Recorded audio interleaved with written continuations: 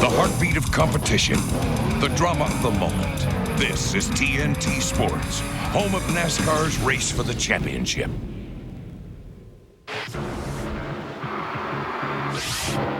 Martinsville, short track racing. Is it about patience and points, or is it about rivals and revenge? It's time to solve the Martinsville mystery. Buckle up, Virginia. The Winston Cup Series is in town.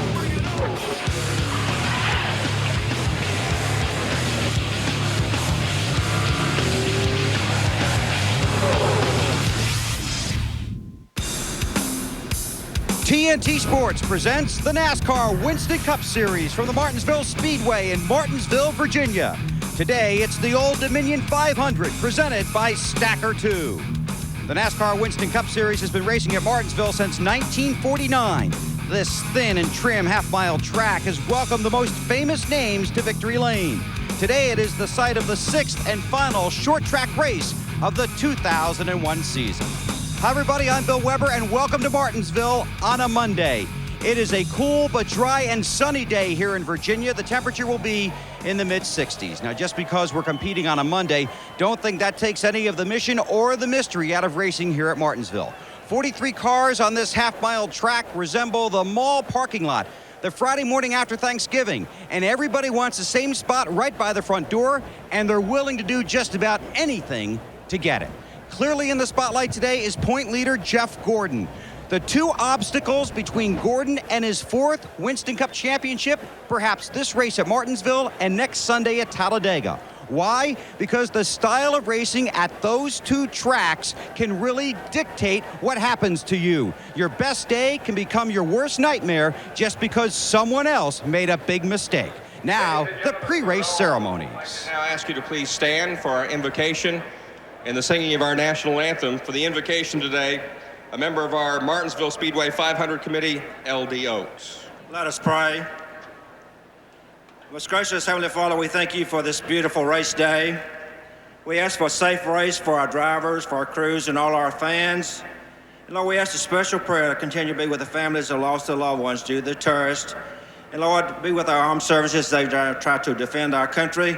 These things we ask in your holy name. Amen. Now please remain standing for our national anthem sung by Lori Beth Hogan.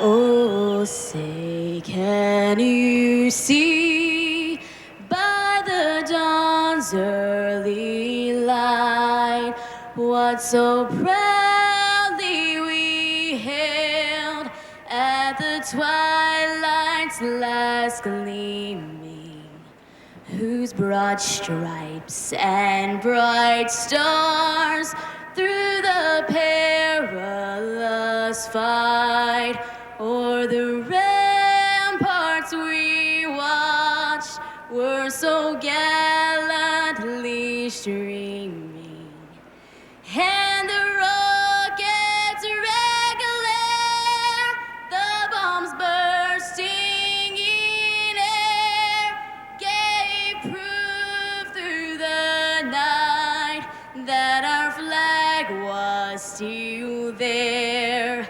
Oh, say does that star-spangled banner yet wave o'er the land of the free and the home of the brave?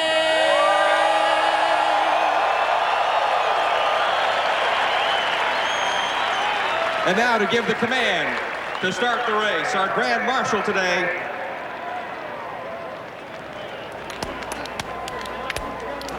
Gentlemen, start your engines!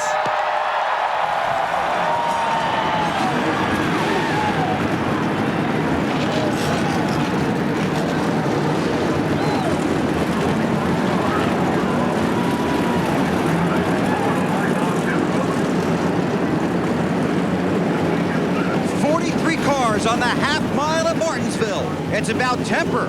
It's about traffic. Now, here are two guys that brought enough clothes for a rainout, and one guy that did not. Alan Bestwick, Benny Parsons, and Wally Dallenbach. That would be me. Before the cars roll off, let's get you a driver's eye view of this tight little track with Benny's Thunder Motion. Thunder Motion is powered by EA Sports NASCAR Thunder 2002. Look at the side of his car before He's already even started. wrecked. I tell you what, hey, I've already got a tire mark, and we'll see lots of those today. And I think I'm going to be Rusty Wallace today. Look who's right in front of me.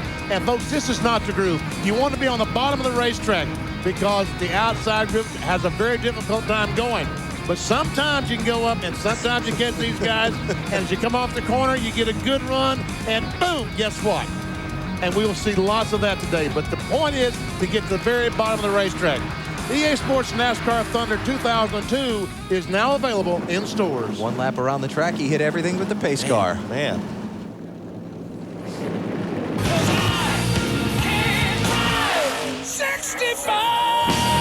Budweiser, the official beer of NASCAR, presents the Bud Pole Award to the fastest qualifier at each NASCAR Winston Cup race. Todd Bodine set fast time for the third time this season, the first in his career at Martinsville. Since 1979, Anheuser-Busch has awarded more than $7 million as part of NASCAR's Pole Award program. And now, the Walmart starting grid for today's Old Dominion 500. Todd Bodine with Dale Earnhardt Jr. on the front row. Jr., one of the hottest drivers on the circuit. Top 4 finishes, 3 of the last 4 races. It's Jeff Gordon, a 3-time Martinsville winner and the championship leader inside of row 2, with Dale Jarrett, the most recent Martinsville winner. On the inside of row 3 is Johnny Benson. Only one top 10 finish in 11 races this year. Ricky Craven on the outside. Back in row 4 on the inside, Joe Nemechek. And on the outside, Tony Stewart won here last year from the pole. 6-time Martinsville winner Rusty Wallace goes from row 5 along with Dave Blaney and Bill Davis's Dodge. The 6th row, Ward Burton from nearby South Boston, Virginia, and Mike Wallace, who gave that 12 car a great run at Charlotte last week. On the inside of row 7, Mark Martin. His most recent victory was here in Martinsville. Jerry Nadeau on the outside. Back in row 8, on the inside, Robert Presley and Bobby Hamilton on the outside, the 1998 Martinsville winner. 9th row, Ron Hornaday, who's been struggling to finish races lately, and Rich Bickle, a Martinsville specialist, if you will, jumps into the 4 car this week. Ricky Rudd, second in points, a 3-time Martinsville winner. He's got to come from the 10th row, along with Ken Schrader. On the inside of row 11, Bill Elliott, 14th in the spring. That was his best short track result of 2001. Matt Kenseth on the outside. On the inside of row 12, Hermie Sadler, his second race of the season, and Jeff Burton, 3rd place, the last 2 Martinsville. Burton will have to go to the back of the field. He's in a backup car. Dave Marcus will go to the tail of the field as well. Dick Trickle qualified that car on Friday. Last week's winner, Sterling Marlin, with him in row 13. It's John Andretti, former Martinsville winner, back in row 14, along with Robbie Gordon. In row 15, on the inside is Hut Strickland and Kevin LePage back in the 7 car this week. In row 16 on the inside, Terry Labonte. And on the outside, his brother, last year's champion, Bobby Labonte. 17th row, Buckshot Jones and Michael Waltrip. A lot of folks thought Mikey had a fast car in final practice. The 18th row, the rain worked out his way. Kevin Harvick back behind the wheel of the 29 car with Brett Bodine in the 18th row. Also another driver from Memphis yesterday, Kenny Wallace on the inside of 19. Jimmy Spencer, last week's pole winner, back in 38. And on the inside of row 20, Elliott Sadler and Kurt Busch on the outside. Final 3 starters in the field are Casey Atwood, Jason Leffler, and Stacy Compton. And again, Harvick, Marcus, Kenny Wallace, and Jeff Burton will all drop to the end of the field on these pace laps because of backup cars or different drivers qualifying their machines. 3 who failed to qualify: Kyle Petty, Frank Kimmel, and Carl Long. Heartbreaker for Long. He actually tied for 36th on time. He was lower in points. He lost the tiebreaker. Final stories from pit road. Let's go to Dave Burns. Alan, pole sitter Todd Bodine knows that his first 2 poles this year ended poorly. This team has to race today and prove that they can finish as well as start well. Now, one guy who's learning how to race here at Martinsville is Dale Earnhardt Jr. His first 2 starts here, he finished 26 and 36. Must have been wondering how his dad won here 6 times. But this spring, he finished 11. He's learning patience here at Martinsville and could be a threat today. Matt? Dave, Mother Nature's Sunday showers played right into the hands of rookie Kevin Harvick, who was only 196 points out of third, and Kenny Wallace. Both drivers were stuck in Memphis campaigning their Busch Series cars. Both are back today. Wallace will keep his 37th starting position, but Harvick went to drop all the way to the back after Rick Mast qualified his mount.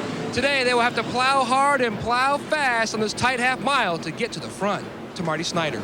Well, Matt, we have seen 3 first-time winners in 2001. There's a good chance we could see number 4 today. Johnny Benson's crew chief, James Ince, will tell you they've already got the race won. Benson hates Martinsville, but with a very fast car, he could very well love this place by the end of the day. This is week number 2 for Mike Wallace in the 12 car. Impressive at Charlotte, impressive here on practice and Saturday. And Bill, many people say he has not only the fastest car, but also the most consistent. Marty, 2 veterans to watch today, 2 former Martinsville winners. Dale Jarrett, who won here in April, trying to recover from injuries and from some disappointing finishes.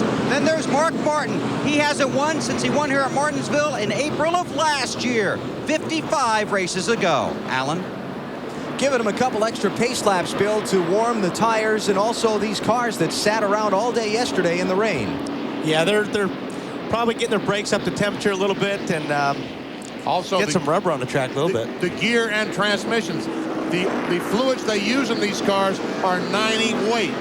Very, very thick. So it takes a few laps to get that oil flowing again. And that's what NASCAR is trying to do primarily would be gears and transmission. As Wally said, get a little bit of rubber on this racetrack. Let's talk about the start here in Martinsville. One of the things that the drivers are told by their crew chiefs on these final pace laps is, look, you got to keep the nose on the car. Yeah, you'll see a big accordion effect going into turn 1 and turn 3 on the first few laps. So guys are going to have to be really careful. In the middle to the back of the pack, it's worse. This track is very slippery the first few laps. It's just like Loud, New Hampshire. It's hard to get any grip in these cars until you get a lot of temperature in the tires and the pressure's built up, BP. And one reason they want to keep the noses on the car, it's very important that you get air to cool the brakes at this racetrack. All those air ducts are on the front nose. You go in there, hit somebody, and bend up those ductwork and not be able to cool the brakes, your history. A final thought before they go green. Watch turn 4. See that hunk of concrete that's brand new right there? They dug a pedestrian tunnel under the racetrack, much needed for access in and out of the infield. But the difference in that surface compared to what's around it, some of the drivers saying they're having trouble keeping the car under control when they roll across it. 500 laps ahead on the tight Martinsville half mile. We are set to go racing on Monday matinee. Glad you're with us here on TNT. Green flag is up.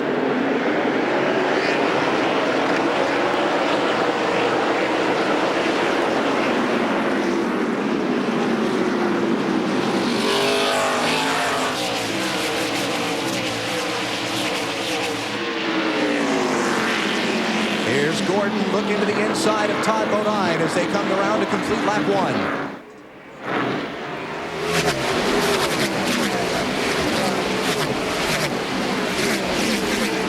Dale Jr. was very leery of that outside line, and luckily was able to get to the inside in 3rd position. Todd Bodine leads. Jeff Gordon is 2nd. Earnhardt Jr. racing Ricky Craven side by side for 3rd as they come to the stripe to start lap 3.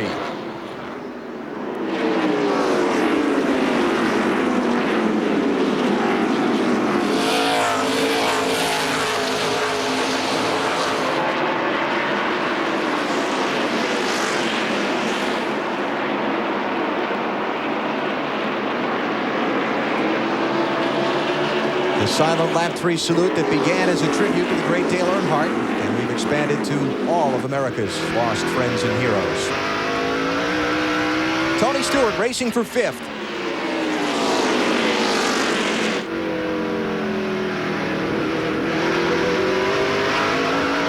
Is that Mike Wallace already up in 6th position? Started back in 12th. Now you want to talk about a guy that's got it all going his way, right? He's been told already he's out of his ride for next year. Gets the call from Roger Penske to jump in this car. Goes off and has a great run at Charlotte. Then he shows up here in Martinsville on Thursday to play in a charity golf tournament. One of those best ball scrambles. And he gets paired with the Virginia State Amateur Champion and wins the tournament going away. He told me this morning he's going to win the golf tournament on Thursday and hopefully the race on Monday. Right now, Mike running 6th in line, just ahead of Johnny Benson. It's Benson in the 10. And look at Ricky Craven duck into the inside of Jeff Gordon, taking a peek for 2nd spot. Oh, he's there, and Jeff Gordon did not want to see that. He quickly dives to the inside and gets between Craven and Earnhardt Jr.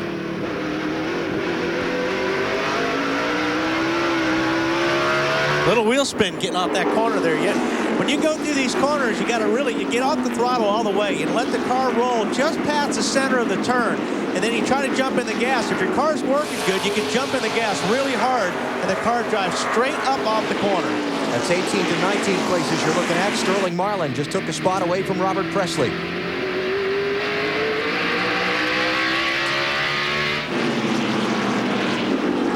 Ken Schrader in the 36. Rich Bickle this week in the 4. And up ahead, Mike Wallace trying to get 5th from Tony Stewart the long way around. Oh, he's trying to do it absolutely the hard way. That did not work too well. He said, okay, I got to come up with a better plan than that.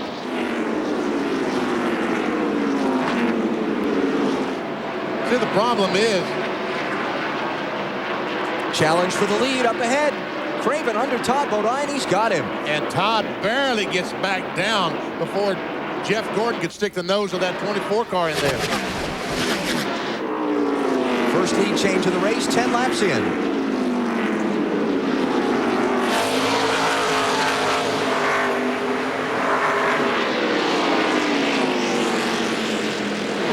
Trouble off turn number 2. Got a car spun around. It's Hermie Sadler. No caution yet. And we'll stay under green as he gets it spun around, and off we go.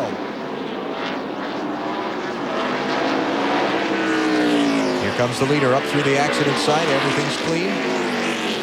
And we could see that Todd Bodine, the 66 car, the blue car, was holding up the 32 orange car of Ricky Craven, because Craven, once he's passed him in just a couple of laps, he's pulled away from him.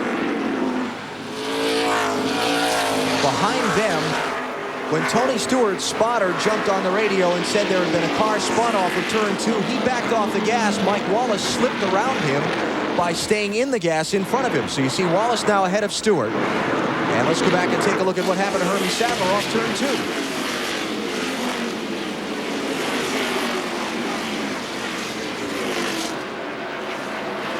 That's hard to tell from that angle if he lost it or the 18 car Bobby Labonte may have got into him a little bit, but hard to tell from that shot. Either way, it would be no surprise, right? Yeah. Easy for the thing to wheel spin away from you off the corner, and easy to get bumped from behind. This is 9th place. Nadeau left of screen. Bobby Hamilton right of screen. You look ahead from Joe Nemechek. And I tell you, folks, that 55 car, the blue car, Square D car, Bobby Hamilton really gets around this racetrack well. And this is a brand new car they built just for this race. BP took it and tested it last week as we look down on Martinsville Speedway from our U.S. Army Skycam, an Army of one.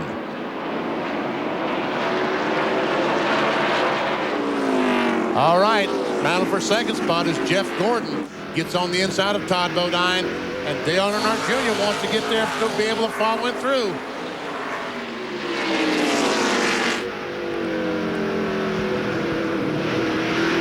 Bodine in position to lose a number of spots if he can't get back in that inside lane, Dave. And Alan, a lot of times people hear us talk about cars being good for the long run. Todd Bodine's crew knows they need to race better than they have this year. They put a brand new setup on the rear as far as shock absorbers go that they've never tried before. They've tried it on the teammate car, but never on this car. Larry Carter, the crew chief, told me they want to try to win races, and this setup, rear shocks, brand new, is meant to make the car good over the long run. So he may lose a few spots early. He hopes he doesn't give them up later on.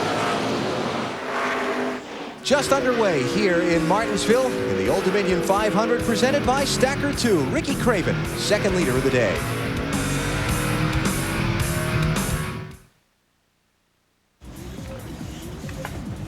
Hey, Bobby, look who's here. Elliot, what are you doing? Well, boys, driving in the Winston Cup Series, you gotta be looking good, you know, for the press and everything. The press? You know, for the winner's circle. Yeah, right. Jeff. Hey, Jeff, I'm open for an interview anytime. Yeah, thanks. Hot shot. Stacker 2, the world's strongest fat burner. Working out may not be for everyone, but looking good is. The Dew Crew.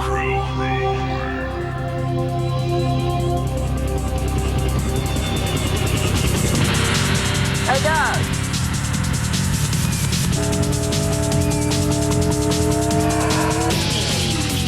$9.5. Not bad. You better not do this on Sunday. The Dew Crew. Fueled by Mountain Dew. Never once did your car ask you for jewelry or flowers. Never once did it ask you if it looks fat, or did it get mad at you for leaving the seat up. Your car always gives you exactly what you want. Doesn't it deserve something special in return?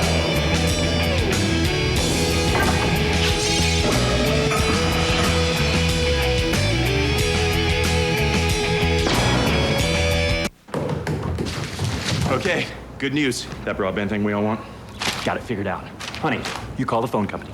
Tracy, you're digging the trench, shovels in the garage. I'm going up on the roof to assess satellite possibilities. Timmy, check out these schematics. Appreciate it. Let's go! We know how you feel, and that's why Circuit City offers one-stop high-speed internet access. You can find what's available where, compare options, and arrange installation. Circuit City, we're with you. Oh, we can get broadband at Circuit City. The NASCAR Old Dominion 500, presented by Stacker 2, is brought to you by Stacker 2, the world's strongest fat burner. Burn fat, crush cravings, and supercharge your energy. By the Dew Crew, fueled by Dew. By Pep Boys, all you need to know is where to go. Pep Boys. And by Wendy's. Race through Wendy's late night pickup window where you can eat great, even late. Ricky Craven is the leader of the Old Dominion 500 presented by Stacker 2. He's moved out on the second place driver by 1.1 seconds. That runner-up position has just changed hands. Dale Earnhardt Jr. has gone into it. There's Jeff Gordon. There we see Junior. And we see the Junior's pulled away from Jeff Gordon a little bit. See Hermie Sadler there in the 13 car has been lapped after his early spin.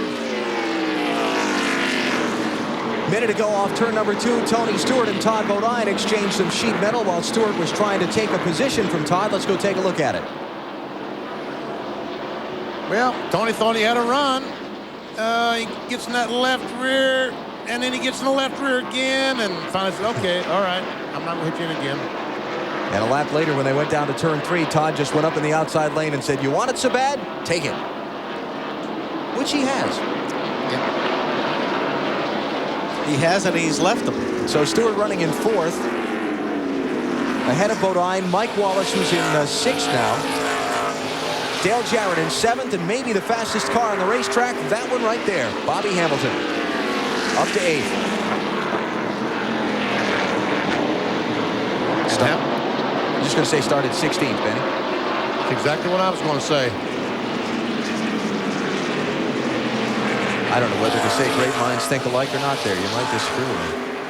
Jerry Nadeau also moving forward in the 25 car, right behind Bobby Hamilton. Nadeau, remember, slapped the wall in the last practice session, but they were able to use the same car, just had to change some of the suspension parts. You know, Hamilton, it doesn't seem to matter what car he's in here at Martinsville. He usually runs well, just kind of seems to know the secret of this place. The guy who rides, floats around the top 10, takes care of his stuff, got a lot of brake left at the end, and can make a very hard charge because, you know, you drive this place with such discipline, you back off early, and you actually run a couple tenths slower, but you save a lot of race car. Then the last 20 laps of the race, if you got brake slap, you can run 2 tenths quicker than a lot of people, and I think that's where it's at. And there's nobody in the world that saves their brakes here in Martinsville like Bobby Hamilton. As a matter of fact, we put a brake camera on his car. Wow.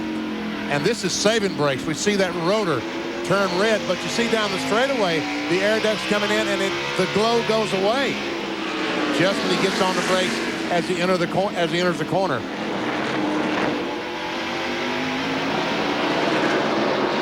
The burning laps around 21 and a half seconds around here. Out of that 21 seconds, they're probably on the brake pedal for a third of it. Probably a third of it. Now let's go to Joe Nemechek. I don't know how hard that Nemechek is on brakes. We'll go to the 33 car. He's back in traffic, and we'll see his brake rotor. They're a little bit brighter red, BP. It looks like a little bit brighter. And again, down the straightaway, they do not cool off like Hamilton's. Yeah. You see him in the corner, just how red they are. Now, as he comes off the corner, talking about Nemechek, they continue to be red the entire way. That's going to make a big difference towards the end of this race, for sure. And another thing is, if you've got your car working really good, you'll use less brake here. But if your car is not working so good, you'll use a little bit of brake to help steer the car through the corner. So, obviously, Bobby Hamilton's got that 55 car handled where he wants it right now. And the big number, while we're looking at that brake glow like that, is the one in the top left of the screen, lap 38 of 500. They've got to last all day. And we can see the tire deflection in the corner. Watch the bottom of the tire as he goes in the corner. How the very bottom of the tire, he's on the straightaway now, but when he gets to the corner, you'll see just how much that the sidewall flexes on that car, tries to roll under the car. And that's why these cars have to put that negative camber that we always talk about, is because of the tread trying to roll under the tire.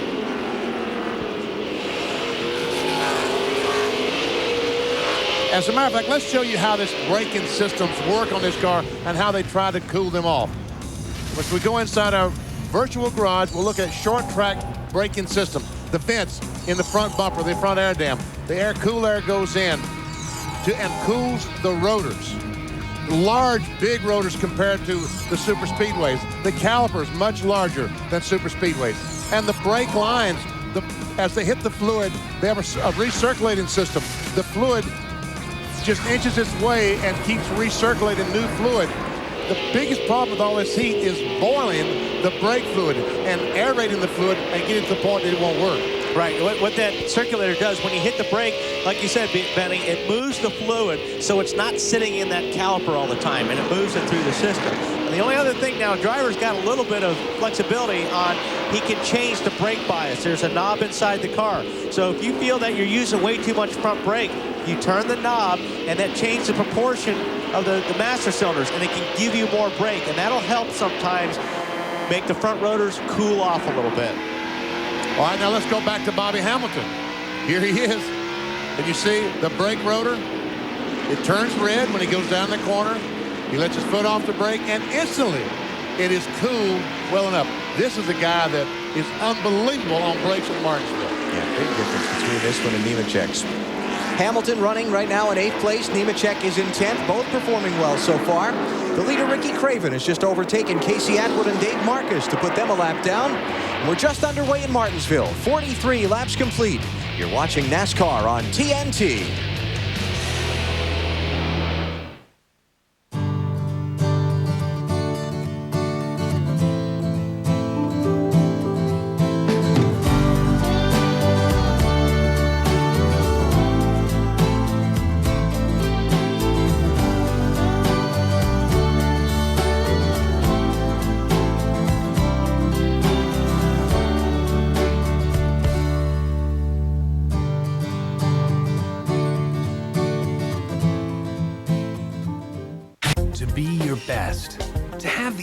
To work hard and play hard. Getting great sleep is where it all begins. Introducing the Nautilus Sleep System. The secret is our patent-pending air chambers. Each chamber has 2 zones that interlock to support and evenly distribute your weight to minimize pressure points around your hips and shoulders.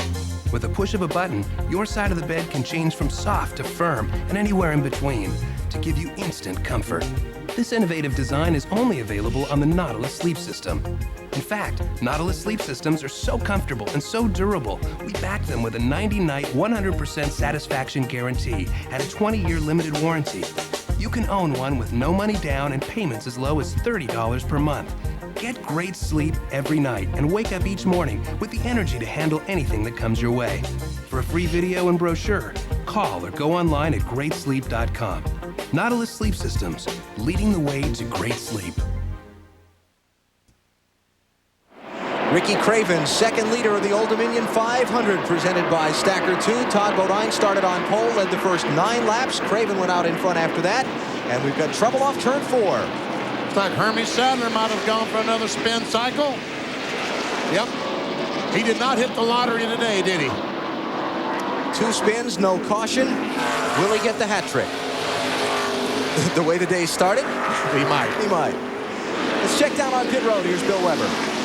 Well, let's take you through the field here and start with the leader, Ricky Craven, who has had a sensational start to this race with 49 laps already on the board. Ricky Craven loves New Hampshire International Speedway. Some people think Martinsville is just a miniature New Hampshire International Speedway. Strong start for Craven, a lot of encouragement from his crew. Ricky Craven leading early here at Martinsville. Dave? Jeff Gordon running second is trying to add to his 3 wins here at Martinsville. I got the thumbs up from crew chief Robbie Loomis. Everything is okay with Jeff right now. Third place, Dale Earnhardt Jr. Not a word from Dale so far. Spotter Ty Norris up above, encouraging him all day long, saying, good job, driver, good job. Trying to keep him in it for 500 laps. Bill Weber? Well, Dale Earnhardt Jr. currently third. Of course, he has those 4 NASCAR Winston Cup wins.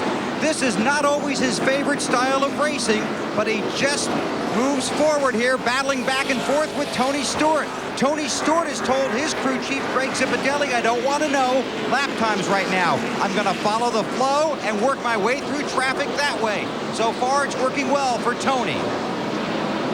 Dave?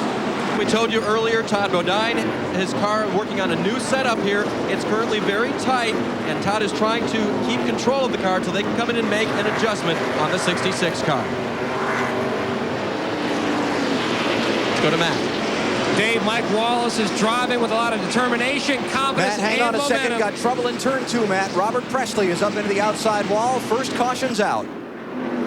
Presley. Man, oh man, look at the damage to the back of the Jasper engine car at Martinsville. Now, you don't think you're going fast around this place until you hit the wall. My goodness. Robert was running in 17th at the time of the crash.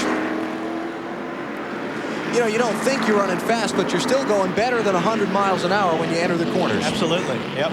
And you see the tethers that NASCAR mandates for these cars is holding the deck lid on. See the straps that will not allow the deck lid to fly off and possibly go over the fence.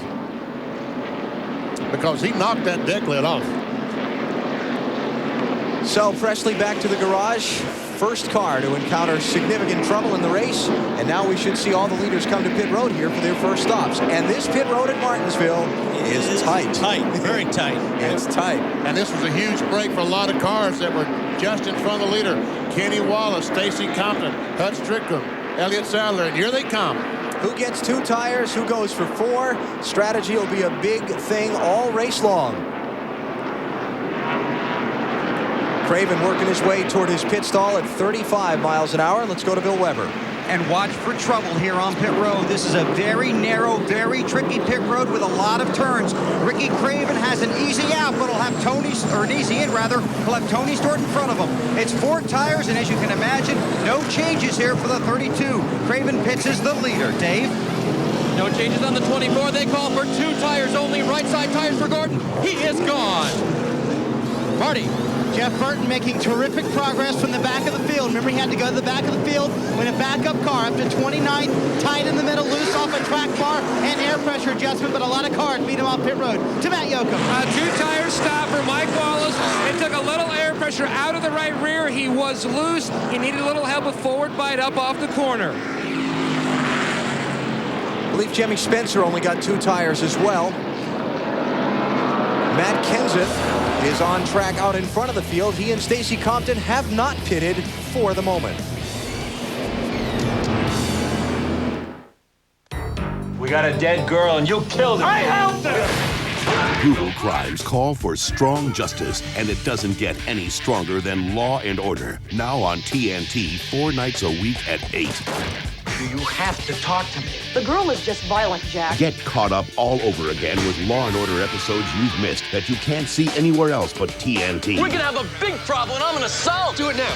Get into the drama of Law and Order 4 nights a week at 8 on TNT. Man, that sandwich was good. Is there another one? We're saving it for Dave. You can't resist Wendy's bacon mushroom melt with all that bacon and cheddar. Hey, Dave, why don't you stay out a few more laps? Okay. Where's that sandwich? Daryl, I hope no one ate my lunch. When you gotta have one, you gotta have one. Never once did your car ask you for flowers. Never once did it ask you if it looks fat. Or did it get mad at you for leaving the seat up? Doesn't it deserve something special in return? We are classic car nuts. We love these cars, and we spend hours and hours talking about them. When this car needs tires, I take it to Walmart. Because they really do handle it with care. I stand there right outside the bay and watch. Everything one stop. You've got it right here. They have name brands, and they have great prices. I need some carburetor cleaner. I like Michelin's on this car. Personally, I'm a Goodyear man. Brand name tires, oil changes, and more at Walmart Tire and Lube Express. Our wives really wonder who we're married to, these cars or them.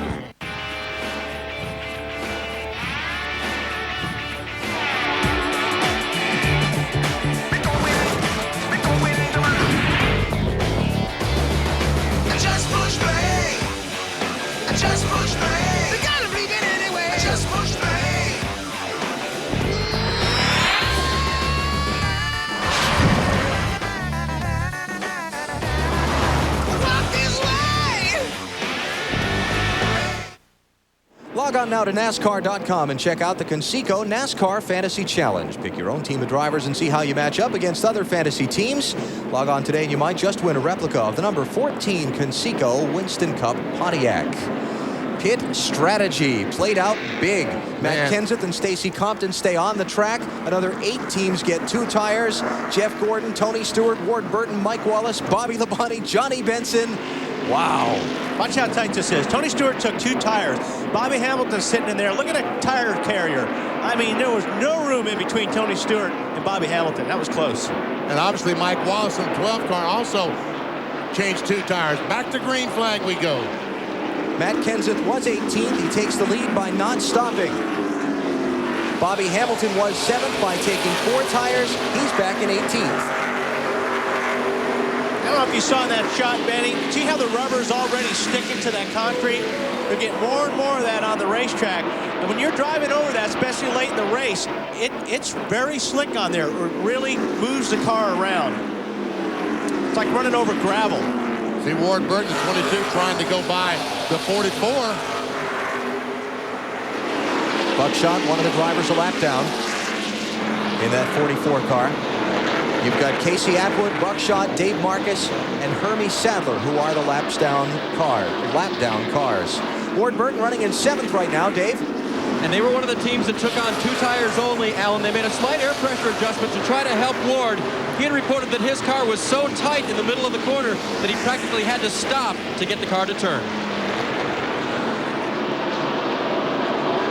Well, he easily gets by the 44 car. Now Junior tries to do the same thing. He clears him going down in turn 1. Todd Bodine next in line in the 66, and then Bobby Labonte in that 18 car, who also got just 2 tires on his stop. Spin over in turn 2, Rich Bickle. So far, no caution. Now the caution comes out. He has not been able to get it fired as the leaders come around.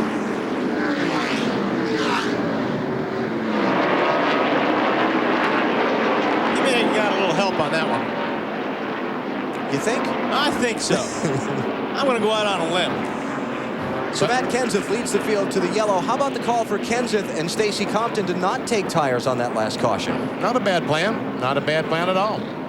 Let's see if we can see what might have happened to Rich Bickle. There he is on the, and there's the Robbie Gordon, the 31 car, and we see the 9 of Elliott get in the back of Kevin LePage. And again, how much damage did it do to the nose of Bill Elliott's car? Another shot. Wow. Well, Robbie pushed in. He got down in that corner. That car pushed pretty hard up the racetrack. At the same time, Ford was coming down. Under caution here at Martinsville, Rich Bickle, the spinner in turn 2. Pep Boys just rolled back tire prices. 70,000-mile touring tires rolled back to 4 from $159.96. SUV tires rolled back to start at just 4 for $199.96. For huge tire savings, roll on over to Pep Boys.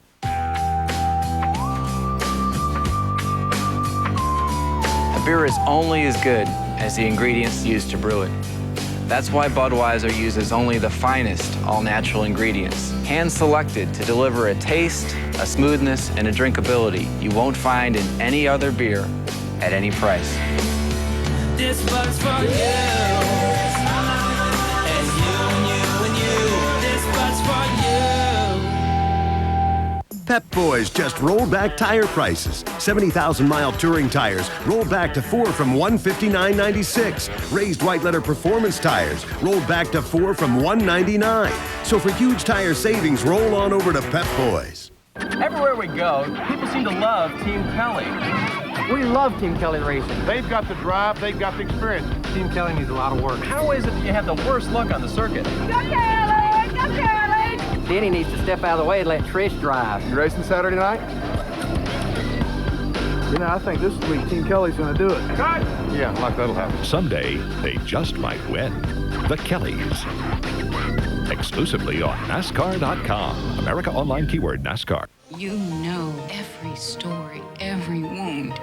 You'll learn. From the network that knows drama, see Oscar winners Julia Roberts and Susan Sarandon in Stepmom. Sunday at 5:30 on TNT. We know drama.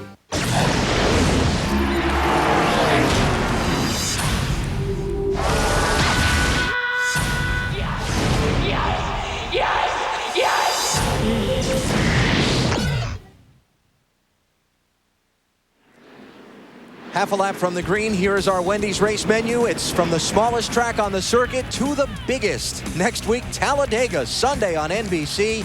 It's going to be great.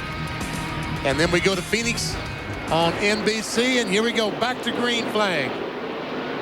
Matt Kenseth, the leader. Stacy Compton, second. Jeff Gordon, third. They are marked by our TNT Race Chase bubbles. The lap cars to the inside are Casey Atwood and Buckshot Jones. They're 38th and 39th place. And you see a lot of beating and banging here at Martinsville today. You will not see any beating and banging next week, but you will see a lot of passing next week at Talladega. So the front three clear the lap traffic fairly quickly, and Tony Stewart, the fourth place driver, does as well. And there's Mike Wallace once again trying to pass Tony Stewart on the outside. Come on, Mike, that's not going to work. You know that. I think that's the best time to try. Uh-oh. Jerry Nadeau. Caution. No, Jerry. What I was going to say. Back up, back up. Oh, don't back up now, because here they come. Better get going. Oh, this is big. Go, go, go. He's waiting on you. He's waiting on you. Go. No, he ain't. Rodney Combs, the spotter. I was going to say, if you're going to pass somebody on the outside, probably the best time to do it. Okay, well, we'll get the on fresh tires. Third caution of the race. Let's go back and check what happened to Robert Presley on an earlier yellow. Marty? Well, and a lot of damage to Robert Presley's car. What happened, Robert? Well, I think we just found out we broke a hub on the right front. Went off in 3 there in the car, just didn't want to get stopped up. Come down into 1 there and I had a brake, and then all of a sudden went to the floor and just had to shove it up in the 3rd gear and spun it around. But I tell you, we had a great race car there today. They're sitting there biding their time and pulling away from them guys behind us, and just trouble again. Robert was told by this team he will not be back here next year. Not a good way to start auditioning for a job. We'll be back with more from Martinsville on TNT in just a moment. Drama is teaming up China's best detective with LA's worst. Which one of y'all kicked me? Do you understand the words that are coming out of my mouth? I don't want no partner. I don't need no partner. And I ain't gonna never have no partner. We can hang in my crib. I will show you my hood. What the hell did you just say? Hands above your head! Jackie Chan, Chris Tucker, Rush Hour, October 26th at 8 on TNT. Ever touch a black man's radio, boy? What a great day at the races. There's Ricky Rudd, and heading for victory lane is Dale Jarrett. Hey, Dale, how about helping me ship that bloomin' onion back home? Ricky, keep your hands off my bloomin' onion. Wait a minute now. There's nothing like a day at the races. You have your autographs? Sure. And nothing tops it off like a big bloomin' onion and a thick, juicy steak. There you go. Thanks.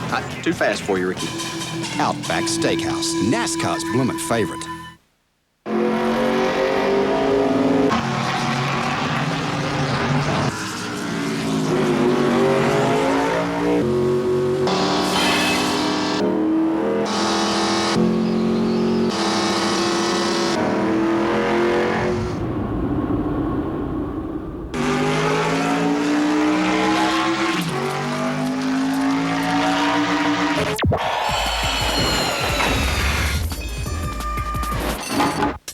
During the Napa Championship parts sale, a purchase of $40 or more at participating Napa Auto Parts stores and Napa Auto Care Centers will get you a limited edition Napa Soft Grip football absolutely free. So there's no better time and no better place anywhere to get quality parts for your car or truck. The limited edition Napa Soft Grip football. No penalty for excessive celebration. Come in now and save big on Napa oil, just 89 cents a quart. Third caution of the race here in Martinsville happened because... Here's that accordion we were talking about. Car slowed up in front. Sterling just couldn't get it slowed down quite enough, got it back at Jerry Nadeau. The bad part is he couldn't get out of there, and he couldn't get it in gear quick enough, and he lost a lap. And that was battling for 12th position. Now Nadeau was trying to get to the inside, get up next to the leader to get that lap back. And Casey Atwood, the 44 car, Buckshot, wouldn't let him go by. He runs Buckshot up on the curb, so off turn 2, Buckshot says, hey, Nadeau, don't be doing that. So Nadeau decides one thing, I'm going to stop and get 4 tires. Of course, I think Buckshot's down. Yeah, Buckshot's down a lap, and Casey is too, so they were trying to get their lap back. Right. So they didn't have to let him by. So there's no love.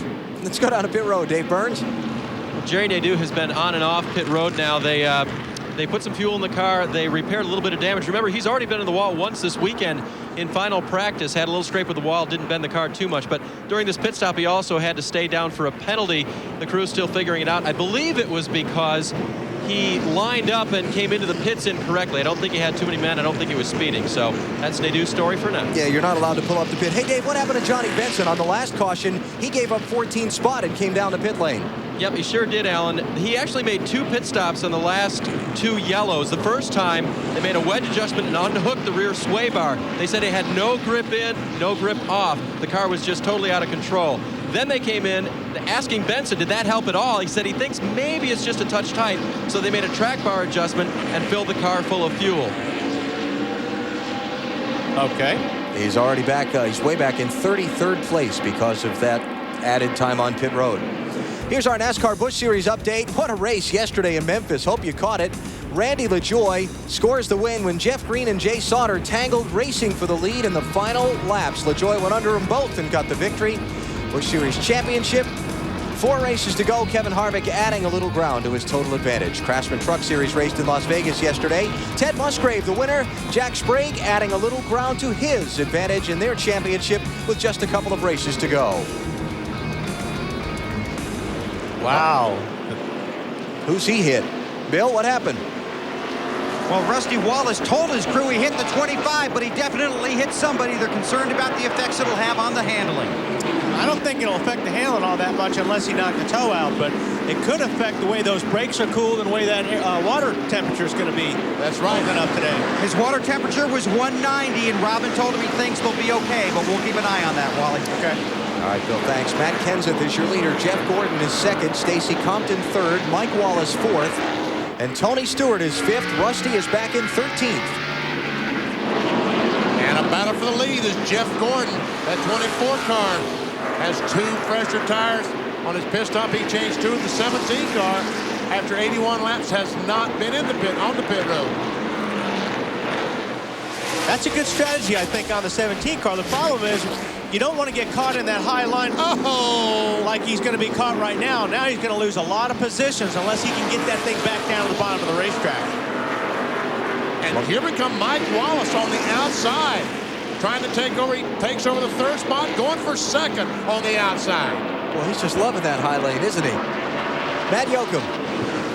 Alan, this is a strategy that Robbie Rogers and the crew chief for Matt Kenseth worked here in the spring race. They ended up finishing 6th. They could have had a shot to win, except for some things that took place late in the race, but they're going with that same strategy. And I asked Robbie, I said, didn't you guys try this? He goes, no, we wouldn't do that. But also the spotter for Mike Wallace is warning his driver, remember that 92 and 17 stayed out. You have 2 fresher tires, so you should be able to get by them after a few laps. Right now, Matt getting kind of knocked around. He's lost the lead to Jeff Gordon. Let's go back and look at that a minute ago.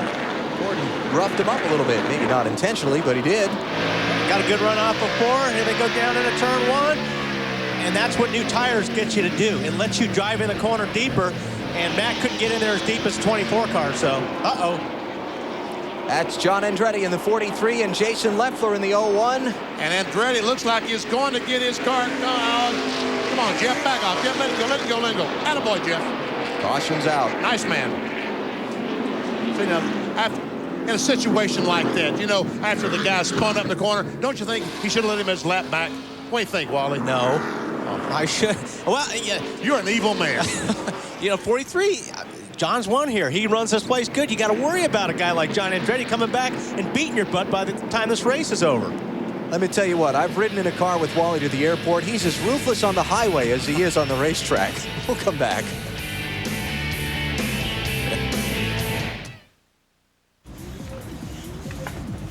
Hey, Bobby, look who's here. Elliot, what are you doing?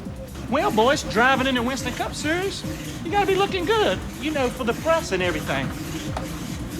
The press? For the winner's circle. Yeah, right. Jeff. Hey, Jeff, I'm open for an interview anytime.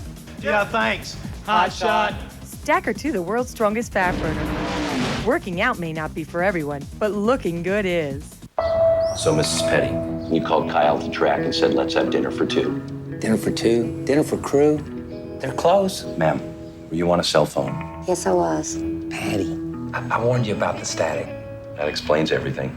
Here, Sprint PCS built the only all-digital, all-PCS nationwide network, so your calls will be clear. Thank you.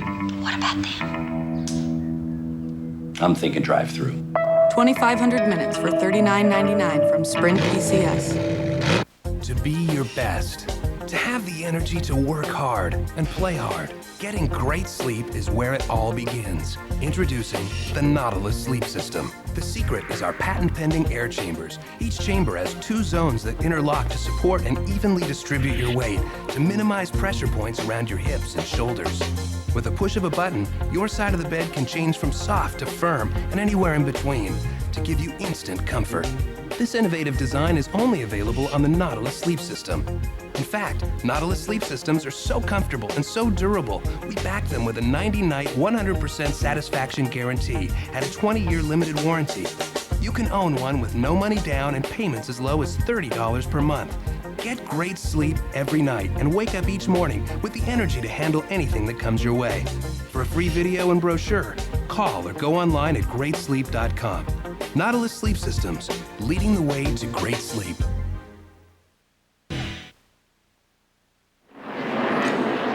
Here we got a bunch of guys going down the corner here. Watch the 71 car. He gets down low and he hits that curb. When you hit the curb, it throws you back up the racetrack. And here at Martinsville, there's going to be somebody there, and that's what happened.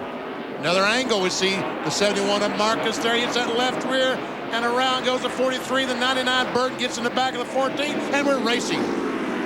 Jeff Gordon, the leader, with his teammate Jerry Nadeau trying to get a lap back, and Mike Wallace going 3 deep for the lead. Oh, this is going to be big.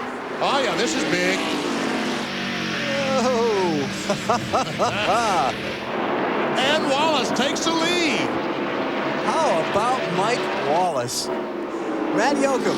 Under the caution, they made an offer to the 24 team that if they would let the 12 car go by and lead just 2 laps today, just one to pick up 5 bonus points, and the very last, they would let him lead all the laps he needed because they realized the 24 is running for a championship. Dave? Matt, the 24 had a response for that, and that was, of course, Jeff said, well, why don't we just get away a little bit, and then we'll worry about giving you that lap, and then we'll let you have it back again. But they didn't do that. They went 3 wide with his teammate, who had also asked about getting his lap back, and I understand that the 12 was going for the lead. It's a little confusing out there when you go 3 wide at Martinsville. And look at this. I mean, Mike Wallace is, he's pulling away from the 24 car, and the 99 car all of a sudden seems to be off the pace. Marty, what's going on with Jeff Burton? Well, he had involved in that last wreck, of course, Benny. They came down pit road. They wanted to change 4 tires on that stop in 2 separate stops, but they were only able to change left side tires. They did fix the left front fender damage that Jeff Burton had. The car is very good today, but now they got to work their way back up through the field once again. Remember, they started at the back of the pack at the beginning of the day. And started at the back of the pack trying to catch up to the field on this restart. So. Yeah, I wouldn't count Jeff out. He will work his way up through there as long as these guys don't catch him first. Yeah.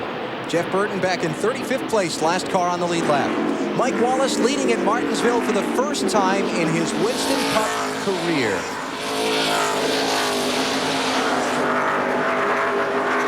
Fifth different driver to be out in front today. Gordon second, Stewart third, Craven fourth. That's Craven in the 32, and he's trying to hold off Ward Burton and deal with the lap car of Jerry Nadeau.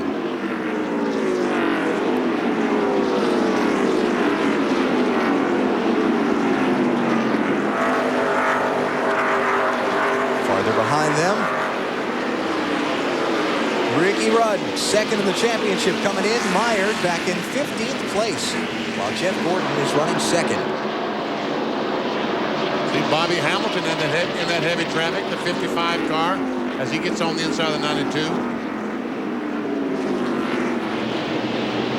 Hamilton lost a lot of track position on that stop. The first set of pit stops where everybody took 2 tires, but he sure hasn't made up any ground. Now, granted, we've kind of been a little halting with some choppy caution flags since then, but he hasn't made up a lot of ground. There's our Williams race chase in the interval from Ricky Rudd up to the leader, Mike Wallace. Matt? And there has been some reports of possible smoke out of the back of Ricky Rudd's car as crew chief Fatback McSwain. Fatback, what's the smoke out of the back of the car? Sometimes under cautions, when the cars get really boxed up, they don't run. We had to take caution a while ago. Cars get a little warm and they leak a little water out in the overflow system. So then when they start backing, it'll puke it out. Nothing really to worry about. No concerns at this moment for the guys that are trying to chase down Jeff Gordon for that championship, Alan. All right, Matt, thanks. Championship standings, 7 races to go, including today. And there's the gap now, if they finish as they are, with Gordon running second and Rudd back in 13th. It's 2:37 coming into the race. And that's a lot of ground Ricky Rudd cannot give up. That 28 car, Ricky Rudd's car, ran so doggone well here in the spring. Looked like he was going to win. But then just in the last few laps, his teammate, Dale Jarrett, was able to get on the inside of him and take the spot away. Finished second to his teammate. Bobby Hamilton.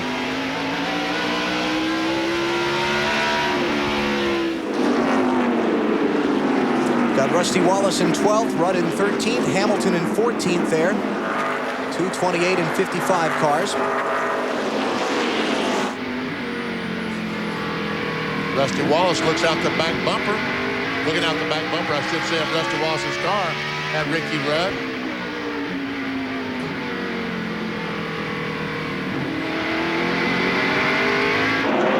Getting tight up front. Jeff Gordon closing back in on Mike Wallace. And Mike Wallace's car, after about the last time, after about this amount of laps since the pit stop, his car started getting loose, losing the back end off the corner. And we see that same thing is happening again. Clear, all clear. He let him go there. Yeah. Smart move, because, you know, if he let him go real quick and got back in line and didn't lose that much. So Jeff Gordon back out in front. The Old Dominion 500 presented by Stacker 2. You're watching NASCAR on TNT. What's drama? Bumper-to-bumper traffic at 190 miles an hour. Drama is letting the car do the talking. Cutting loose 43 cars in the flick of 5 ribs. Drama is the roar of the crowd. 27 guys, 1 goal. 14 seconds pit stop. Drama is trying to beat your teammate. He's the champ. Drama is growing up in the shadow of greatness. Drama is being original. Drama is winning your first race, finally. Drama is NASCAR on TNT. You take as much care with the customer's car as you do with your wife's. You call each customer to make sure they're satisfied with the work. And your waiting room has coffee people actually like. So it comes as no surprise that the auto parts you recommend and install are AC Delco. When the right way is the only way. AC Delco Automotive Parts. For a chance to win a trip to France in our Drive to Victory sweepstakes, enter at participating service centers or visit acdelco.com.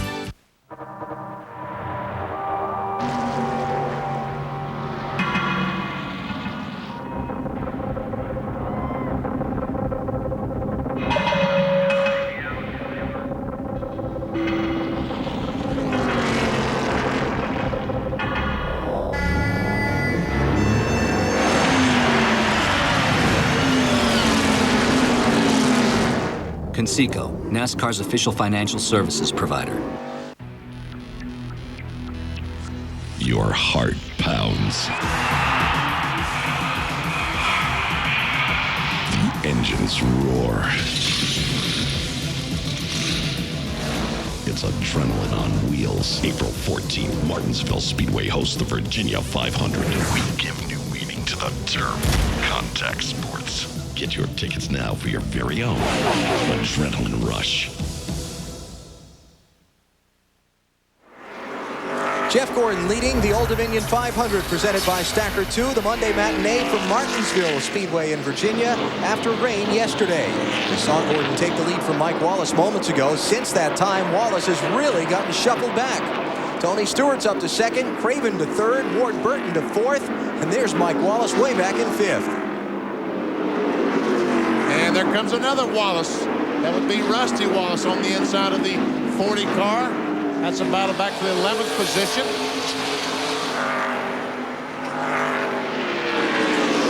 And Ricky Rudd, the 28, will try to follow.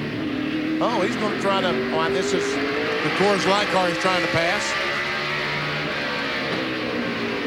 That's 12th place.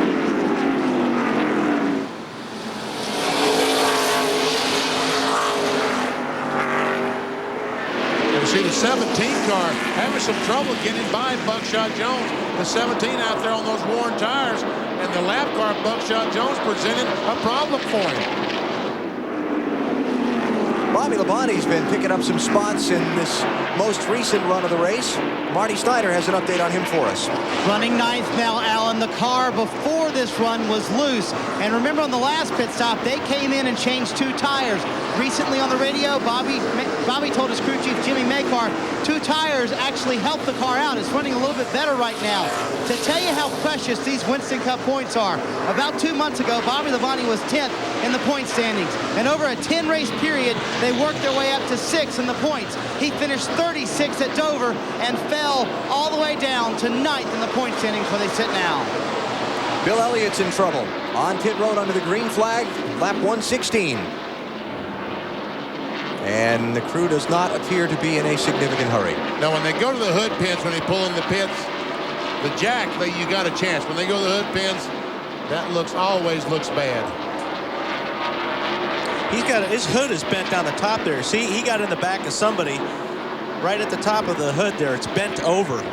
Remember, he got in the back of when the 4-car wrecked down in turn 1. Right. Elliott ran the back of someone. Yep, the big traffic jam there.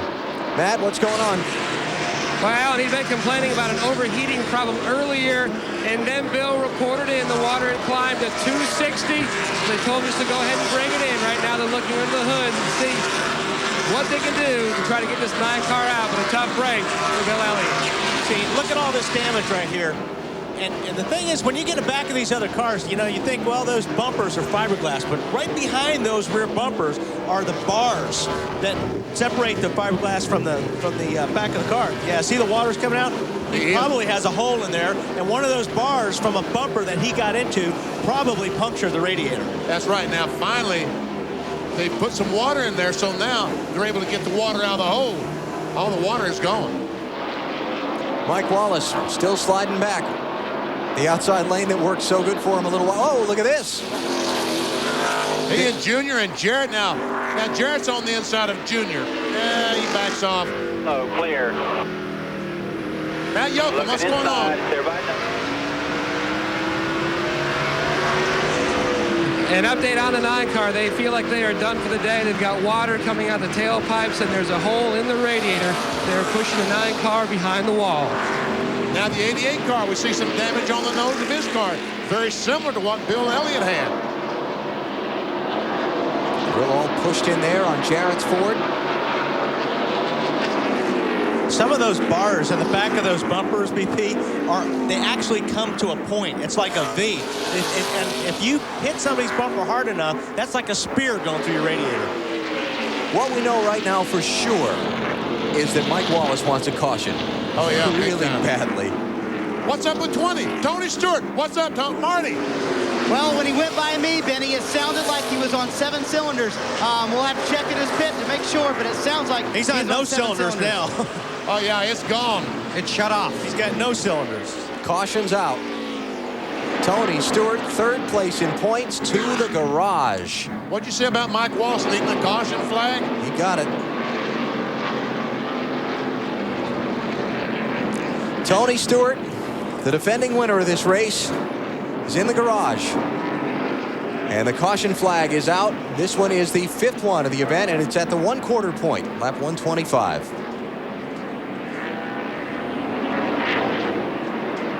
Okay, here they come. All the leaders heading for pit road. Mike Wallace is saying, thank goodness. Now remember, last time a lot of guys got 2 tires. The running order really shuffled up a lot. What's it going to be this time? Bill Weber.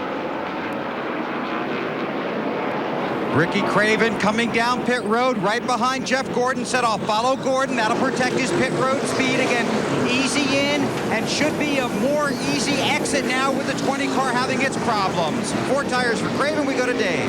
Well, this time Jeff Gordon will ask for 4 tires. No adjustments on the 24 car, but they definitely want 4 this time. They'll spend a little bit longer on pit road than they did the first time when they only took on 2. He tries to get back out and make the lead. Marty, I think he's got it.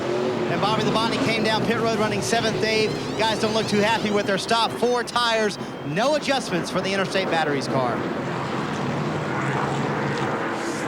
Gordon leads off pit road. Craven is 2nd. Mark Martin and Kurt Busch come out 3rd and 4th. We will follow up. I believe they did not get 4 tires there, either one of them. And we'll take a break. Under caution after Tony Stewart falls out of the Old Dominion 500.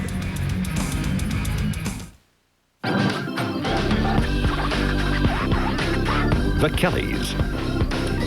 Exclusively on NASCAR.com. America Online keyword NASCAR. Hey, what you doing? Playing solitaire. I can take a hint.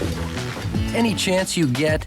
I chipped a nail. Try to hang on. I'll go for help. Any way you can. Wouldn't you love to go to Europe? Yep. Get to McDonald's now and try some of the unexpected new tastes on McDonald's new taste menu. Honey, do we have a... Trombone? No, I'll go buy one. Unexpected new tastes at your favorite place. Now on McDonald's new taste menu. The Rose Bowl holds 95,985 people. This January 3rd, every seat will be filled. A national champion will be crowned. And 2 of those seats could be yours. Subscribe to ESPN Game Plan by October 31st, and you'll qualify for a chance to win a trip for 2 to college football's national championship game in Pasadena. Call 1-800-GET-SPORTS and order now. It's ESPN Game Plan on DirecTV. Looking for this week's top choices in premium movies and sports? Take a shortcut. Turn to DirecTV Movies this week and DirecTV Sports this week. For previews and information around the clock. That was good.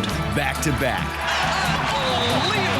Watch DirecTV Movies this week and DirecTV Sports this week on channels 212 and 500.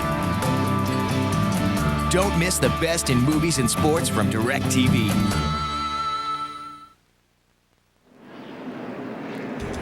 Next weekend, it's on to the world's fastest speedway, Talladega, starting on Friday with Bud Pole qualifying at 4 Eastern on CNN Sports Illustrated. Final practice comes up on Saturday from Talladega at 1 Eastern as part of a doubleheader, in which we will also bring you the ARCA 300-miler. That on TNT next Saturday. Then 1 week from yesterday, actually, the EA Sports 500 presented by Dodge. Winston Cup racing at Talladega. That's all you need to know. It means excitement. 12:30 Eastern Time on NBC next Sunday. Great look at just how tight this tough old racetrack is. Looks like a big paperclip. Maybe the smallest track on the circuit. It might be the most difficult for a driver to master. It's very hard, very hard. 2 tire stops for Mark Martin and Kurt Busch. No stop for Elliott Sadler and Kevin LePage. 21 car of Sadler's the leader. LePage is 2nd in the 7th, then Jeff Gordon 3rd. Ricky Craven 4th. Mark Martin 5th. After Martin, you've got Ward Burton, Kurt Busch, Todd Bodine, Dale Jarrett, and Dale Earnhardt Jr. Elliott Sadler, the 21 car, was able to put himself with Casey Atwood quickly. comes a 7 car trying to do the same thing.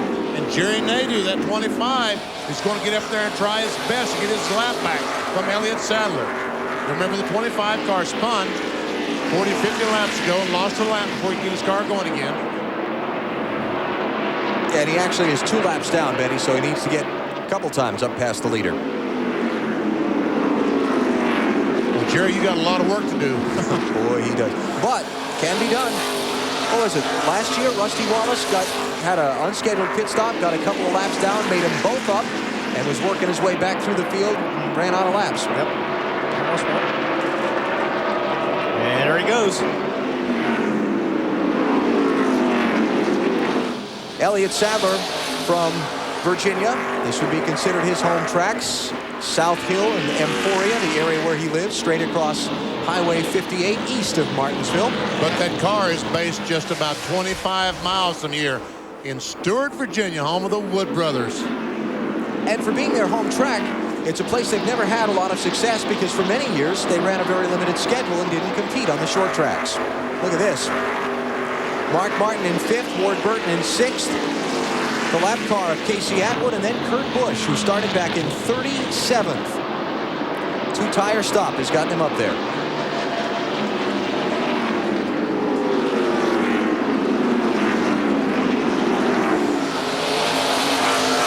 Talking about Elliott Sadler and this being his home track, same thing for Ward Burton. He's from South Boston, Virginia, not even an hour's drive from here. And he says when you come to a short track like Martinsville, as a driver, you have to have kind of a special mindset. My mentality is I try to race each and every guy the same way that I would like to be raced.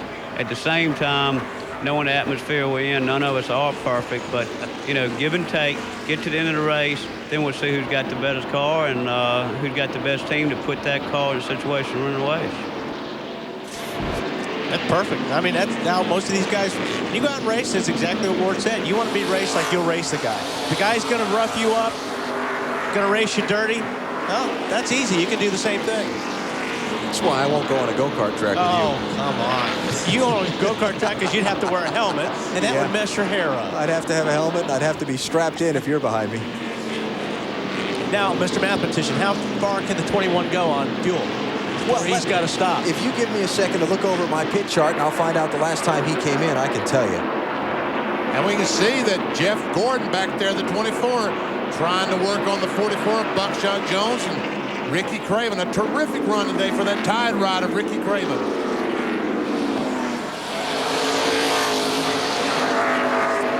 All right, Elliott stopped at lap 87. Okay. So he can run another 100 laps with ease. Yeah. About 100. I don't know if he'd want to. He probably would want to, but he could, yeah. Yeah.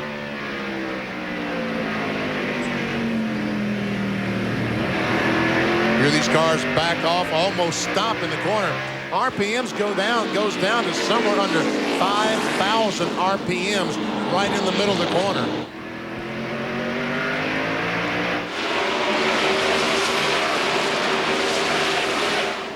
Oh, that was close. And Ricky Craven's going to try it on the outside.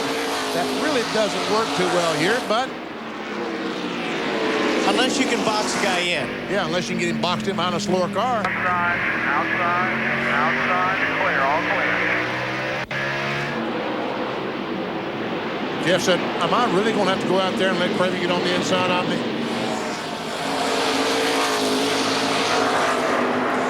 Jeff Gordon running 3rd. His title rival, Ricky Rudd, is back in 10th place. So Rudd has closed a little ground here in this last segment of the race. The leader's Elliott Sadler, 6th different driver to pace the Old Dominion 500.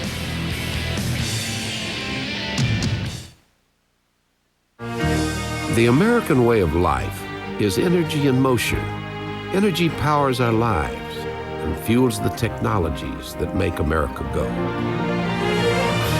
Williams is proud to help deliver that energy through more miles of pipeline than the interstate highway system, including 1/5 of the nation's natural gas. At Williams, our way of life is leading energy solutions.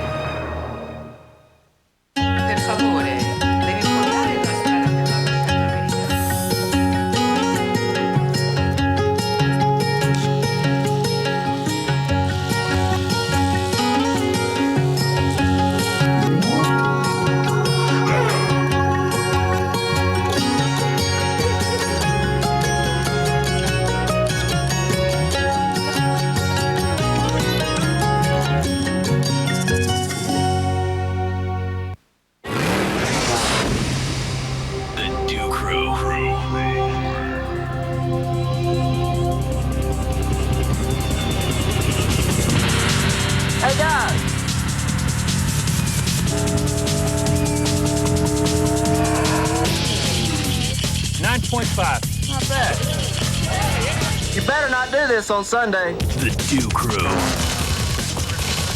Fueled by Mountain Dew.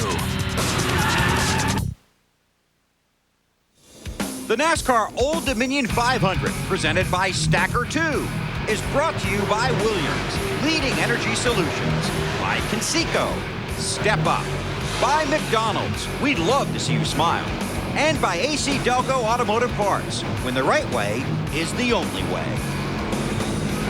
Beautiful day here in Martinsville today, and Elliott Sadler is enjoying the most of it right now. He's out in front in the Wood Brothers Ford by 1.5 seconds on Kevin LePage as we come to lap 150.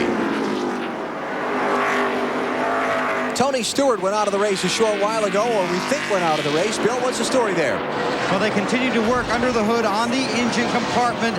Mark Conquest, the head engine builder from Joe Gibbs Racing, says it could be a rod or a valve spring. They're looking under there trying to make sure. Tony has climbed into the transporter, is inside the truck at this point. Hey, first of all, I want to point out that he didn't say it dropped one cylinder. He said it felt like he lost 4 cylinders all at once, and then it just lost power altogether. So they sit back here trying to work on it. Interesting note, because of the new pedestrian tunnel here, Alan, Greg Zipadelli told his crew over the radio, if this car does not go back out, we can get out of this track, we will go to the shop and work on the Atlanta car. Tough break for Tony, third in points coming in. All right, Bill, thanks. And Brett Bodine has just taken his car off the track and behind the wall. He was coasting very slowly out onto the pit road. And a lot of these teams. We got trouble. Hermie Sadler is in the middle of it in that 13 car. No caution. Everybody gets going. And he still hasn't hit the lottery. Talking about Hermie Sadler. But he hasn't hit anything either. He's been involved in 3 spins that nobody's hit anything. Well, but he's going to try to get him there. Keep doing that.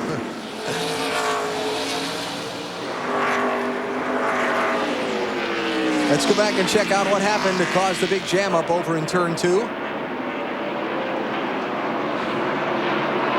Well, he got hit that time by Stacy Compton in the 92 car. And then Compton got hit by the 5 car. And Jason Leffler just trying to dodge it all.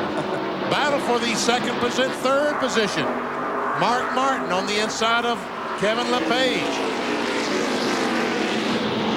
And the update from pit road on Brett Bodine, who I mentioned went behind the wall. Brake troubles. A very common problem at Martinsville Speedway. So Mark Martin goes to 4th place now. Ward Burton is in 5th in the 22, and Kevin LePage in the 7, shuffled back to 6th. And remember that LePage did not stop on that last caution.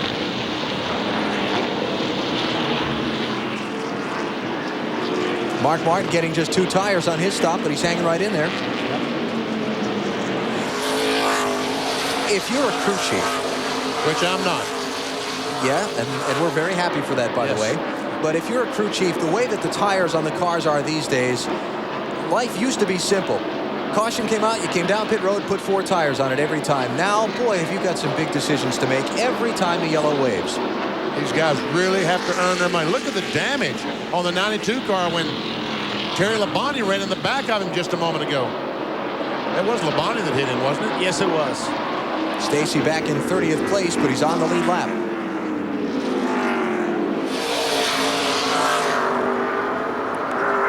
I don't think that'll come off unless he gets rubbed by somebody. Actually, it might help him if the piece off the back may blow off, but the sheet metal looks like it's far enough from the tire for any problems. Boy, this is something Elliott Sadler did not want to see. Jeff Gordon, there he goes. Elliott waved to him, say, bye, Jeff. Fresh tires. Ricky Craven now closing in on Sadler for 2nd. And Bobby Hamilton trying to get moving once again. This is back for 14th place.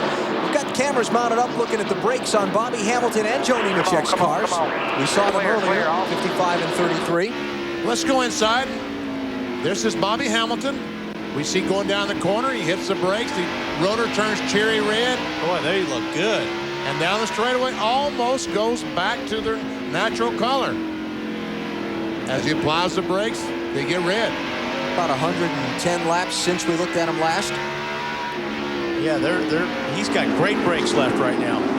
But now right behind him is his teammate, Joe Nemechek, in the 33 car. Ilford's Holmes car.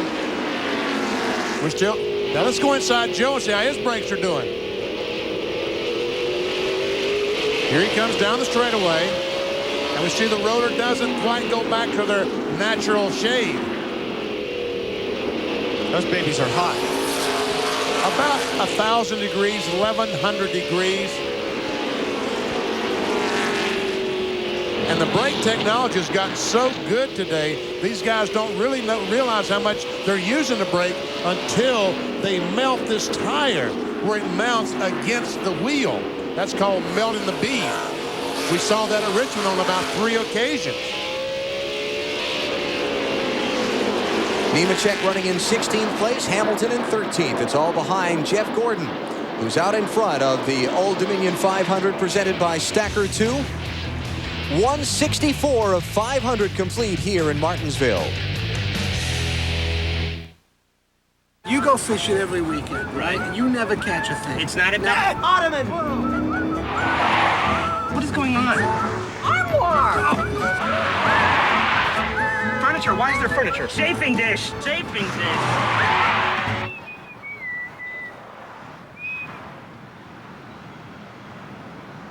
I thought I told you to strap everything down. Coffee table! Morning commute. Couch! On the wings of Goodyear. A squad is a unit that's together, so you're only as good as the slowest person in your squad. It's not about me anymore. We need to get through this together. Everybody gets the same training. Doesn't matter if you're going active or reserve. Log on. Watch me become we. Let's go! Only at GoArmy.com. Mike and Ben have Ultimate TV from Microsoft, so on Sundays their place is Party Central. Protect your bishop. They can watch and record 2 channels at once. Hit pause. Go to the other one. So they don't miss any of the madness and mayhem. Did you see you put the king in jeopardy? They can even do replays in slow-mo. See, now he's touched his piece. Once you touch your piece, you got to use it. The DirecTV receiver with Ultimate TV. It also works with football. Imagine little girls born today never having to worry about breast cancer. It's more than a dream. Hi, I'm Juliana Margulies. Join me in Discovery Health Channel and see how women today are taking charge, making choices, and living with breast cancer. Only on Discovery Health Channel.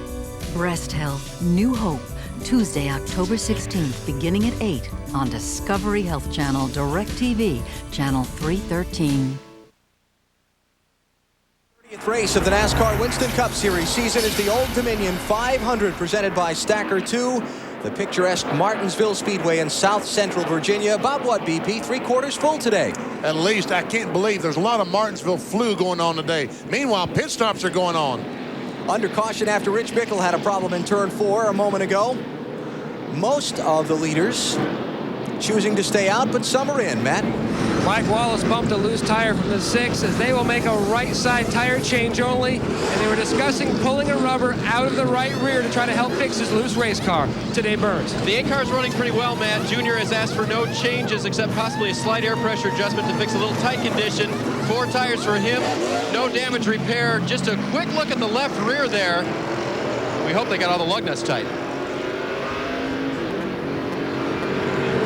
Most of the front runners chose not to pit. Jeff Gordon stays out and retains the lead. And we continue under the caution here in Martinsville. Back after this. The drama of NASCAR is on TNT. NASCAR returns to Talladega. At almost 3 miles long, speed and the battle for late season points make Talladega the king of super speedways. Watch Gordon, Jarrett, and Rudd make a dash for the checkered flag. It all starts live on Saturday with ARCA Series Racing on TNT. And on Sunday, the Winston Cup and the EA Sports 500 live from Talladega on NBC. The race for the 2001 NASCAR Championship is on TNT and NBC. Hey, Bobby, look who's here. Elliot, what are you doing? Well, boys, driving in the Winston Cup Series, you gotta be looking good, you know, for the press and everything. The press? You know, for the winner's circle. Yeah, right. Jeff. Hey, Jeff, I'm open for an interview anytime. Yeah, thanks. Hot shot. Stacker 2, the world's strongest fat burner. Working out may not be for everyone, but looking good is. I'll tell you what, on race day, you better get it right. You want a hands-on boss. Yeah. He Terry Labonte. Terry Labonte. Check the transmission and the drive shaft. He's involved in every detail. Right. Absolutely. Hey, if that makes me a perfectionist, 1 more pound. So what? There's a fingerprint on the windshield. Got it. Hey, I'm here to win. Blue. The nose needs to be bluer. Blue's good. Yeah, Blue's great. Very good. Trucks. Fundamentally tougher than any panty-waist car. Hey, no one ever wrote a song about his first hatchback.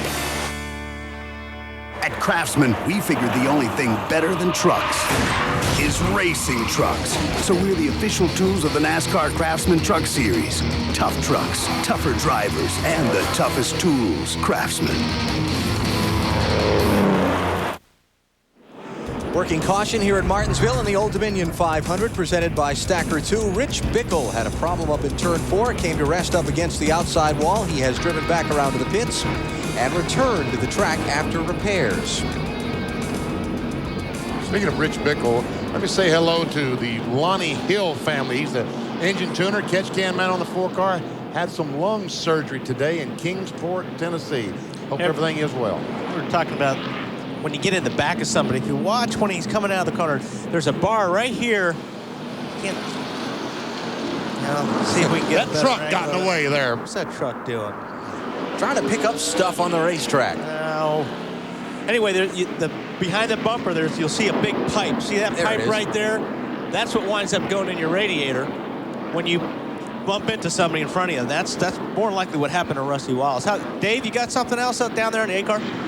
I think they're going to show the pit stop of the A-car this last time, Wally, because during this pit stop, when they went to the left rear tire changer Steve Wolf had to go back in and hit the left rear final lug nut. There are 5 on there. He got 4. I said, did you go back in just because you were not sure? He said, no, I was sure I didn't hit the 5th one. He went back in a second time. Yeah, and I was told that all you have to do is get that 5th one on hand tight for it to be legal. So he got it on. Green flag. And Ricky Craven just tries to buffalo the 44 car of Buckshot Jones to align and have that inside groove down in turn 1. And it worked.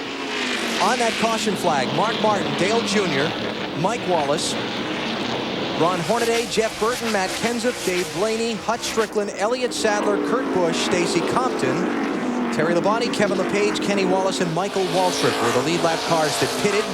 They restart. The farthest up of them, Martin in 18th place. Everybody else stayed out.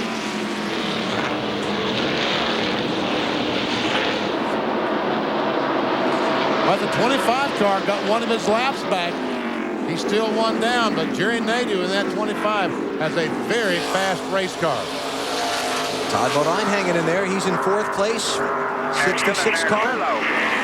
Back inside. And trying to get 3rd from Ward Burton.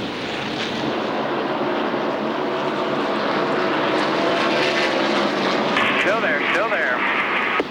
What was the report we got on Todd's car earlier? Tried a new chassis setup. Wasn't going to be good in the early, but hoping it would be good later as the race went on. Dave, looks like track conditions are coming to him. And I just checked with Larry Carter a few minutes ago. He's the crew chief for Todd Bodine. I said, do you like those rear shocks? He gave me a big thumbs up.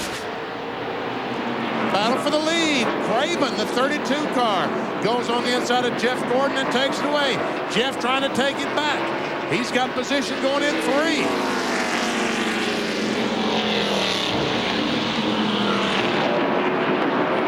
Boy, that 32 car looked awfully strong getting off the top of that racetrack off of 4 BP.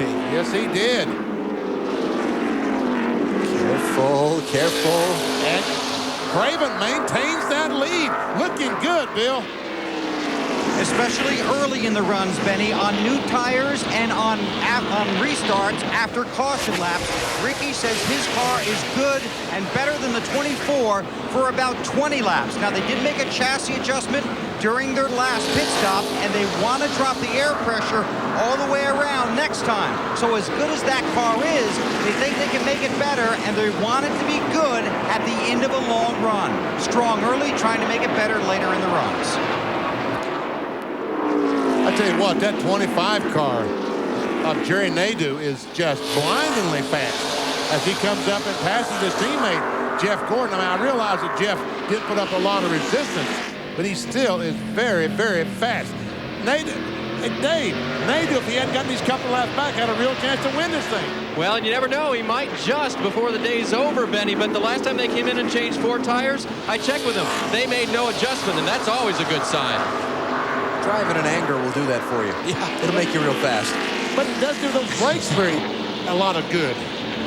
That's right. Nadeau right now showing in 33rd place. He's the first car 1 lap down. And he's closing in on leader Ricky Craven. Second time today Craven has led.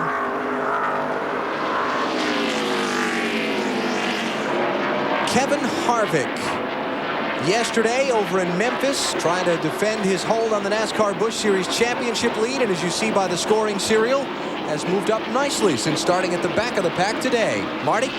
Yeah, Alan, they're doing pretty good, and you have to take it in the context of remembering what Kevin Harvick did here in the spring, which was not very good. He finished 35th in that race, and they felt like they didn't really have a good setup to base what Kevin wanted to start this race on, so they kind of took a little bit of what Kevin had here in the spring and a little bit of what Rick Mast found in happy hour on Saturday, and that's the setup they started the race with. It's pretty good right now, tight, needs a little more forward bite off the corner, but who doesn't need that here at Martinsville? And Kevin's pretty happy. He's made some nice progress as you set up to 14.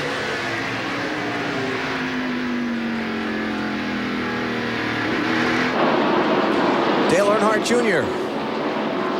running in 19th now. One of the guys who pitted on that last caution, kind of mired back in the traffic. Oh, there'll be some contact if we aren't careful between the 31 of Robbie Gordon and the 8. But somehow they... They're not running with the front of the class anymore. Ty Norris, the spotter, with the social comment there. What'd he say? He said, you're not running... Left. He said, you're not running with the front of the class anymore. I think that was a be careful warning. Marty? Yeah, Robbie Gordon spent a lot of time this week testing at Greenville Pickens with Rick Mast, and Rick really helped Robbie work on getting those long runs down, trying to help him learn how to run in a place like a Martinsville. I talked to Richard Childress this morning about the status of Robbie Gordon for this year and next year. Nothing is firm for next year yet, but he said he expects to know something within the next week. I asked him, will he be in the car for the rest of this year? He said every week except Homestead. Jeff Green will be in the car at Homestead because Robbie Gordon will be running the Baja 1000. A little bit different than Martinsville.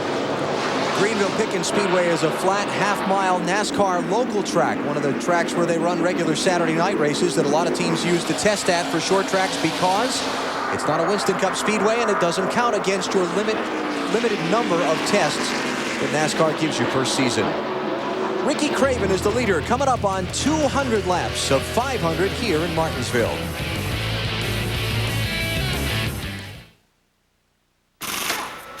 Look, this is a dirty fuel injector. This is a clean one. As you can see, cleaner works better. That's why I use STP fuel injector cleaner in my car. I add STP every time I change my oil. STP, it's basic car maintenance. Pep Boys just rolled back tire prices. 70,000-mile touring tires rolled back to 4 from $159.96. SUV tires rolled back to start at just 4 for $199.96. For huge tire savings, roll on over to Pep Boys. A typical car insurance agent is on the job during regular business hours. On the other hand, Geico insurance professionals are on the job 24 hours a day. Geico, a 15-minute call could save you 15% or more on car insurance. Oh, I didn't want mail. You don't have to sacrifice service to save money. Geico, a 15-minute call could save you 15% or more on car insurance. Your heart pounds. engines roar. It's adrenaline on wheels. April 14th, Martinsville Speedway hosts the Virginia 500. We give new meaning to the term contact sports. Get your tickets now for your very own Adrenaline Rush. You know every story, every wound. You'll learn. From the network that knows drama, see Oscar winners Julia Roberts and Susan Sarandon in Stepmom. Sunday at 5:30 on TNT. We know drama. What it is. Came back to finish you off. Feel better? Yeah, I do.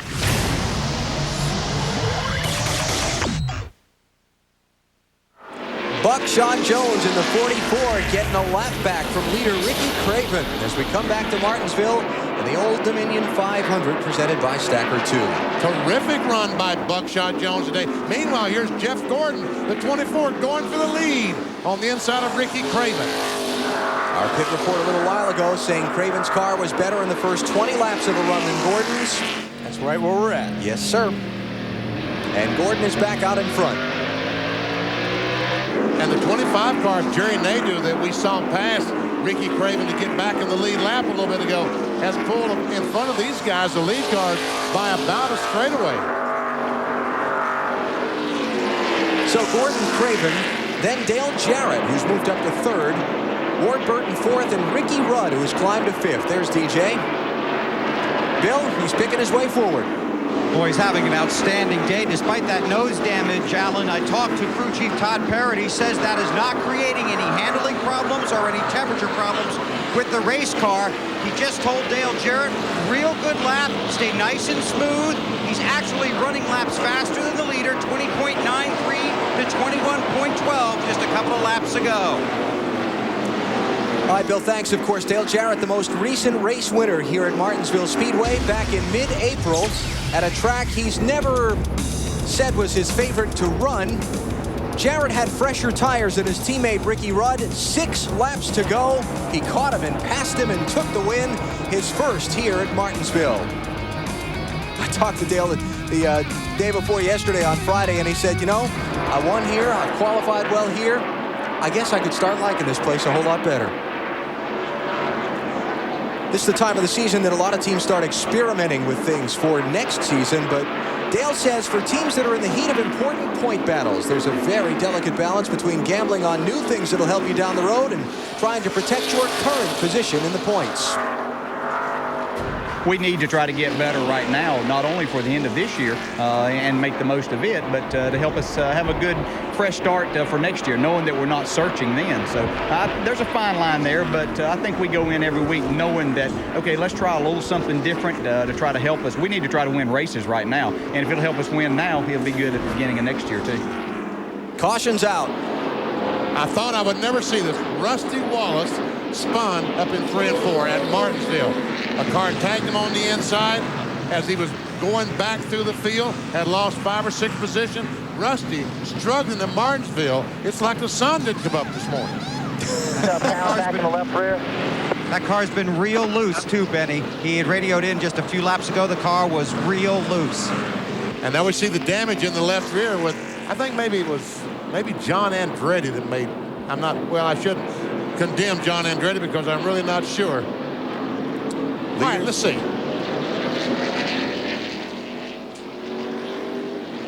Yeah, you were right, BP. It was John Andretti. All right, John, I was right.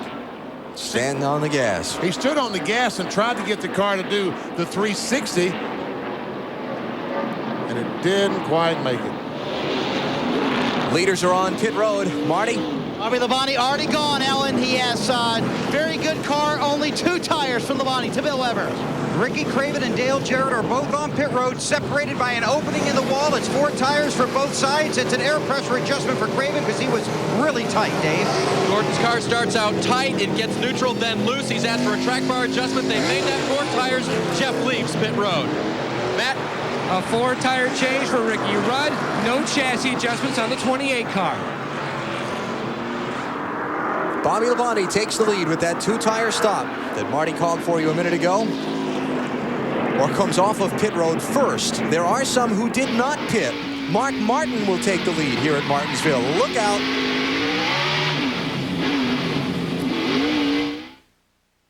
Drama is teaming up China's best detective with LA's worst. Which one of y'all kicked me? Do you understand the words that are coming out of my mouth? I don't want no partner, I don't need no partner, and I ain't gonna never have no partner. We can hang in my crib. I will show you my hood. What the hell did you just say? Hands above your head! Jackie Chan, Chris Tucker, Rush Hour, October 26th at 8 on TNT. Don't you ever touch a black man's radio, boy! So, Mrs. Petty, you called Kyle at the track and said, let's have dinner for two. Dinner for two? Dinner for crew? They're close. Ma'am, were you on a cell phone? Yes, I was. Patty, I warned you about the static. That explains everything. Here, Sprint PCS built the only all-digital, all-PCS nationwide network, so your calls will be clear. Thank you. What about them? I'm thinking drive-through. 2,500 minutes for $39.99 from Sprint PCS. During the Napa Championship Parts Sale, a purchase of $40 or more at participating Napa Auto Parts stores and Napa Auto Care Centers will get you a limited edition Napa Soft Grip football absolutely free. So there's no better time and no better place anywhere to get quality parts for your car or truck. The limited edition Napa Soft Grip football. No penalty for excessive celebration. Come in now and save big on Autolite resistor spark plugs, just 59 cents.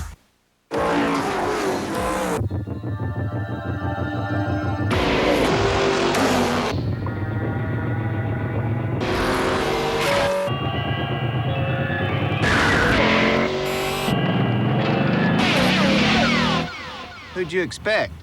Bob Dole? Follow Mark Martin and the Viagra racing team this season. Get to your doctor for a checkup and find out if a free sample of Viagra is right for you. And for more information right now, race over to Viagra.com.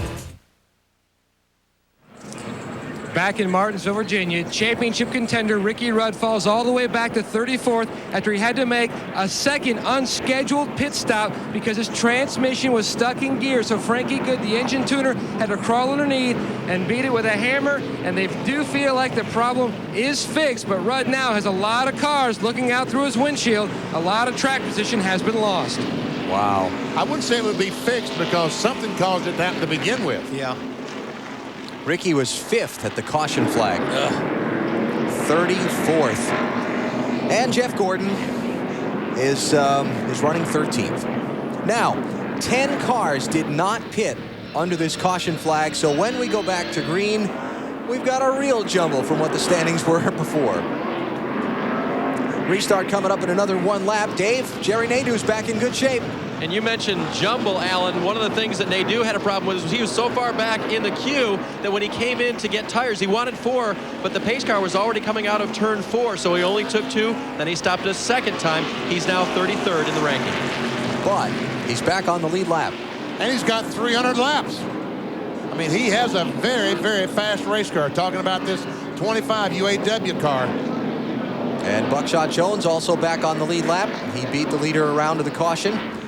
Buckshot's in 32nd. Nadeau's in 33rd. Marty? Well, guys, this is Jeff Burton's chance. He's had a fast race car all day long. Here is his chance to prove it. Remember, they had the spin earlier. Now he's up in 4th.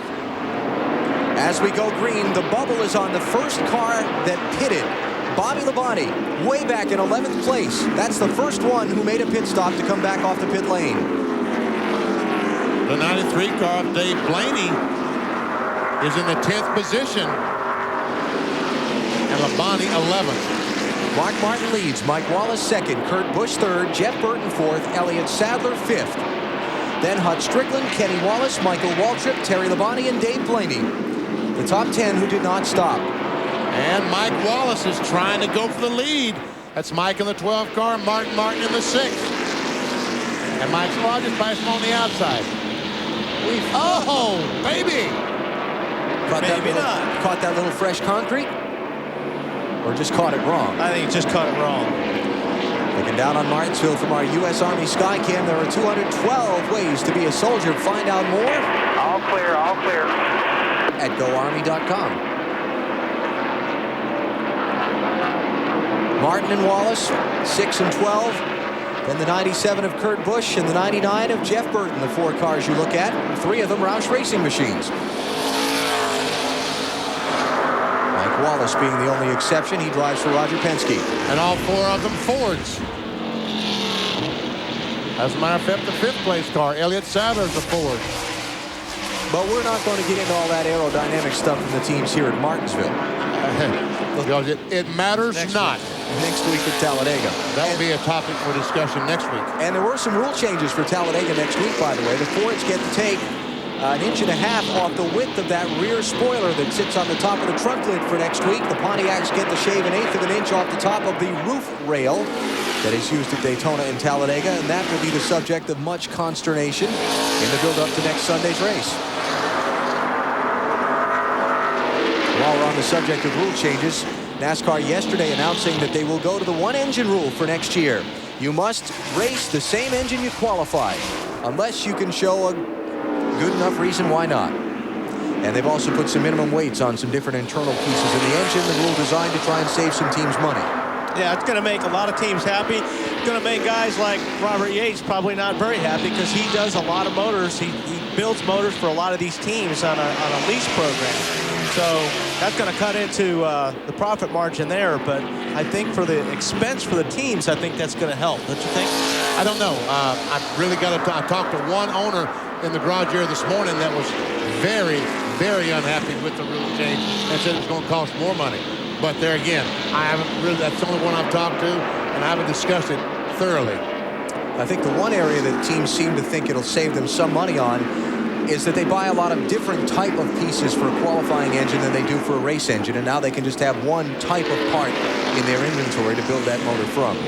Normally, if you're going to build a qualifying engine, it's going to have a lot lighter pieces inside the engine. It's going to make more horsepower, but it won't last a 500-mile race. So that's what they build. I call them hand grenades. They're good for that qualifying lap. Then pretty much after the first round of practice and qualifying, you got to put in a race motor that's more durable. Second place, Mike Wallace and Kurt Busch racing for that one behind Mark Martin here in Martinsville, Virginia. Look, I know Circuit City's doing this expo thing, but we're busy. Get what you need. We're out of here. Agreed? Yes.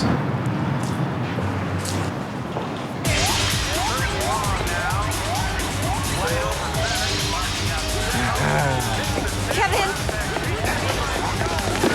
We know how you feel.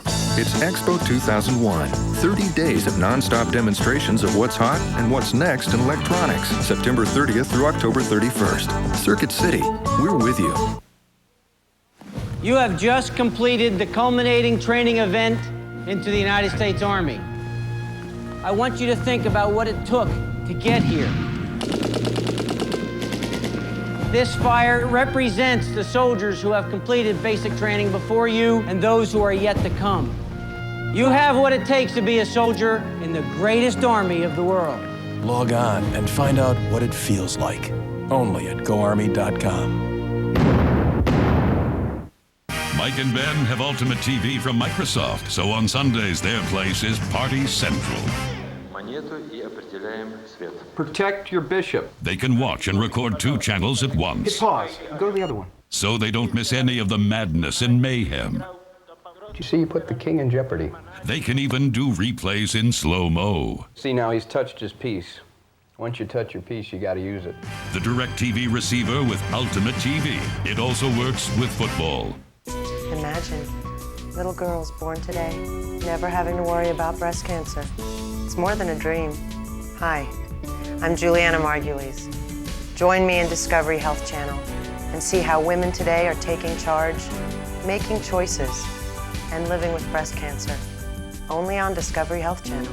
Breast Health, New Hope, Tuesday, October 16th, beginning at 8 on Discovery Health Channel, DirecTV, Channel 313. Closing in on halfway in the Old Dominion 500 in Martinsville, Virginia. For the NASCAR Winston Cup Series, Mark Martin is the leader. And Roush Racing right now has got the leaderboard dominated. 3 out of the top 4. And Matt Kenseth did lead earlier in the race. He led 26 laps. Now, BP, you did some investigating. They're running a lot of gear. in the Roush cars. Some of the Roush cars, I don't think all of them are, but some of them are really running a lot of gear ratio, turning the engine, what I consider excessive RPMs, up around the 93, 9400 number. But the thing about that here in Martinsville, if you can get away with it, that actually, to me, it always helps you get in the corner, because when you get out of the gas, that big gear actually helps slow the car down so you can use less brake. Matt Yoakum's got more on that for us. BP, I posed that very question to Jack Roush, the owner of the Roush Racing Armada here. He said, maybe. I was told 3 of his 4 race cars actually had a 650 gear, and also possibly one of his subsidiary teams that they also do engine work for also has a 650 gear. But other teams were looking at possibly running that 650, but instead went with the 633 because they felt like they needed to go a little more conservative here. Jeff Gordon wanted to try a 650 as well as John Andretti. In fact, Andretti tried it in the final practice session, but he was hitting the chip too early on the straightaway, so they went with the 633. They just felt like they could not be that aggressive here at Martinsville. And I can't believe that Jeff Gordon would even entertain the idea of trying to finish the race, turn the engine that kind of RPMs, leading the NASCAR Winston Cup point standings. Kurt Busch looking on the inside of Mike Wallace for second spot, takes it away. Great run today for Kurt Busch. And let's just mention that chip that Matt mentioned is the rev limiter. It has a little computer chip in it that, and when the engine hits a certain RPM, just kind of cuts the ignition timing. And if you were to listen to a car coming down the straightaway here in Martinsville and he hit the chip, you'd hear the engine go brrr. Right, and all those chips have different numbers. You can put 8,000 to 9,500. Whatever you put, whatever number chip that is, when it gets to that RPM, it basically shuts the engine down. Jeff Burton started at the back of the field in a backup car after a crash here during final practice. That 99 machine using, actually he was way behind earlier, and they've used some pit strategy to get him up into the top 5.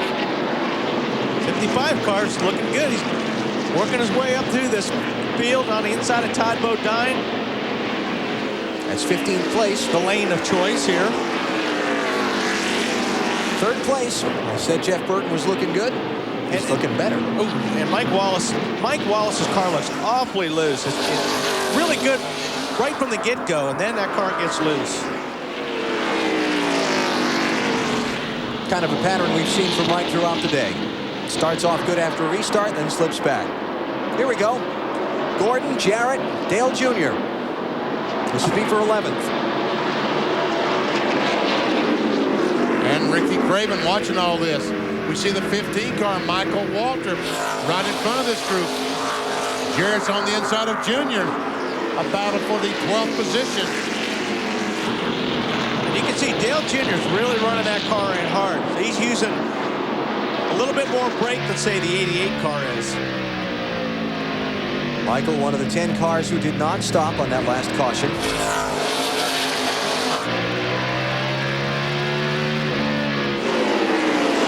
And while that Mark just pulled over to let his teammate Kurt Busch go by. I thought something had happened to the 6 car. So Kurt Busch goes out in front for the first time all race. 8th different driver to lead, and we're still just shy of halfway. One car, Kenny Wallace, just passed his brother Mike. Tell you what, Kenny Wallace giving this one car a very good ride today. In the 4th position now. Kenny in Memphis yesterday for the NASCAR Busch Series race. Very delighted that it rained and pushed this one off to today. Let's go on board with Kenny Wallace and check out some telemetry maybe. See what kind of RPM that he might be turning or miles per hour. You see that miles per hour here is not a great deal. About 112 miles per hour, the maximum down the straightaway. But RPM at Martinsville is a big number. And watch how quickly that he goes up. Just boom, just shoots up to almost 8,800 RPMs, but down to less than 5,000 in the corners. I beg to differ. 112 mile an hour may not be a big deal for you 200 mile an hour man, but for me, that's plenty fast, thank you. Well, having to turn left on this very, very tight racetrack, yes, it is. I actually saw 4,400 there, BP, is the lowest he was. Wow. And you can hear that engine just screaming as it accelerates down the straightaway. And, you know, looking out the windshield of Kenny's car here, that yellow curbing on the left, it looks innocent enough, but it's a handful. But, boy, when you hit it, well, we saw earlier when Dave Marcus hit it, when you hit that curbing, it really upsets a car. It actually throws you up the racetrack.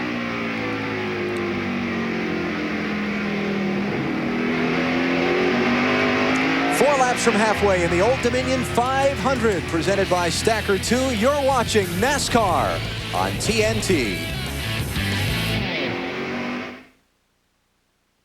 What's drama? Drama is life at 190 miles an hour. Drama is being a NASCAR crew chief. 27 guys with one goal, 14-second pit stop. Drama is being original. Drama is living up to expectations. Drama is growing up in the shadow of greatness.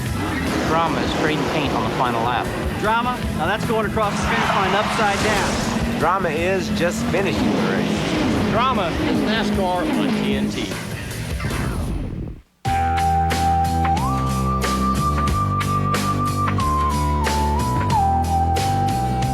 Beer is like a natural food product. The fresher it is, the better it tastes.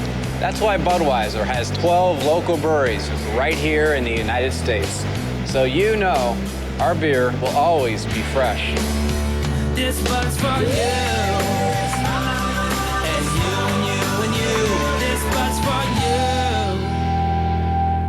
you. We are classic car nuts. We love these cars, and we spend hours and hours talking about them. When this car needs tires, I take it to Walmart. Because they really do handle it with care. I stand there right outside the bay and watch. Everything one stop. You've got it right here. They have name brands, and they have great prices. I need some carburetor cleaner. I like Michelin's on this car. Personally, I'm a Goodyear man. Brand name tires, oil changes, and more at Walmart Tire and Lube Express. Our wives really wonder who we're married to, these cars or them.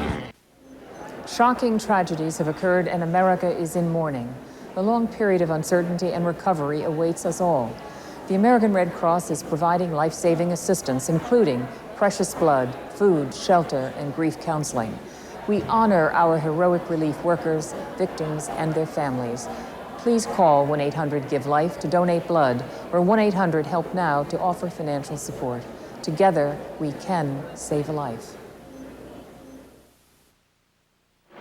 The racing pride of Las Vegas, Nevada is Kurt Busch, 23-year-old, driving for Jack Roush in that 97 car, and he leads the Old Dominion 500 presented by Stacker 2, 0.8 of a second over his teammate Mark Martin. Marty. Kurt Busch is doing an excellent job up front, Alan, and a lot of these cars that did not stop are finding the going very easy, actually. A lot of the reason that many of these guys did not stop is because their cars were very good before.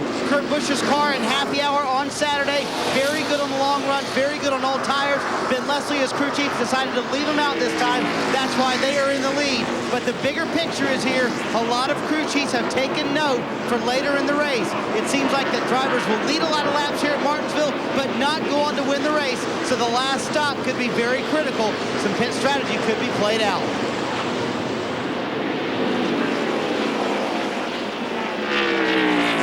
Kurt Busch's car looks awfully good. Takes the car down, keeps it right on that yellow line. Doesn't look too loose off the corner. He's still running a pretty good speed, a little over 89 mile per hour average. Dale Jr. is really fallen back. He was 12th on the restart a little bit ago. He's just fallen to 26th place. Dave, what's going on? Dropping very quickly, Alan. I just checked with Tony Eury, his crew chief, and asked him, is he running out that high line because he has to or because he keeps getting shuffled? And he said we put on the two right side tires, just took on two, and that made the car unable to run on the bottom part of the racetrack, and he continues to go backwards.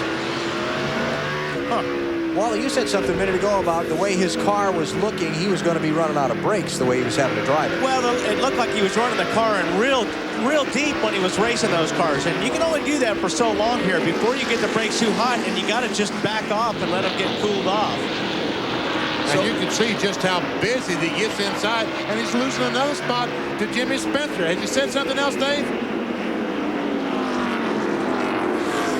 Yeah, Benny, one more thing on the 8. They just said they thought they might have a right rear shock going bad, so apparently something in the right rear not to Dale's liking. Okay.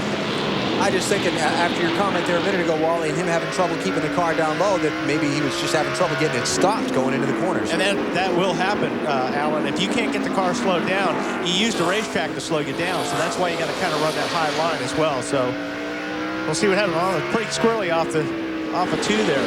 Yeah, he looked like he had a beehive inside with him as he was swatting him away with those hands on the steering wheel. Yeah, watch it. Car's going on the inside. As he tries to get through the corner there, and he's still losing position after position as Kevin LePage gets on the inside. Wow. Now, right here, when he gets to the center of the car, it almost looks like it wants to rotate. It just wants to swap ends on him, right in the center of the corner. That was the 31st place he just lost, and he's going to lose 32nd to Buckshot. Jeff Gordon on the move. Remember, he was one of the drivers who did pit on that last caution. He's marching his way forward. That was 5th place he just took from Mike Wallace. Dave? Jeff reported it on the radio, Alan, that he was a little bit loose going into the corner. That is a condition he's been fighting all day. And I checked with his crew chief, Robbie Loomis, to see if when they put on the 2 tires the very first stop today, what that did to the car. Jeff had radioed in that did not help that condition whatsoever, although it did help it turn a little bit in the center of the corner. So if they get down to the last part of the race, they want to put on only 2. They know what it will do, and they know what it won't do for the car. Oh, Mike Wallace got very, very high, up in 3. He was going to lose that spot to Dale Jarrett, but he lost a lot of time. You're seeing Ricky Craven on the inside of Mike Wallace. Bill, what's he saying about his car?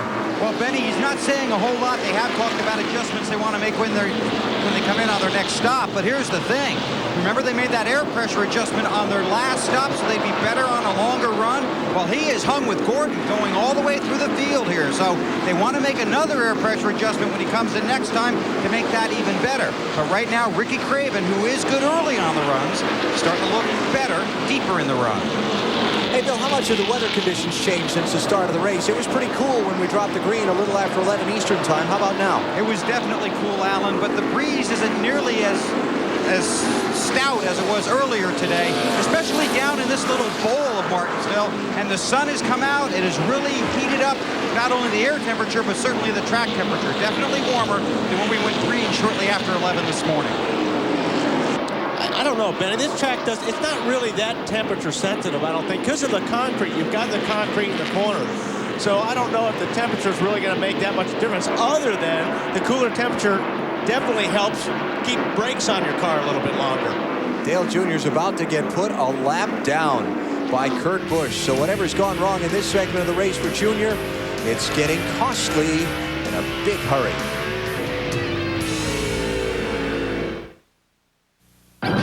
So, you racing Saturday night? The Kellys. Exclusively on NASCAR.com. America Online keyword NASCAR.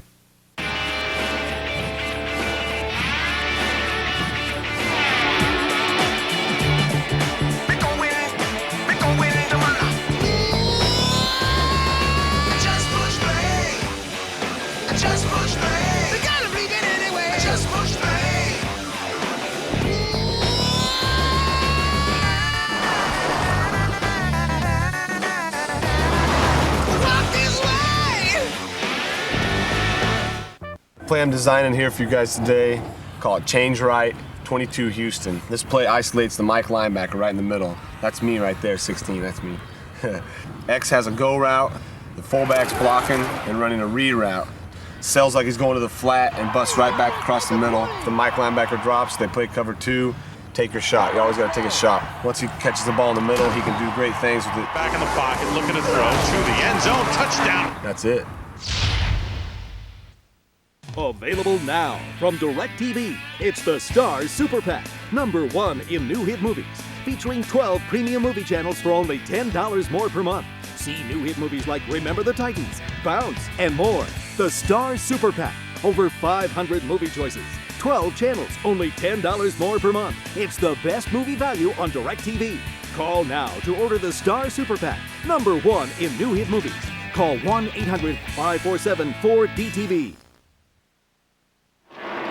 Kurt Busch and Mark Martin, left and right of your screen, lead the Old Dominion 500 in Martinsville, Virginia. They have just put Dale Earnhardt Jr. 1 lap down, and we're just past the midway point of the race. 273 of 500 are complete.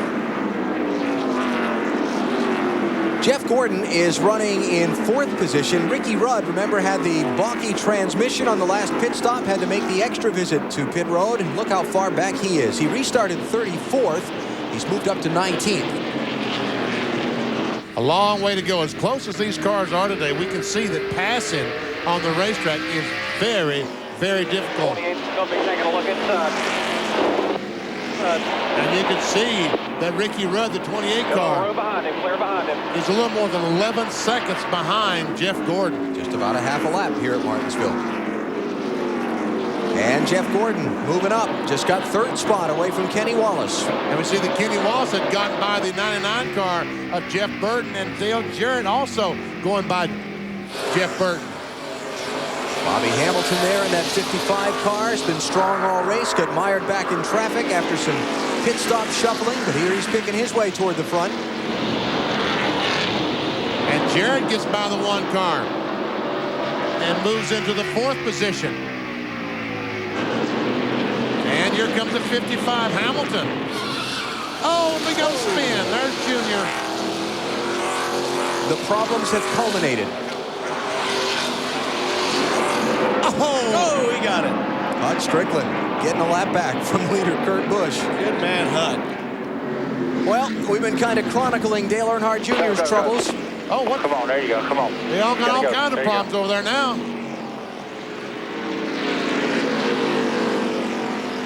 Kept from going 2 laps down. No, he didn't.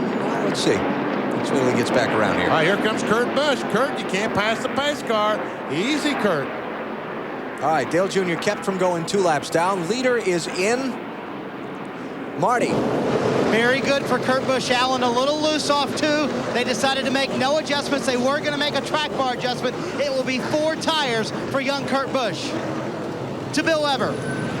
To Matt Yoakum, sorry. Mark Martin, the 2nd place runner, is already in his pit. No changes for the 6 car, just 4 tires. His car is very good. To Bill. This will be tires and fuel for Dale Jarrett. A little loose off, but not bad. Rolling well through the corners. So a good run for DJ. Dave. Half round down on the track bar, a continued adjustment for Jeff Gordon. He says he's just a little bit loose off the corner. They will also take on 4 tires. Trouble in front of him. The 66 of Todd Bodine gets turned by Ward Burton as Burton was exiting the pits and Bodine was coming into the pits. Now Bodine backs up into traffic. He still has not had service on his Ford. The pole sitter now trying to get it corrected as Benson squeezes through. And now Bodine will have to go all the way around and re-enter pit road. Boy, I'll tell you, lucky that wasn't a bunch of cars getting pit stops right there when that happened. Ward Burton leaving his pit as Todd Bodine turned into his just in front of Ward. And the contact between the 2. We'll look at it when we come back. Right now, we're under caution here at Martinsville in the Old Dominion 500.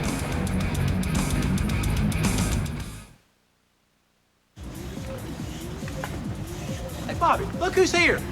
Elliot, what are you doing?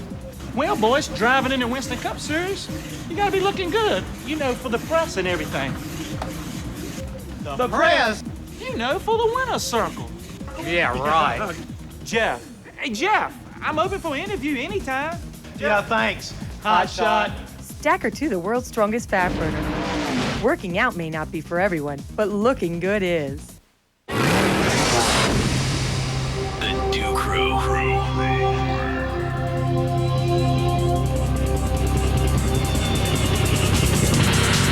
Hey, guys.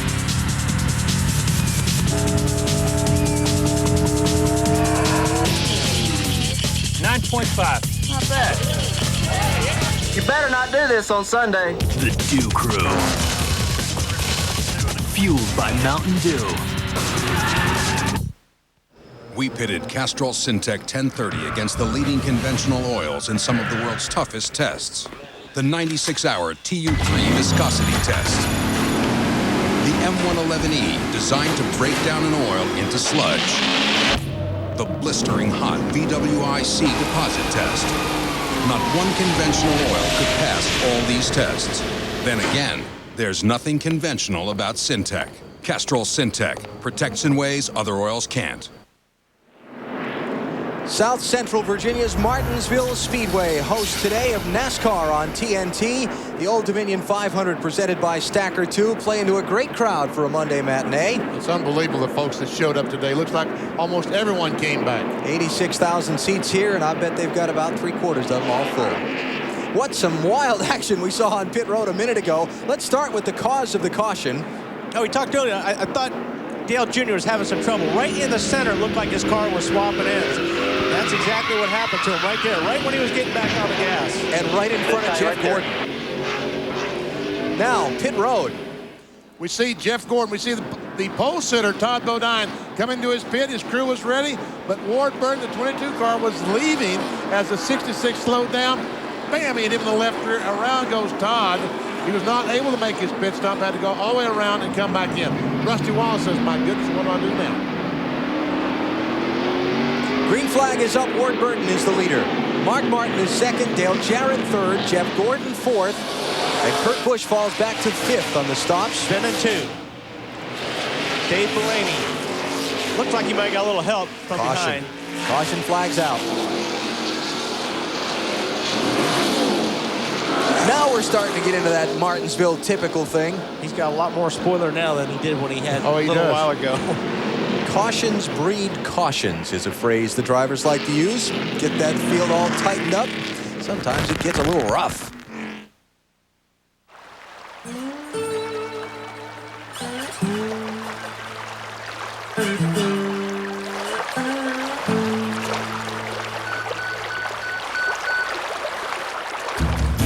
When you call your Bryant dealer, he'll be there. So whenever you need help with your heating, wherever you need it, your Bryant dealer will get it to you, whatever it takes.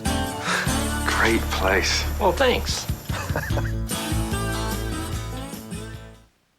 During the Napa Championship Parts Sale, a purchase of $40 or more at participating Napa Auto Parts stores and Napa Auto Care Centers will get you a limited edition Napa Soft Grip football absolutely free. So there's no better time and no better place anywhere to get quality parts for your car or truck. The limited edition Napa Soft Grip football. No penalty for excessive celebration. Now save big on the Napa Power 65-month battery, just $34.99. If you're like the average American household, you've got almost $8,000 in credit card debt. Did you know that at an 18% interest rate and making only minimum payments, it will take you 47 years to pay them off? At this rate, do you fear you will never get out of debt? Don't live in fear. Get help. Call Profina Debt Solutions, the nation's largest, most experienced nonprofit credit counseling service. Profina doesn't make loans. Instead, we work with over 50,000 creditors nationwide to lower your monthly payments. If you gather your bills and call one of Profina's credit counselors, within about 20 minutes over the phone, we can help you avoid bankruptcy and get the collection calls to stop. Don't live in fear. Take charge of your credit and take back control of your life. There is help, and it's as close as your phone. Get your bills together and call Profina Debt Solutions. It's not a loan, it's a way out of debt. The NASCAR Old Dominion 500, presented by Stacker 2 from Martinsville, is brought to you by Budweiser, with the crisp, clean, refreshing taste you'll find in no other beer. This Bud's for you. By Walmart, always low prices, always. By Chrysler, experience our cars and find out why drive equals love. And by Stacker 2, the world's strongest fat burner. Burn fat, crush cravings, and supercharge your energy.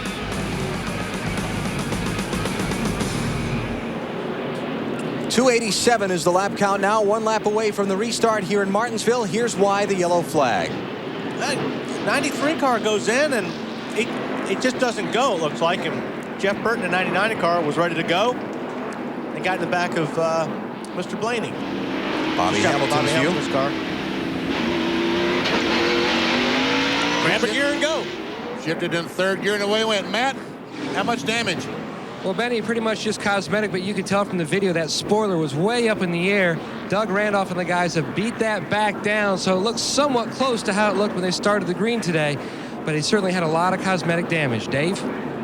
Matt, when Ward Burton came into the pits and took on 2 tires only, he beat everybody off pit road. In fact, he thought he was racing Todd Bodine off pit road. That was the miscommunication, and that's why Ward stood in the gas and didn't really take into account the 66 car slowing down. That's why he spun him around.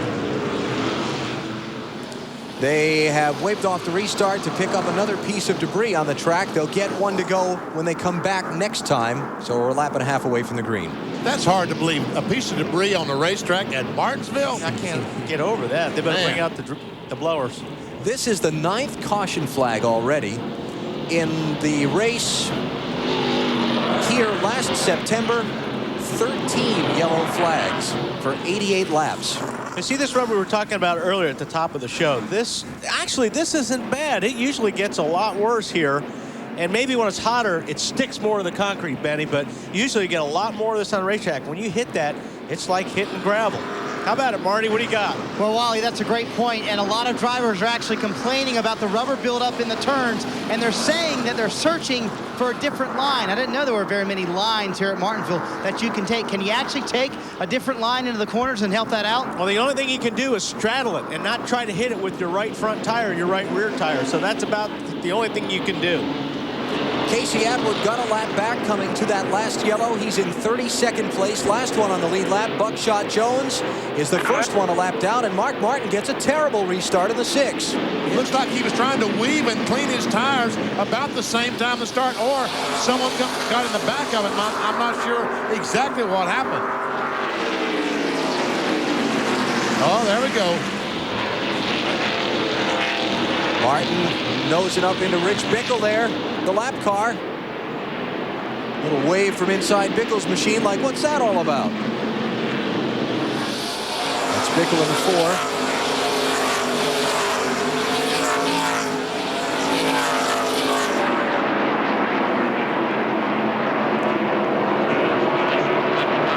Let's go back and take another look at that restart from a minute ago. See what happens here. Is Mark in 2nd spot? It looks like he got hit by Dale Jarrett. Yes, he did. And Gordon had to get off the gas, and the 97 car, Kurt Busch, had to go down the inside to avoid another wreck. And he kind of got hung up behind the 71 car. But now they got it all sorted out. So we had about 4 wrecks there, just nobody spun and nobody crashed. You know, I can't imagine what it's like inside one of these race cars in this traffic here at Martinsville. I suppose it's very easy to understand why these guys get so mad. Because they have the adrenaline going just as high as it's possible to have adrenaline flowing. And when something happens on the racetrack, you're right. They get angry quickly. People running into you, bouncing off each other. Nothing, you know, Dale Jarrett didn't mean to run into Mark there. He just got a better jump than Mark did. But you always think he did it on purpose. Anytime somebody hits you, you think, man, he hit me, he run into me, he did that on purpose. You think he did it on purpose, or he's stupid, one or the other. Or both. Or both, yeah. Normally both.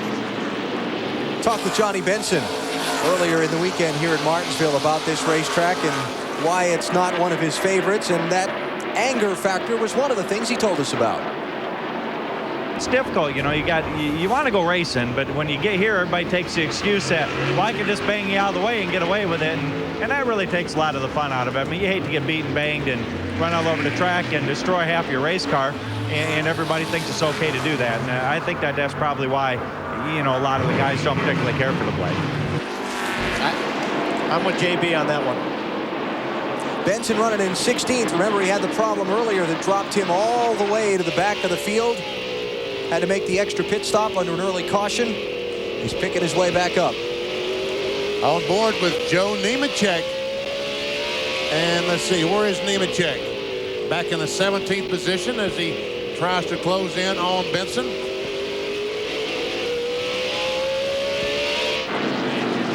And Benson there trying to overtake his teammate Ken Schrader in the 36 for the 15th spot.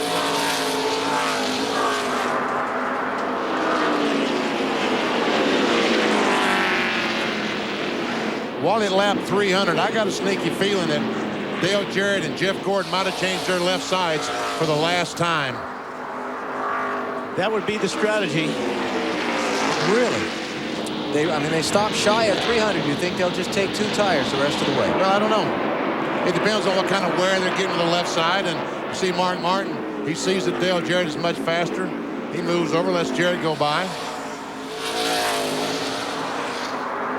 And people probably wonder, why is Mark doing that? Why would he do that? And the reason he does that is, if you run side by side here for that position lap after lap, all the cars behind you catch up to you real quick. This is 10th place we're looking at. Jeff Burton in the 99 is 10th. Ricky Rudd in the 28 and Bobby Hamilton in the 55 are chasing him.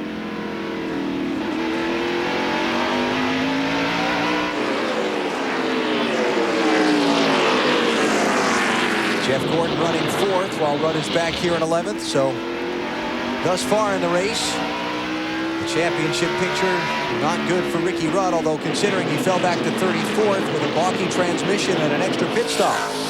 Back at lap number 207, he's getting away with that for now.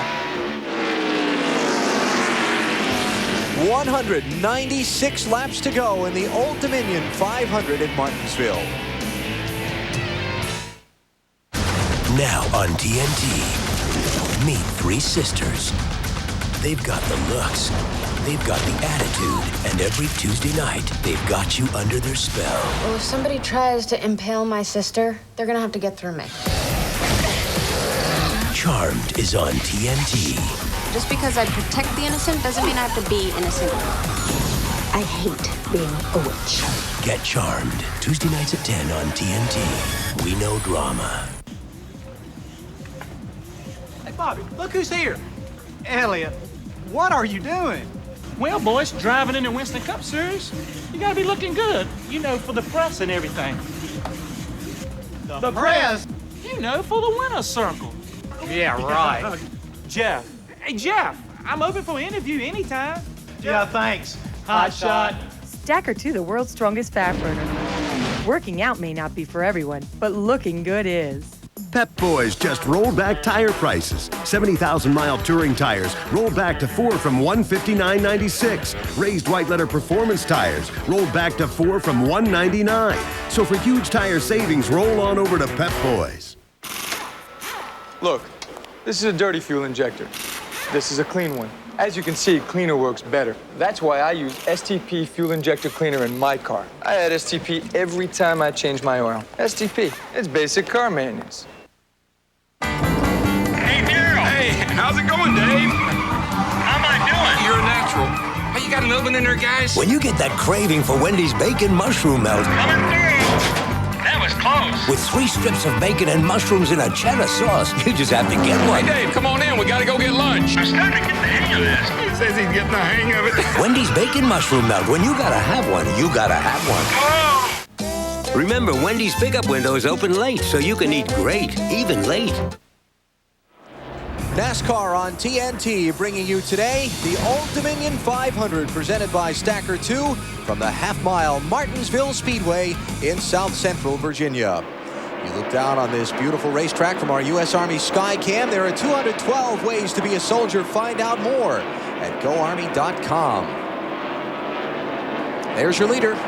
22 car Ward Burton now being pursued by Dale Jarrett. And this could present big problems for the rest of the competition. Dale Jarrett, very, very fast. Won here in the spring. Just Dale Jarrett like in Martinsville. Dale Jarrett's teammate, Ricky Rudd, just moved into the top 10. He's in 9th place now. He's just overtaken Mike Wallace for a spot. Matt Yoakum. Ricky Rudd, a whale of a drive from 34th up to 9th. Fatback, are you concerned, though, about Ricky using up that race car? No, I mean, he's not really abusing it like he looks like he is right now. We've been in the back just like last time. And Ricky does real good in this place. He's just taking his time, going up through there, and hopefully he can get back to the front by the end of the race. Any concern about that early transmission trouble? No, I don't think so. I mean, it's uncommon, but it's not uncommon. Stuff like that happens. You got it jammed in 2 gears at once. We got it fixed. I think we'll be all right now. Going from the back to the front is nothing new for Ricky Rudd here. In the spring race, he had a failure to brake light connection, lost only 2 laps, and fought back second. He's hoping to pick up today his 4th win in front of a near-capacity crowd here at Martinsville. And Ricky is running the fastest laps on the track right now. Last time by, he ran a 20:66. Everybody else at least a 1/10 of a second slower than he. Well, we saw just a moment ago he was about 5 6/10 of a second behind Ward Burton. Now it's under almost 5 4/10. So he is gaining every lap on the leader, but he's still got 5 seconds to make up. Brett Bodine has just gone back to the garage. It'll be the 3rd trip behind the wall today for him as they continue to deal with those brake problems that he came down with earlier. And the leader catching some traffic, Dave Marcus, here in Martinsville today after Dick Trickle qualified that car for him on Friday. See the line? Let's go back to the 28 car and see how he's doing this time. Well, that time Bobby Hamilton back in 10th position ran the fastest lap. Look at that, over 91 miles per hour. The leader just over 89 miles per hour. Ward Burton and Dale Jarrett now working up on the back of Kevin LePage to try and put the 32nd place car 1 lap down. Kevin in the 7, the last one on the lead lap.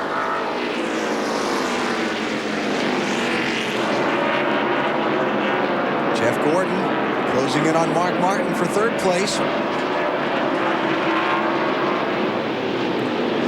There's a man who has just an enviable record here at Martinsville, is Jeff Gordon.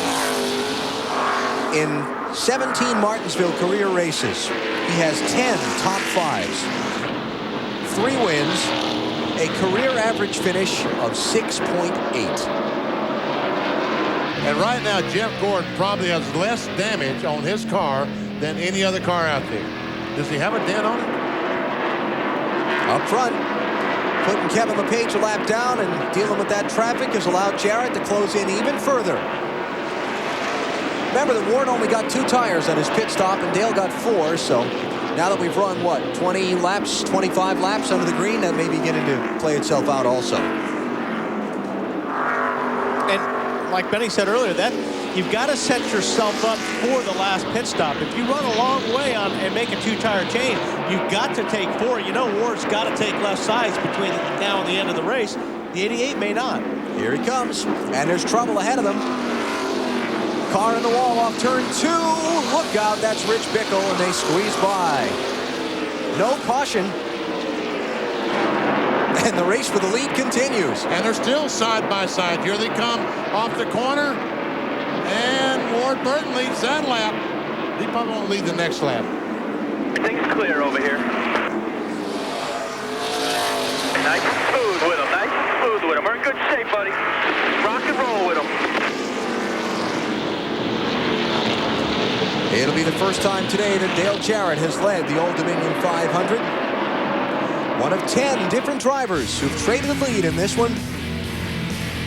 175 laps to go.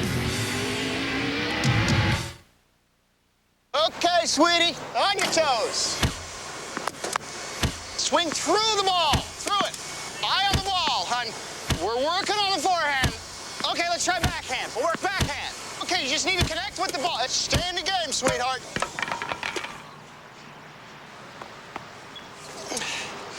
Now, don't be afraid to charge the net.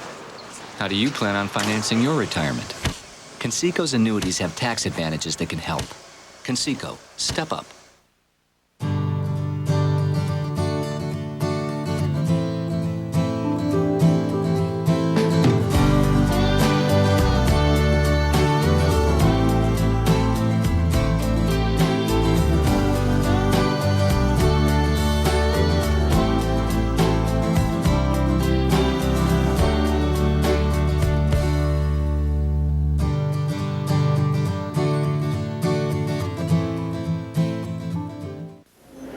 Shocking tragedies have occurred and America is in mourning.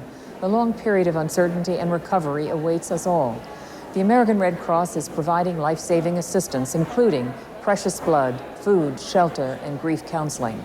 We honor our heroic relief workers, victims, and their families. Please call 1-800-GIVE-LIFE to donate blood or 1-800-HELP-NOW to offer financial support. Together, we can save a life. Do you know where that girl is? Did you kill her? You're getting locked up. Say what you did first. NYPD Blue comes to TNT. Weekdays at 11 a.m. following ER. Only on TNT. We know drama. The drama of NASCAR is on TNT. Catch all the action of the ARCA Series. Saturday, ARCA Series racing live from Talladega Superspeedway. The race for the 2001 NASCAR Championship is on TNT and NBC. Trouble for Matt Kenseth as we come back to Martinsville right in front of the leader, Dale Jarrett. No caution. And Jarrett had to back off for all that smoke, which allowed Jeff Gordon to close in almost half the distance that Jarrett had on him. Kenseth lost a lap in that spin.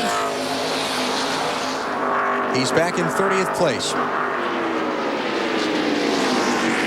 Let's take you back through the field some. Updates from pit road on how the top drivers are running. We start with Bill Weber. Well, Alan, 6 times a year, Dale Jarrett used to get the question, when are you going to win a short track race? When are you going to win a short track race?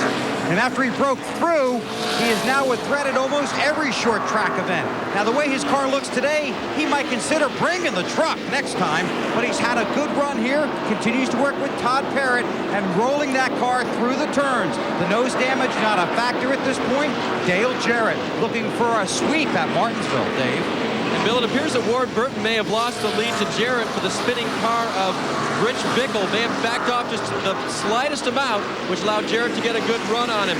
He's hoping to be the next Dodge to win here. Dodge has 9 total wins here, the last one being from Dave Marcus in 1975. Meanwhile, Jeff Gordon closing now on Burton. The track bar adjustment and 4 tires that they gave to Gordon the last time fixed that loose in condition, according to crew chief Robbie Loomis. Let's go to Marty.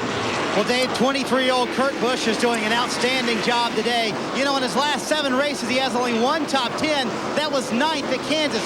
Currently, he is 4th. And in that 7-race period, he's fallen back to 26 in the points. These guys really want a top 10 today. Only thing on the radio Kurt said is that the car feels very good right now. Ben Leslie, his crew chief, says, be smooth. To Bill Weber. The longer this race goes, the better Ricky Craven seems to get deeper in the run, and that has been their focus since the green flag. We talked about it. Solid for the first 20 laps, then the cars seem to fall off after that. They've worked with air pressure throughout the afternoon to try and make the car better later in the race. They will make another air pressure adjustment next time, continuing to chase that goal. Ricky Craven currently 5th, Matt. Mark Martin is trying to break a 55 race winless streak. The last time he drove to victory lane was right here at Martinsville in the spring. He has not shown his hand all day, taking it easy on his equipment, saving his equipment. That's why he let the 97 car go and take the lead earlier in the race. Mark reporting in, his car is not as good on this set of tires. It's starting to get loose. To Marty. On Monday afternoon, Benny Parsons said Kenny Wallace might be a sleeper to pick for this race, and so far, so good for Kenny. He said it's the best it's been all day. The car very good. He runs in 7th. His best since filling in for Steve Park is a 17th at Kansas. They are very happy right now. To Matt Yoakum. Over the past few laps, the 28 driver, Ricky Rudd, has not said anything on the radio. He just moved into 7th on the racetrack. He's hunkered up on top of that wheel, knocking down cars, but he is looking ahead, managing his race. He told his crew chief, Fatback Michael McSwain, I think possibly if we have to pit with 100 laps to go, we will not take any tires. I think I figured out what this car can do without fresh tires. To Marty. Well, Matt, a little while ago, the guy you just talked about, Ricky Rudd, passed Bobby Labonte on the racetrack. Jimmy Makar, his crew chief, radioed to him, said if you can keep up with Rudd, you're doing good because Rudd is the best car on the track. Bobby Labonte has 3 top 10s in his last 4 races here, and he's well on his way to another one today. Running in 9th, he's a little bit loose, and he's one of the drivers talking about the rubber buildup on the racetrack. When he hits it, he said his car gets very loose. To Bill Weber. Bobby Hamilton has had a solid day on the track, but not that good in the pits. In fact, his last pit stop was a little over 18 seconds. Plus, twice on pit road, he's been hit by different cars. But on the racetrack, he has been patient. He's been able to make up the ground he's lost in the pits. This race has over 150 laps to go, and Bobby Hamilton is well aware of that. The crew has really focused on their next pit stop. It should be a dent, Marty. Bill, John Andretti has done a superb job today. Remember, they were involved in the first caution. They had a little bit of damage. They have fixed that damage, obviously, and today they have made no adjustments to the race car. They have not had a top 10 since Bristol in March. These guys desperately need a good run today. Jeff Burton, right behind in 12th, has done very good as well. He also was involved in that first caution of the day. They have fixed the damage. They have made very few changes to his car as well. He has 6 straight top 10s here. He needs to do a little bit of work to get back into the top 10. He is currently running 12th with his car a little bit tight. To Matt Yoakum. A phrase uttered many times. A Wallace is running well at Martinsville. This time it's not Rusty, it's Mike Wallace. Currently, he's in the 13th position. For the first time today, he's actually reporting his car is tight. On his last stop, they made a track bar and wedge adjustment, but they have over-adjusted. They know now what they're going to do on their next stop to get that car where it needs to be. To Marty Snyder. Well, the biggest problem for Sterling Marlin is that his car slides the nose when it goes into the corner. They have yet to be able to fix that problem today. He led the most laps at Charlotte last week and was very fast, obviously winning the race. But Martinsville, he's a little bit of a sleeper. Here in the spring, he started 31st and finished 5th. Today, he is 26th and running up in the top 15. Sterling in 14th, just ahead of Ken Schrader, who runs in the 15th spot. Schrader started in 20th. Steady but not spectacular. And we see Joe Nemechek, the 33 car, right behind Kenny Schrader. Nemechek in 16th. And keeping an eye on Joe's brakes with our suspension cam all day, but so far he's running strongly. Kevin Harvick, back from Memphis yesterday, started in the back of the field because Rick Mast qualified this car. And Old Happy's up into 17th. Struggling day for Rusty Wallace. I mean, it's just hard to imagine going through a field and getting back to 18th and finding Rusty Wallace because he has dominated this track for so long. Bill, what are they saying down there? Well, that's exactly it, Benny. They're not saying much at all. And we lost. And neither is Bill. I'm back. Just had to duck out of some traffic there. You know, it's a dangerous sport. Rusty has not said much really at all on the radio. I talked to his crew chief, Robin Pemberton, a few laps ago. He said they think they've tightened Rusty up a little bit, but ever since he spun, Rusty's primary focus, get back those positions that he lost. Hasn't been overly successful at that, but again, with 150 to go in this race, Rusty might have an opportunity to make that Ford a little bit better. Jerry Nadeau has been perhaps the hardest working man on the day today. Lost 2 laps in an incident earlier, made them both up. And currently runs in 19th position. And I really believe if you could give him track position right now, 25, get him up front with Dale Jarrett, he would be as fast as Jarrett. Still on the lead lap, cars we're looking at, Jimmy Spencer. This is 20th place and 21st, Ron Hornaday right behind him, racing for a spot. Neither one have been up in the top 10 at all day. Just kind of hanging midfield. Then in 22nd place. All right, let's check up front. 2nd place here. As Robbie Gordon spins on the backstretch, the 31 car, and he's pointing the wrong way. This probably will bring out the caution flag. And it has. Yellow flag number 10. And another big opportunity for pit strategy right here. 147 to go. You change lefts? You're Dale Jarrett. I do. I'd change 4 right now. Well, I probably would change 4 because you may not have to stop again. These cars, I believe, can run the rest of the way. In case it were, I'm coming in. In case it were to go green flag. Robbie was one of the cars on the lead lap before that spin. All right, let's see what's going to happen. Marty? Kurt Busch will come in running 3rd. The 23-year-old doing an excellent job today, Alan. They will take 4 tires, and they will make no adjustments. They plan on this being their last stop of the day. Kurt said, we don't need any more tires. We need no adjustments. To Matt Yoakum. Ricky Rudd trying to pick up his 4th Martinsville win. Will not take on any adjustments to this 28 machine. He has climbed to 4th from 34th. Now he's taking on 4 tires. To Bill Weber. They've already made a wedge adjustment on Dale Jarrett's car. 1 round in the left side. It's 4 tires and fuel. They should be able to reach the finish. Dave? Ward Burton took 2 tires last time, beat everybody off of pit road. He'll take 4 this time. Can they accomplish the same feat? He does get beat by 2 or 3 cars. Nearly hit by Ricky Craven, but he does beat Dale Jarrett out of the pits, and Jarrett was leading. First one off the pit lane. Look at that rush. First one off the pit lane was Bobby Hamilton.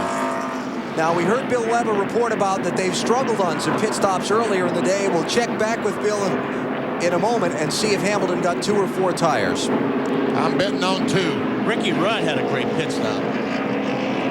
All right, here's the race off pit road. Ever see Hamilton? And man, it had to be 2 tires because so long is going before the next car comes off. There goes Rudd, Busch, the 32 car, and Jarrett, the leader, back in about 5th or 6th, and Jeff Gordon back in some traffic now. And indeed, it is confirmed it was just right side tires on the 55 car. Casey Atwood stayed on the track to lead a lap. Now he's on pit road for service. Casey got back on the lead lap at the previous caution, collecting those 5 bonus points in the championship standings. You're watching NASCAR on TNT.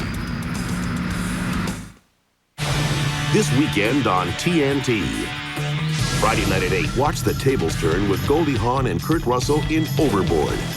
Saturday night at 8, Michael Jordan is back. See all the NBA preseason action on TNT when the New Jersey Nets take on the Washington Wizards. And Sunday night at 8, don't miss the movie that inspired the television hit The West Wing. See The American President. Friday night, Overboard. Saturday night, Nets versus Wizards. Sunday night, The American President. See it all this weekend on TNT. You're on the 405. There's a problem on the 10. How do you get to the 91 without using the 72? The GPS system. Everybody get that? Are you in the right class? Lock! Unlock! Lock! Unlock! GPS, ABS, anti-theft. You're smarter than 99% of the cars out there. But if you think you can just coast through here, you're wrong. You gotta get that convertible off your mind, dude. Motorola, making things smarter and life simpler. Excuse me, can you take Timmy to tuba practice? No problem. Hey, mister. Battle of Gettysburg? No problem. Can you take me to the truck, please? No problem. Tu peux nous amener à l'école? Dodge Caravan. It offers an exclusive power rear hatch. Hey, my pony. And 972 seating configurations. 1-800-CALL-ATT has a new spokes. Oh, no, not the top. For collect calls, dial CALLATT. That's not right, is it? $30,000, Mom. No, it's for a physics book. No, really. 1-800-CALLATT. Practice, practice, practice. Doctor, I got a growth. The way it was written, please. 1-800-CALLATT. Nice job, Carrot Stick. Save big bucks on every call. Dial 1-800-CALLATT for collect calls. Can I have your number? A lap away from the restart in the Old Dominion 500 presented by Stacker 2 at Martinsville. Bobby Hamilton's team taking just 2 tires on that stop. Hey, I think they're done with left sides for the rest of the day. You said before. Yep, I think they're done for the rest of the day. If they didn't change them now with 150 laps to go. Track position is everything. Hamilton leads, Rudd is second, Kurt Busch is third, Ricky Craven is fourth, Ward Burton is fifth, then Dale Jarrett, who was the leader at the caution, Jeff Gordon, Bobby Labonte, Jeff Burton, and Mark Martin. Oh, look at Kurt Busch. On the outside, they are going 3 wide.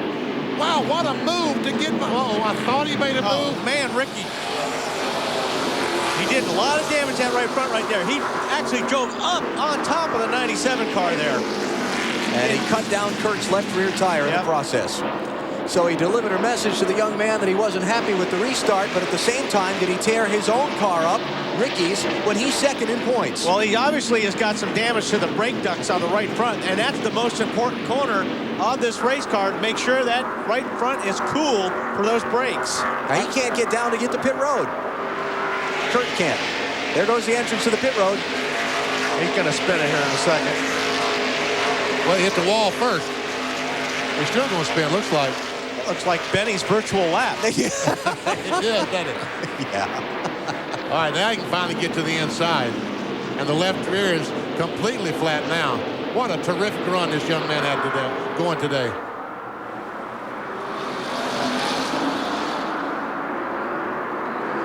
Still riding that thing hard. Boy. Yep, the tire's gone now. Just the rim is left. Who knows what kind of damage to the suspension there. Marty? Well, and what a devastating break for these guys, Alan. They obviously looked like they had a top 10 in the bag. Ben Leslie, the crew chief, doing a very good job of keeping Kurt calm on the radio. Little left rear fender damage, but not too bad. And Kurt was very, very upset with what happened on the racetrack.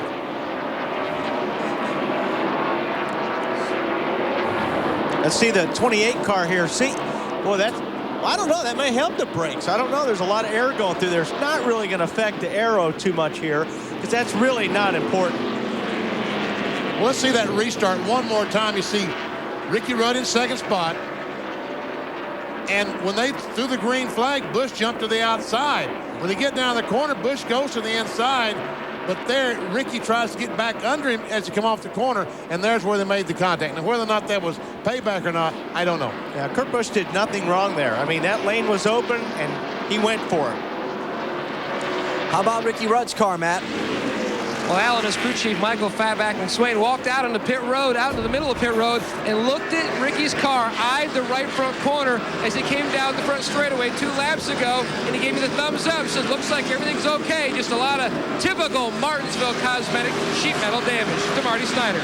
Well, and Matt, things are getting worse for Kurt Busch. There is tire wrapped around the axle. It is very hot. These guys are having a tough time getting that excess tire off of the axle. It's wrapped around the hub as well.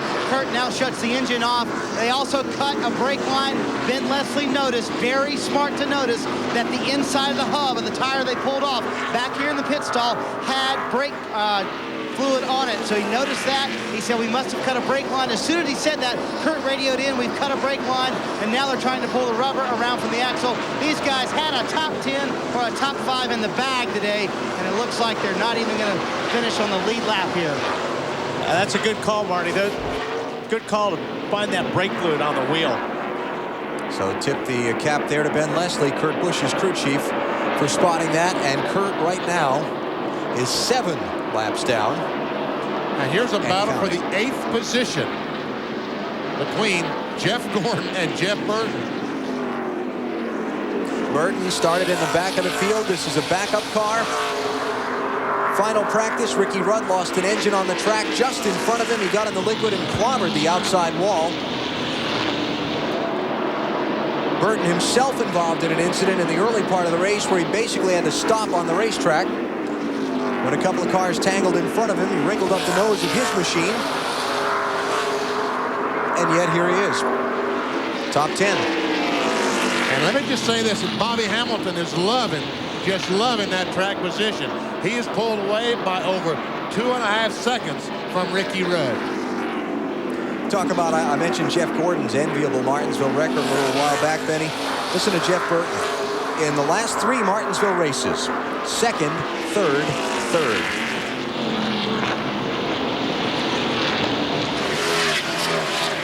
Hey, you think this racing in Martinsville is tough on the race cars? I know it is. Look what it does to our equipment. Watch this.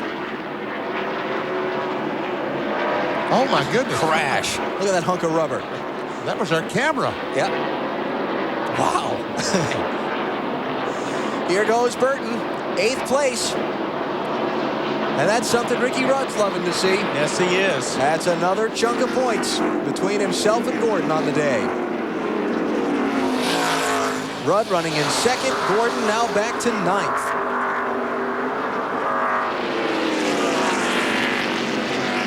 $124 laps to go. Bobby Hamilton is your leader in the Old Dominion 500 at Martinsville.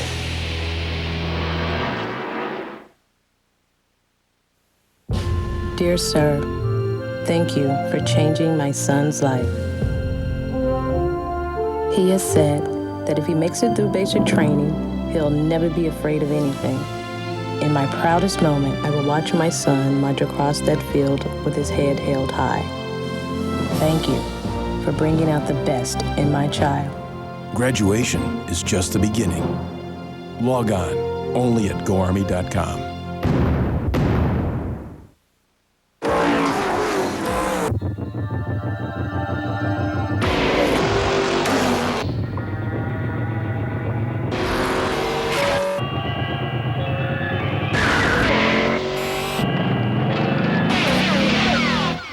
Who'd you expect?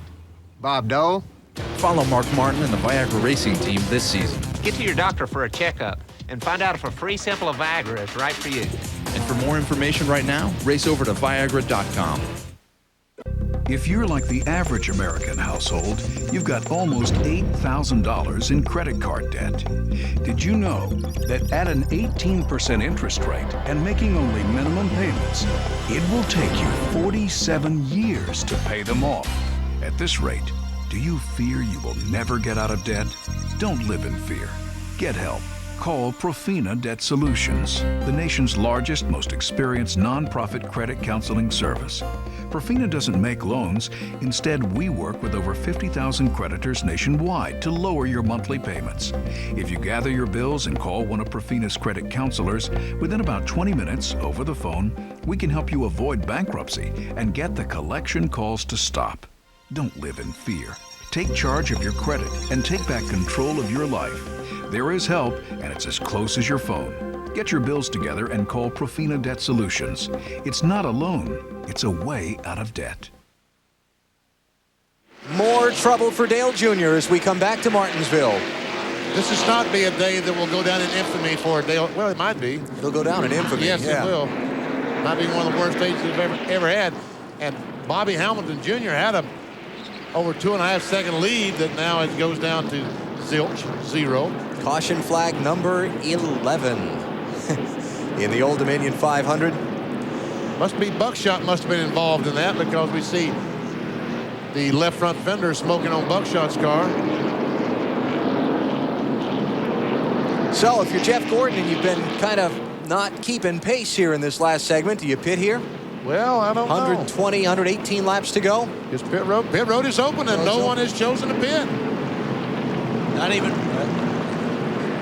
John Andretti. 12th place car. Andretti. I think the guys towards the back will probably come in. They got nothing to lose. There's Andretti. Johnny Benson is also in. Terry Labonte. Stacy Compton will come in. Kevin Harvick will come in. Marty? Andretti's going to come in, Alan. I think they're running 11th, and they're going to make no adjustments on this stop. They have not made an adjustment on this car all day long. It has been very good. They're hoping the tires will help them gain some track position. To Dave Burns. And Johnny Benson keeps complaining about grip on his car. He was really, really loose last time. They've improved it just a little bit. They're going to go ahead and put 4 tires on the car, make an air pressure adjustment, and try to give him a little bit more grip coming off the corners on this tight half mile. Pretty good stop, 14.5 seconds. And so just cars who are at the back half of the lead lap group coming in on the caution flag. What happened to bring out the yellow? Well, Junior might have got tapped by the 22, hard to say. And there we see the 44 get in the right rear of the 18 car. So Bobby Labonte has some damage to the rear of his car. Dale Jr. back in 32nd place, and he is now 3 laps down to the race leader.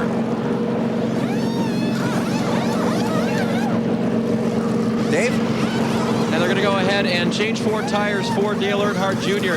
They maintained the ability to get fuel in that car, which was one of their main concerns, and you can see they're just taking a little bit more time to work on some body damage there. Not critical here, but then again, you don't want stuff hanging so far off that NASCAR puts the black flag out on you. What was it, this race last year where Dale Jr. went out there and he was just all over the place. He hit everything but the pace car that day, to the point that his father radioed into Richard Childress from his car and made a comment and said, "Richard, what is that boy doing?" And he came back here in the spring and had a much, much better day, finishing in the 11th spot. Not going to be that way today after qualifying 2nd fastest for this race. And look at the damage to Bobby Labonte, Marty. And Alan, the damage on Bobby Labonte's car is Not too bad. Actually, Butch Hilton is the chief mechanic on this car. Their pit stall is right in front of the new walkthrough tunnel. So they took advantage of that. They could not see from the top. His spotter, Eddie Massencup, could not see the damage on the car and if it was rubbing on the tire. So Butch went through the walkthrough tunnel, ran underneath the track to the other side of the track, got up in the stands and looked at the damage, said it was fine, it's not rubbing on the tire, so they decided to leave him out on the racetrack. I don't know, see that fender though, right there, it's got a big hole in the front. And when he's going down the straightaways at about 120 mile an hour, there's going to be air going in that big hole, so it'll be interesting to see if it doesn't. Ready to go, pace car's off. Bobby Hamilton leads. Bobby Labonte is in 6th place. Hud Strickland in the red and gold car. First one a lap down to the inside of the leaders. Hud's back in 28th place. And Hamilton, the leader, got a terrific break and put the lap car of Hud Strickland at 90 between himself and Ricky Rudd in 2nd place. What a huge break. And don't forget, Bobby Hamilton has got a lot of brakes left, so I think he can even run faster if he has to.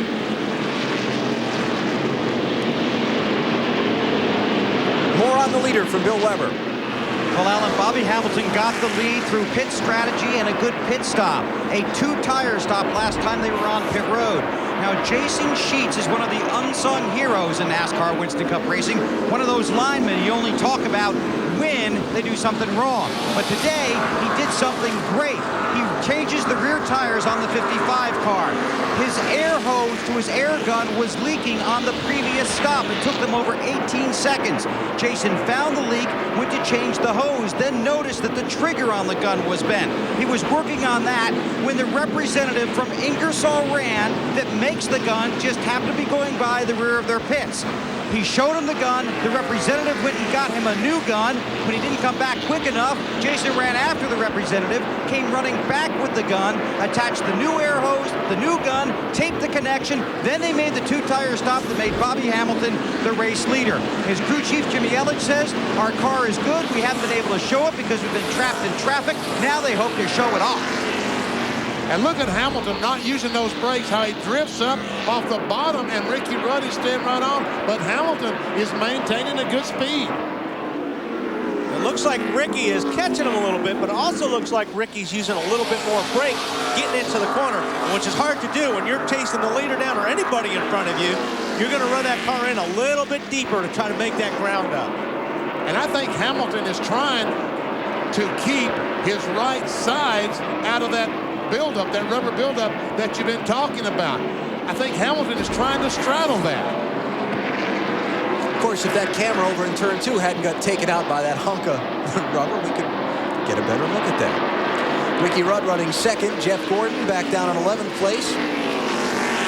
Fighting with Hamilton's teammate, Joe Nemechek in the 33. I'm really surprised that Jeff Gordon did not stop that last time. I realized he could not give up the track position, but obviously his car is not as good as it was earlier. Is it, Dave? No, it is not, Benny. In fact, earlier today, I reported that the car starts out tight. Something's wrong with Ricky Rudd, Dave. Hang on. Rudd is off the pace. He slowed on the backstretch. Jarrett went by him. He was wiggling his car. See the smoke? Blowing smoke. Blowing smoke. 2nd place in points has got problems with 104 laps to go. Matt? Clear. Alan, I just looked at Doug Yates and I said, something in the engine. He goes, yep, something has seriously gone bad in the engine. And you can hear it when he goes by. He is definitely down on power. Wow. Mark it down. Lap 396 at Martinsville. Might have been the end of Ricky Rudd's championship bid. And you see that the problem is getting worse and worse and worse. And okay, it's over. It's over. Yeah. Your line coming outside. Down low as you can. All right, buddy, bring it on pit road. Black flag for Rudd. That's okay. He won't be able to get there. No caution, though. We stay under the green. Oh, this is going to be sweet here. Stay as low as you can. Oh, he's going to be heartbroken. 4 more. He just goes straight to the garage area because he realizes that it's over. Well, if there's one person happy to see that, it was Bobby Hamilton. And another guy's Jeff Gordon. It's Jeff Gordon, I was thinking. And there's Gordon. who moves up to 10th with Rudd's demise. 10th in the running order of the race. Ricky Rudd out. Tony Stewart, 3rd in points, out of the race, back at lap 123, also with a problem under the hood. We were getting an update on Jeff Gordon from Dave Burns. Let's go back to Dave. Yeah, just to cap it off, Alan, the condition that he starts out in tight is worse this time, according to his crew chief, Robbie Loomis. So, again, they expect the car to come back around, but it may take longer this time for the 24 to be fast again at the end of a long run.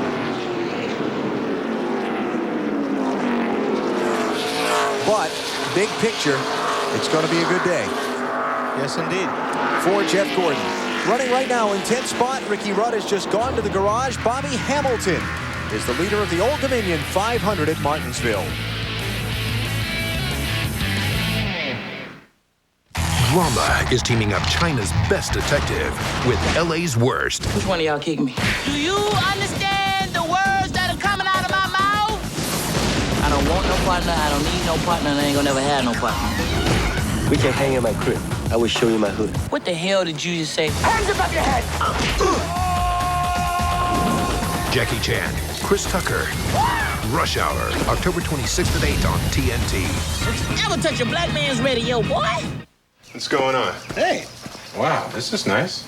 But I thought Stacy said if you bought new tools, she gets a new dining room set. Yeah, she did. So where are the table and chairs? You're standing on them. Fine woodworking tools from Ridgid. Name proven by pros since 1923. Take our innovative oscillating sander that converts from a spindle to belt sander in seconds. Ridgid. Buy them at the Home Depot.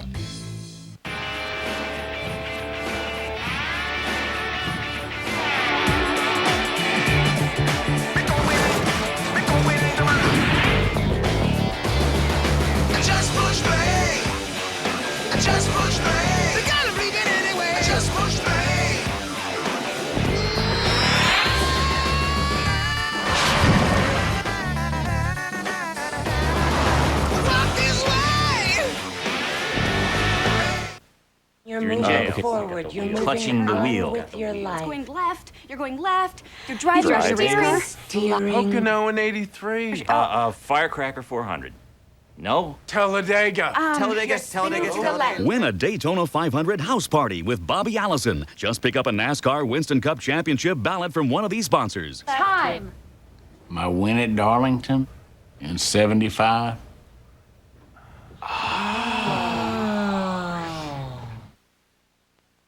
Welcome back to Martinsville, where the 55 of Bobby Hamilton continues to lead back in the garage with Ricky Rudd. Ricky, you're in the garage. What happened? Well, I'm not really sure. Something let go in the motor. No warning. All of a sudden, it just hand grenaded, and that was our day. You have a love-hate relationship with this track. Obviously, this puts a major dent in your chances to try and catch Jeff.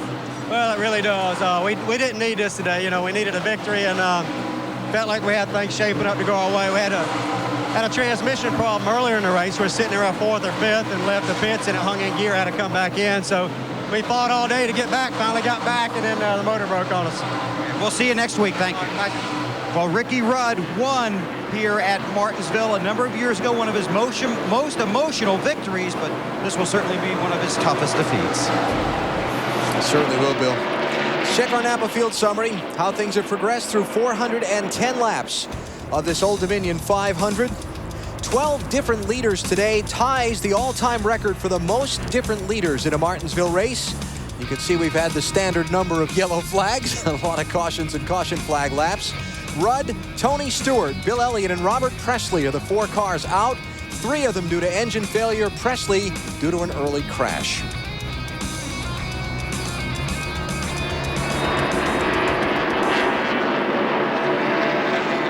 And for Bobby Hamilton, as you look at the drivers who are out of the race, for Bobby Hamilton, it's all going his way right now. He's half a second up on Dale Jarrett.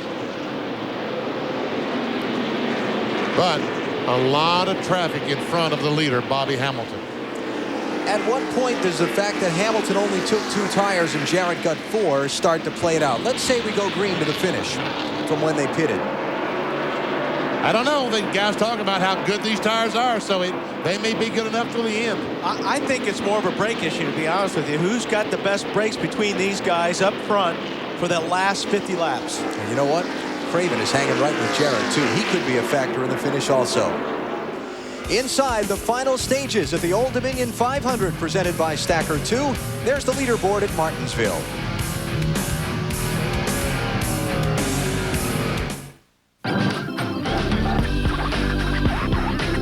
The Kellys.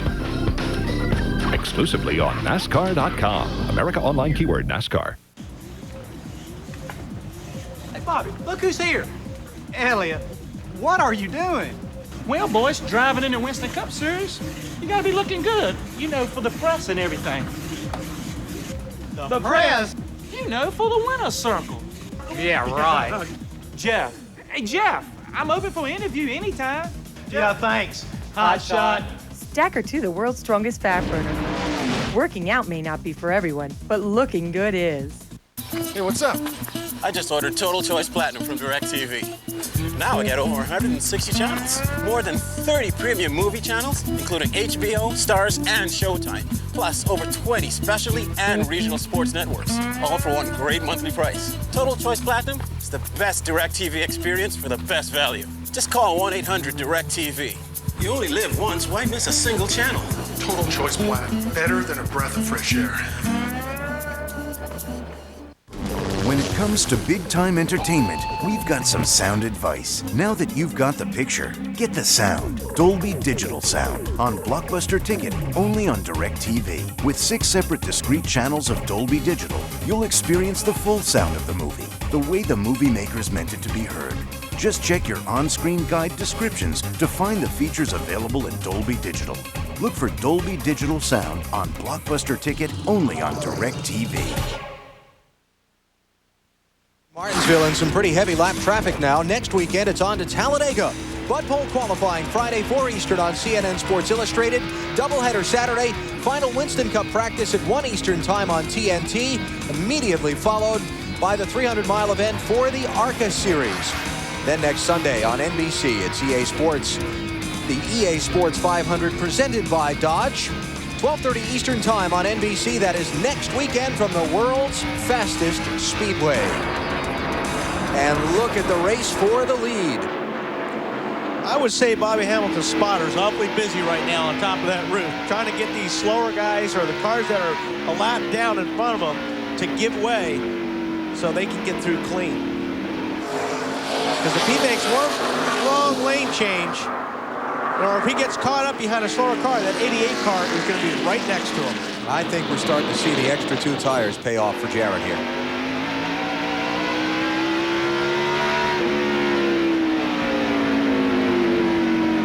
We'll soon find out. And Hamilton still is not keeping that car on the bottom. But you see, when he does run a little bit higher, he gets a great run off the corner. Now we see Rich Bickler in the 4 car.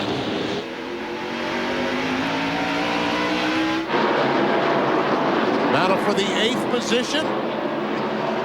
Sterling Marlin, the 40, trying to take it away from Mike Wallace in 12. Sterling, last week's winner at Charlotte. Michael Waltrip in trouble off turn 4. No caution. Look at the leaders weaving their way around. And now the 55 car has got a couple of lap cars between himself and Dale Jarrett. So that's good fortune there for Bobby Hamilton. Hamilton finished 4th here back in the April race in Martinsville. The following week, he went on to Talladega. Smooth there, Cowboy. And it turned out to be a pretty fine afternoon for him. Hamilton at the world's fastest speedway, scoring his first and only victory of the season, leading this 4-deep charge to the checkered flag, edging Tony Stewart for the win, giving Andy Petrie his first ever victory as a NASCAR Winston Cup team owner. And there's Andy celebrating with his driver. He should show some more emotion. Yeah. You think? Yeah, don't be so calm. Jeff Gordon trying to take another spot away. This one is Mike Wallace. 9th place at stake here. Gordon trying to follow Sterling Marlin through. Marlin has gone up and passed Jeff Burton, just ahead of them already. And now Gordon clears the Mike Wallace car.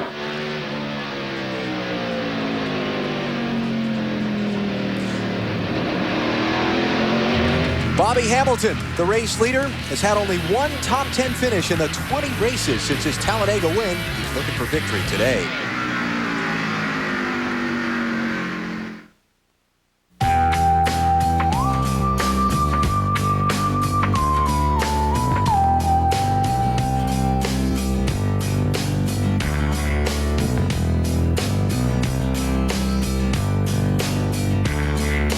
This is for the people that I call my friends. We're just getting started when the long day ends. This but's for you. And you and you and you. This but's for you. We are classic car nuts. We love these cars, and we spend hours and hours talking about them. When this car needs tires, I take it to Walmart Because they really do handle it with care. I stand there right outside the bay and watch. Everything one stop. You've got it right here. They have name brands, they have great prices. I need some carburetor cleaner. I like Michelin's on this car. Personally, I'm a Goodyear man. Brand name tires, oil changes, and more at Walmart Tire and Lube Express. Our wives really wonder who we're married to, these cars or them. I need a car? Shopping for a used car will never be the same. No. A convertible. A red one. With under 15,000 miles. Welcome to Autotrader.com. With 1.5 million used cars updated daily, it's the biggest, best used car site on the planet. You couldn't help me with a loan, could you? Can we help you? Autotrader.com. Your car is waiting. Now on TNT, meet three sisters. They've got the looks, they've got the attitude, and every Tuesday night, they've got you under their spell. Well, if somebody tries to impale my sister, they're gonna have to get through me. Charmed is on TNT. Just because I protect the innocent doesn't mean I have to be innocent. I hate being a witch. Get Charmed, Tuesday nights at 10 on TNT. We know drama.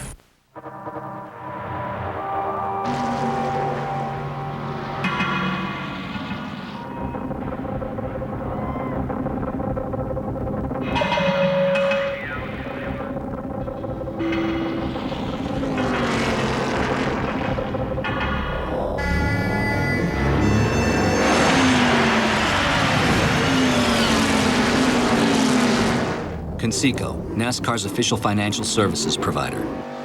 The NASCAR Winston Cup circuit, Martinsville Speedway in Virginia, now holding better than 86,000 at capacity and about three-quarter full on this Monday. A lot of people not in work today, that's for sure. But Bobby Hamilton has a problem. He just cannot get by the 26 car of Jimmy Spencer. He's been trying for a couple laps. He finally gets by him, but Dale Jarrett has closed up on his back bumper.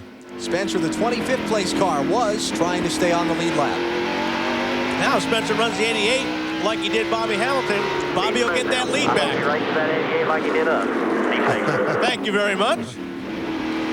Whoa, look at that. He slipped up out of the bottom groove and kind of shut Jarrett off there. How about Ricky Craven, 32 car, hanging right in there, third place. Best career short track finish in a NASCAR Winston Cup race, 7th place. North Wilkesboro, North Carolina, April 1996. And that team has really gotten stronger in the second half of the season. Oh, they have been terrific this year. As we see Terry Labonte very slow, heading towards pit road. Buckshot Jones was on the pit lane with a flat left front tire while we were away in that last commercial break. Let's see what the troubles are for Terry, the two-time NASCAR Winston Cup champ. He's approaching that pit stall. I'd say he's afraid of being out of brakes. Yeah, we see the right front brake is on fire. See the right front brake on fire? Marty? Yeah, you guys hit that one. It is a brake problem for Terry Labonte, and that's sort of unusual for Terry. He's one of the ones that takes care of the brakes, especially here at Martinsville. Very well known for that, for being gentle on the equipment, and it is a brake problem for Terry Labonte. Folks, it's unbelievable just how warm these brakes are and how easy that Bobby Hamilton, our leader, is on brakes. As a matter of fact, knowing that, we put a camera on his brake, and here we are. and the rotor, they're redder than they were early in the race because he's now leading, trying to get away from Dale Jarrett, but still, down the backstretch, these rotors almost cooled down to nothing. I can't believe how good those rotors look. They really look good. See, it's hard to see in this shot, but right here, you want to do this right here, that's where the hoses blow into that, and it blows into the back side of the rotor, and it's actually pushing air through the rotor and onto the caliper to try to keep it cool. And those pieces are real important, how close the tolerances are on that to where you can fit it right against that to make that cool. All right, now let's go on board with Joe Nemechek, his teammate, and we'll see. There's Nemechek going to the corner. Now, this is what you would expect. And I don't think that this rotor will go back to its natural color down the straightaway. See, it stays much redder than does Hamilton's. Is that smoke or just a change in light that I see drifting across there? Yeah, it looks like the change of light. Just the change of light. Yeah. Now, this is what most everyone's brakes will look like, and the rotors will look like, except Bobby Hamilton's. And it's a great comparison because they're two team cars. You know, they've got the same basic stuff on them, cooling and type of equipment. Oh, and then we see the 33 go around. Oh, and he runs in the wall. Jerry Nadeau and Kenny Wallace, the other two cars involved. The leader, right behind you there. Dig hard is Bobby. And they've all lost a lap. Oh, man. Well, that was a different look at it, wasn't it? Yeah. We were along for the ride, literally, on that one. And Nadeau has a left front tire that's flat. Kenny Wallace has got the nose all pushed in on his. Go down clear, Lou. Just be careful. Just get on around. Now, what's going to happen to these leaders? Are they going to pit? Is Hamilton going to pit, or is he done pitting? 54 laps to go. And the leaders will open pit road this time down the backstretch. What's it going to be? I'm not coming, Benny. You're not coming? I'm not coming in. Oh, here he comes. Is he? Is this Yes, he is. Here he's coming. A lot of guys won't. Leaders are in. Let's see who the first one is that stays out. So far, everybody on the lead lap is coming in. Marty. Bobby Labonte will come down pit road. Of course, leader Bobby Hamilton also pitting. Labonte has gotten very, very loose on this front, Alan. They will go down one round on the track bar, and they put that in right now to Matt Yoakum. And Mark Martin, they are talking about either 2 or 4 tire change. They are going to take one round of bite out. Mark Martin says his car was just tight and getting progressively tighter. And yes, they do take on 4 to Bill Weber. Bobby Hamilton's already gone. It was 2 right side tires only. 2 right side tires. Those lefts have a lot of laps on them. Boy, do they ever, Bill. What a gamble that Jimmy Elledge and Bobby Hamilton, what a gamble they're making today. Hamilton gets rights. Ricky Craven gets rights. Ward Burton, Bobby Labonte, and Jeff Gordon are the rest of the top 5 off the pit lane.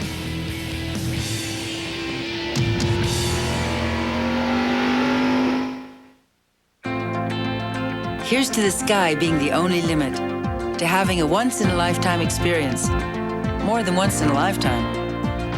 Here's to squeezing every drop out of every day, to a pure source of vitality and well-being.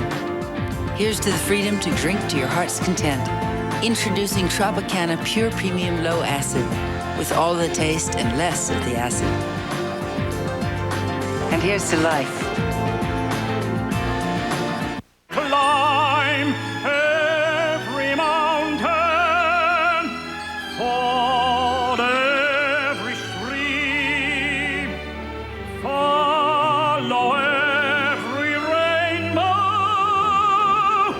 till you find your Now, get a Warren winch with select Yamaha ATVs during Yamaha All-Terrain Value Days.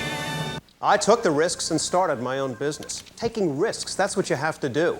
But here's a way to help your business with no risk at all. Just call for your free trial version of QuickBooks Pro, America's #1 best-selling small business accounting software. That's right, I said free. For no money, not even a shipping charge. You'll get this free trial version of QuickBooks Pro from the makers of Quicken, so you know it's easy to use. Want to write a check? You just start typing, and QuickBooks Pro fills in the rest. It shows you how much money you're owed And who owes it? It even prints invoices with your company logo. And QuickBooks Pro can save you even more time with features like estimating and job costing. And it integrates with Microsoft Word and Excel. Look, we all take risks in business. Now take advantage of an honest, no-risk opportunity. Call for your free QuickBooks Pro trial version now. There's no bill, no hassle. There's no risk. You can't do better than that.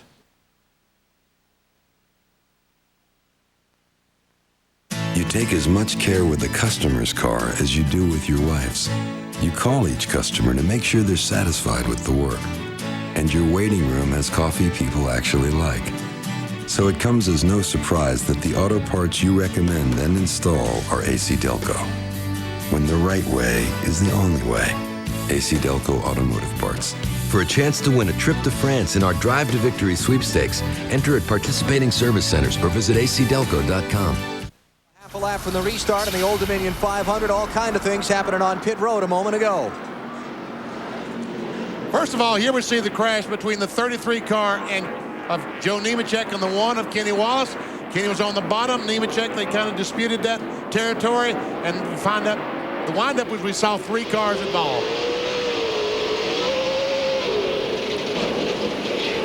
And there was a crash from on board his brake cam. All right, green flag in the air.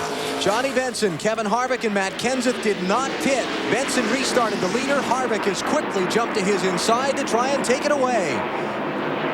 Dave Burns. And the 10 car of Johnny Benson, I just checked with James Ince's crew chief, as now Benson tries to get down to the low side and follow Harvick. He does so. Ince said that Benson was saving his tires on that last run. That's why they felt they could stay out and now race for the win. He's lost the lead. 26 car of Jimmy Spencer is not on the lead lap.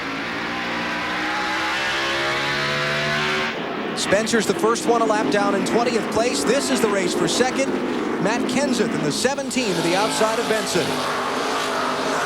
4th place car is Bobby Hamilton, who only changed once again right side tires that last stop. Whoa, Johnny Benson got sideways going through there. He's driving it hard. Oh, camera problems again. It hit the cameraman in the head, and that's the camera shot we got. Probably scared him. And Jimmy Spencer on the inside of the leader, trying to get a lap back. Boy, Harvick does not want to see that. It's going to allow those other cars to catch up. Would he be better off just letting him go at this point?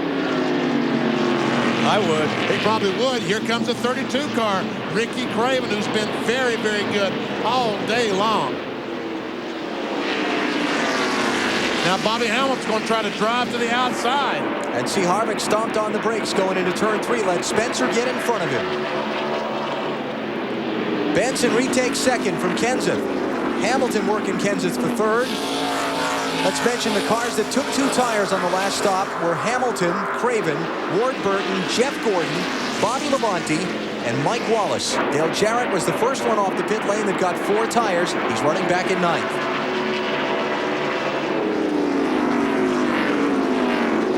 Can just kind of feel the intensity level of this one ratcheting up a little bit farther. Bill? Well, Alan, just before they came down pit road, crew chief Jimmy Ellich asked Bobby Hamilton, did you leave us anything on the laps? He said they are fine. So they made a 2-tire change, right sides only. They are asking those left side tires to go 220 laps here at Martinsville. Matt Kenseth was 4th. Right to the truck. We'll never get a change this time here. Sound like a gear is gone in the back of the car. We see some smoke on the back. And they said take it to the truck because they can't change it in the 40 laps remaining. Jeff Gordon and Dale Jarrett tangling on the track a minute ago. Oh, a little bit of a bump there. Jarrett goes on the inside, takes the spot away. Did he? Yes, he did. A couple of spots. He lost a spot to the 12 car as well. Dave Burns. And Jeff Gordon doesn't get angry on the track very often, or at least he doesn't express it. But he piped up on the radio and he said, oh, wait till I get to that 88. Maybe he can't ever get there, though, Alan. He's falling back. We've got a great battle going on for the second spot. Hamilton on the inside of Johnny Benson. Then Ricky Craven is right there watching this. Last thing that Kevin Harvick wants to see is that 55 get clear of the traffic.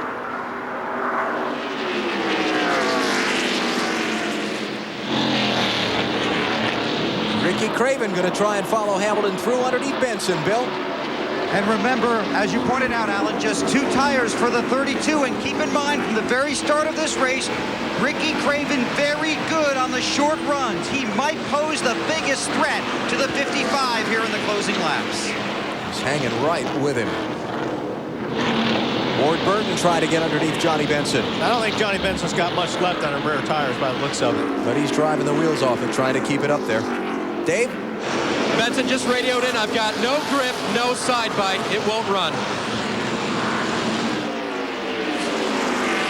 Dale Jarrett coming through. Remember, he's the first one with 4 tires. And that might be an advantage if he can get there.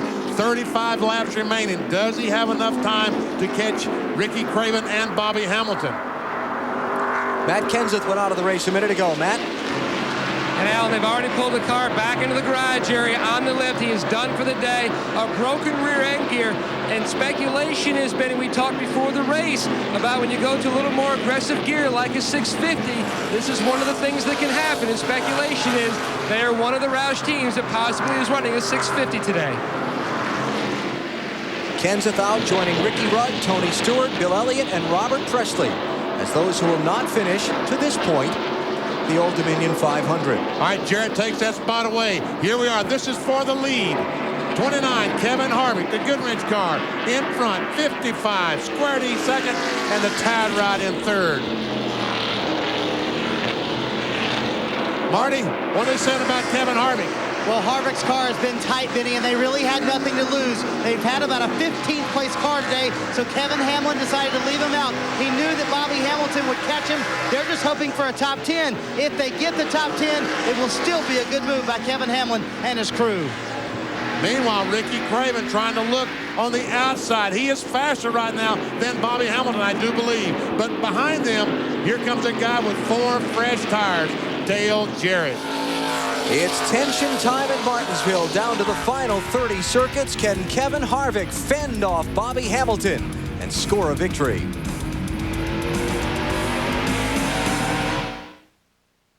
I'll tell you what, on race day, you better get it right. You want a hands-on boss. Yeah. He Terry is. Labonte. Terry Labonte. Check the transmission and the drive shaft. He's involved in every detail. Right. Absolutely. Hey, if that makes me a perfectionist, 1 more pound. So what? There's a fingerprint on the windshield. Got it. Hey, I'm here to win. Blue. The nose needs to be bluer. Blue's good. Yeah, Blue's great. Very good. Hey, Bobby, look who's here. Elliott, what are you doing? Well, boys, driving in the Winston Cup Series, you gotta be looking good, you know, for the press and everything. The press? You know, for the winner's circle. Yeah, right. Jeff. Hey, Jeff, I'm open for an interview anytime. Yeah, thanks. Hot shot. Stacker 2, the world's strongest fat burner. Working out may not be for everyone, but looking good is.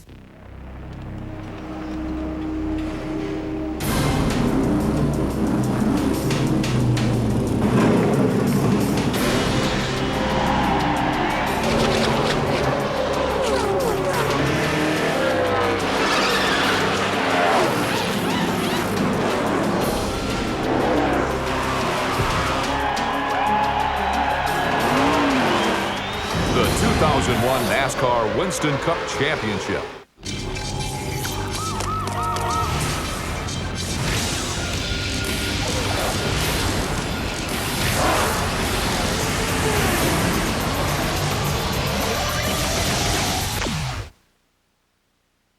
The drama of NASCAR is on TNT. This weekend, NASCAR returns to Talladega. Saturday, watch ARCA Series Racing on TNT. And on Sunday, the Winston Cup and the EA Sports 500 on NBC. The race for the championship is on TNT and NBC.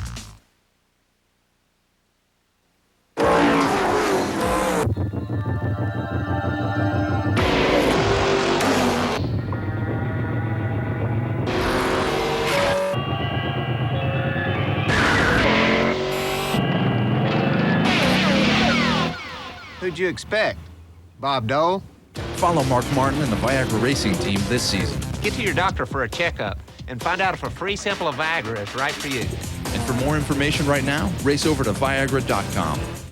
Boy, have we got some replays to show you. We're under caution for the 13th time, and Ricky Craven is the new leader of the Old Dominion 500. Here we go. This is turns 1 and 2. Hamilton gets in the back of the 29 car. Gets him a little bit loose. He gets on the inside, and here comes Craven. They're 3 wide going in the corner. They go in the corner, side by side. The 29 car goes up and repays the blow from down in turn 1. Around goes Bobby Hamilton. But the 29 is going to probably wind up paying for those actions. Another look at it.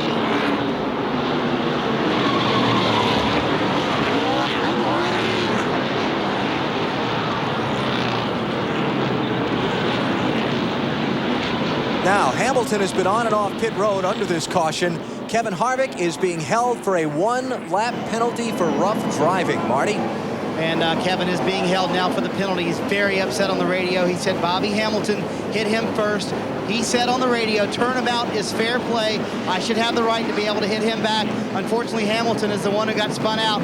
And Richard Childress talking to his driver on the radio right now.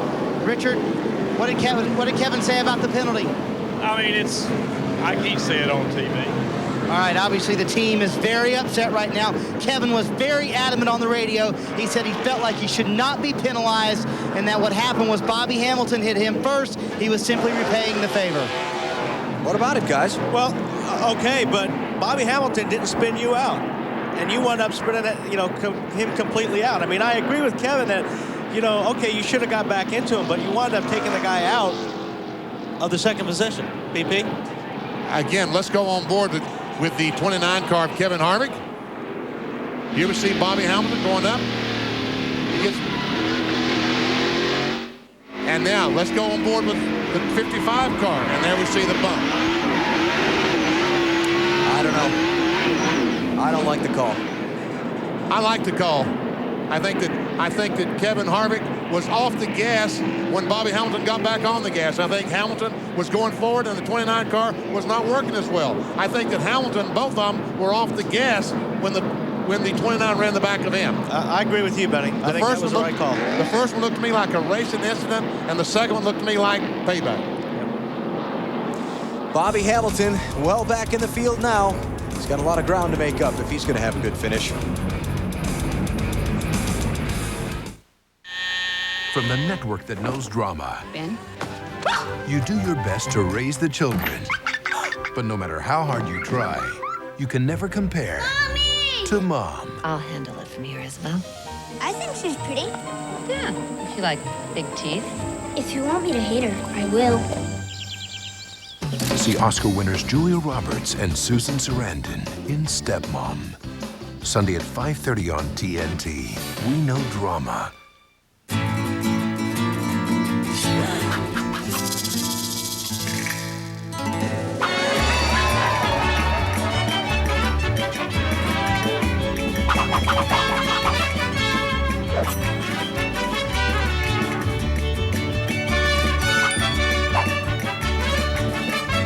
Another rollback saves the day by saving you even more.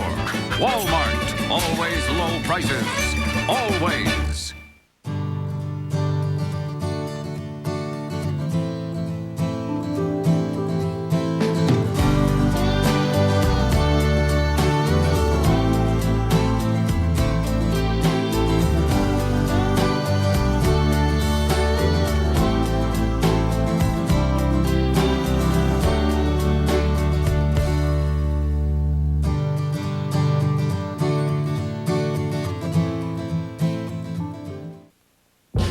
Dear sir, thank you for changing my son's life. He has said that if he makes it through basic training, he'll never be afraid of anything. In my proudest moment, I will watch my son march across that field with his head held high. Thank you for bringing out the best in my child. Graduation is just the beginning. Log on, only at GoArmy.com. And we welcome you back to Martinsville, Virginia, the closing laps of the Old Dominion 500. A couple of items down here from pit road. NASCAR has cautioned drivers on the lead lap to make sure they stay bunched up on the restart. No laying back trying to get a better jump when the green flag comes out. Remember, this is the track where Rusty Wallace was leading and then jumped the restart and was black flagged and lost the race. One other note, Ricky Craven and his crew talked it over about coming down pit road. There was no way they could do it, even though they only took 2 tires on the last stop and Dale Jarrett took 4. Mike Beam said, we'll give it everything we've got. Ricky Craven said, that's exactly what I'm going to do. We'll see what happens. All right, Bill, thanks. Bobby Hamilton is back in 16th place. Kevin Harvick, 23rd, 1 lap down. It's Craven, Jarrett, Ward Burton, Bobby Labonte, and Johnny Benson, the top 5. And we're getting set to go green with 17 laps to go.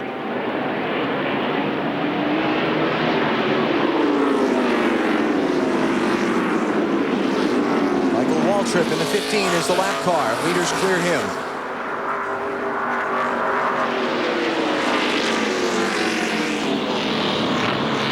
And if we've seen the last of the yellow flag, I'd be shocked. Because as you look here, Ward Burns, the 22 car, trying to get on the inside of the 88. And the 88 goes up the hill. Here comes Ward. Can't quite get there, though. And Craven's loving it. Got him a couple of car lengths of a gap on Dale Jarrett. Oh, Ward is trying. He tried to turn that wheel left and jump on the throttle. And all you saw was the back end flying on that cat car.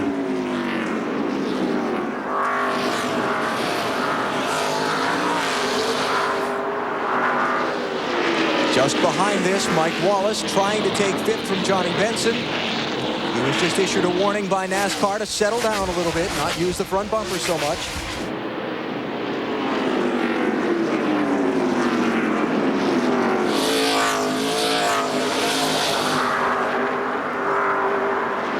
Jarrett's worrying more about second than he is winning the race right now. Craven has gotten away. Jarrett, somehow something has happened to his car on this caution flag. He was much stronger before the caution flag versus the Ricky Craven car. And Jarrett is using every inch of this racetrack trying to get this 88 car around there and catch the 22. 32, I said. I mean, 12 to go.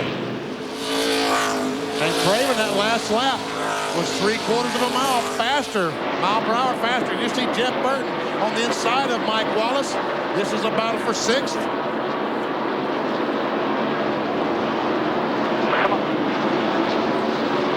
Burton, remember, started last in a backup car. That he's even up fighting for a spot in the top 10. Makes it a remarkable day. And Mike knows it. There you go. You're back clear right now. Mike gets back to the inside, and that was important because they had a line of cars ready to go by him. Still 18 cars on the lead lap. A lot of positions can change hands in these final 10 laps. There's Jeff Gordon in the middle of that group, running 9th. Championship on the day. His title rival Ricky Rudd went out of the race with an engine failure at lap 397. Rudd is going to finish at least 39th, maybe 40th by the time the day's done. Another superb day for Mike Wallace in this 12 car. Now, the 88 car is starting to gain on the 32 car. But is it too late? Yeah, the 88 car looks to me like he's a little bit loose, especially getting into 1. It looks like the car's loose, and then it really gets sideways in the center. But he is picking up on the 32 car just a little bit. Oh, Craven got in that corner a little bit too hard. Or did he? Let's see. No, Craven's still running a very good speed. And we see 99 able to get by Mike Wallace. At 6th place, Mark Martin closing in. Just behind them, Jeff Gordon losing a spot. Sterling Marlin taking 9th from him. Contact.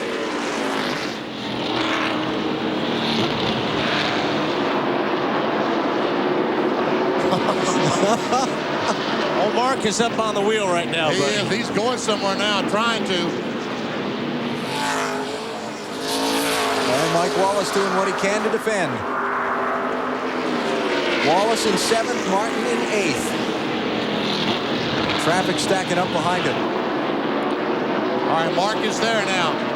Yeah, and Mike's car is just, like I said earlier, his car is really, really loose. He's having a hard time keeping it down the bottom of the racetrack.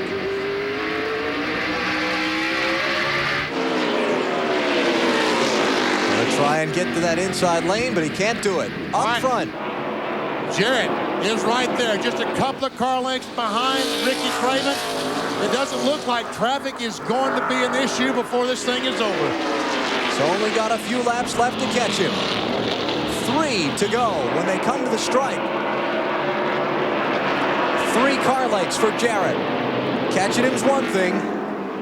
Passing him's another. Really caught him there. Remember, Jarrett got 4 tires on the last pit stop. Craven just 2. What's it gonna be? Oh, he is right there. Dale Jarrett trying to sweep at Martinsville on the season. Ricky Craven going for his first NASCAR Winston Cup win. He's too hard in there. Oh, but you see Craven get in that corner as hard as he possibly could. 1 more lap when they come back around. No mistakes, Ricky. White flag is out. Is it going to be Craven with his first win or Jarrett with the sweep at Martinsville? Half a lap to go. Jarrett to the outside.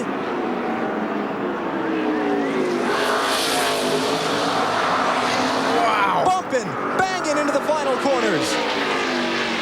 No traffic ahead. Craven rides Jarrett up the racetrack. Here they come off the turn. Ricky Craven is a NASCAR Winston Cup winner. What a finish in Martinsville.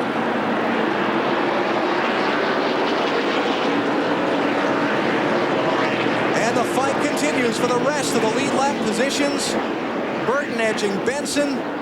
Gordon finishing 9th. Ricky Craven in his 174th start gets his first NASCAR Winston Cup win. A man who was basically out of the sport for about a year and a half after being injured. I'd say his comeback is complete today. Matt? Not only a comeback for Ricky Craven, a comeback for Mike Beam. Wow, 2 tires. Congratulations. How big is it?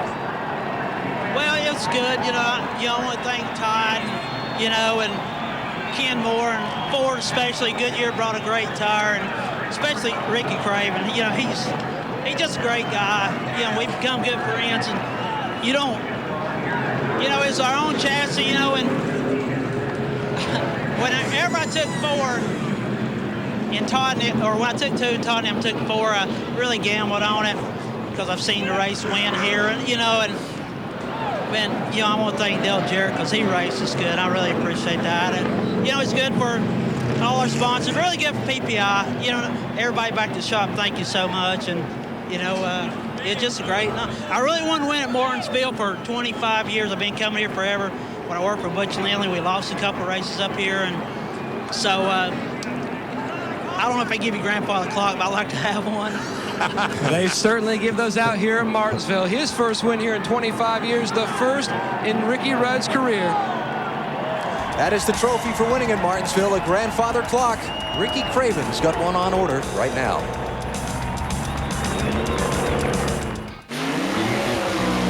From the quarter mile at St. Louis to the third turn at Talladega to the pits of Laguna Seca. Wherever innovation is the margin between win and lose, the pros reach for the same tools you do. Craftsman, the official tools of CART, NHRA, and NASCAR. You're going to hear a lot of secrets about winning from a lot of drivers. Well, I'm going to let you in on this 3-time champion secret, okay? Good lunch. Can't win on an empty stomach. I hear you. When you're hungry, nothing's better at satisfying that crave than Wendy's Bacon Mushroom Melt with 3 strips of bacon and mushrooms in a cheddar sauce. Now that's a lunch. Should I get the combo? Get the combo. Wendy's Bacon Mushroom Melt. When you gotta have one, you gotta have one. Rookies. Hey, they're all alike. Remember, Wendy's pickup window is open late, so you can eat great, even late. I took the risks and started my own business. Taking risks, that's what you have to do. But here's a way to help your business with no risk at all. Just call for your free trial version of QuickBooks Pro. America's #1 best-selling small business accounting software. That's right, I said free. For no money, not even a shipping charge, you'll get this free trial version of QuickBooks Pro from the makers of Quicken, so you know it's easy to use. Want to write a check? You just start typing, and QuickBooks Pro fills in the rest. It shows you how much money you're owed and who owes it. It even prints invoices with your company logo. And QuickBooks Pro can save you even more time with features like estimating and job costing. And it integrates with Microsoft Word and Excel. Look, we all take risks in business. Now take advantage of an honest, no-risk opportunity. Call for your free QuickBooks Pro trial version now. There's no bill, no hassle, there's no risk. You can't do better than that.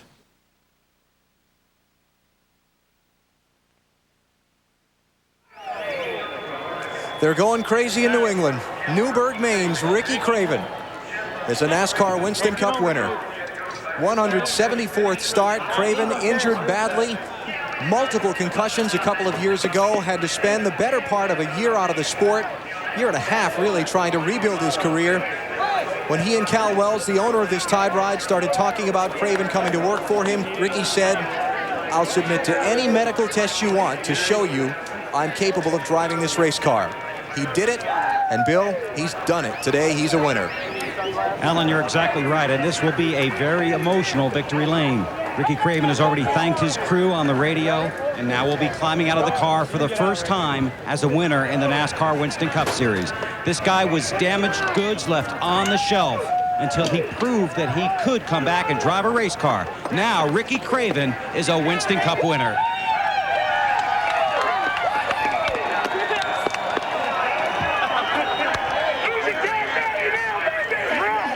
His entire crew obviously is here.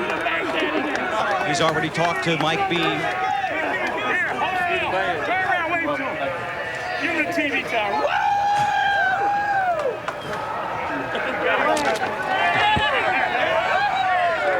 Ricky, I know that makes you mad. congratulations. Oh, God, the hardest thing's going to be to talk about it.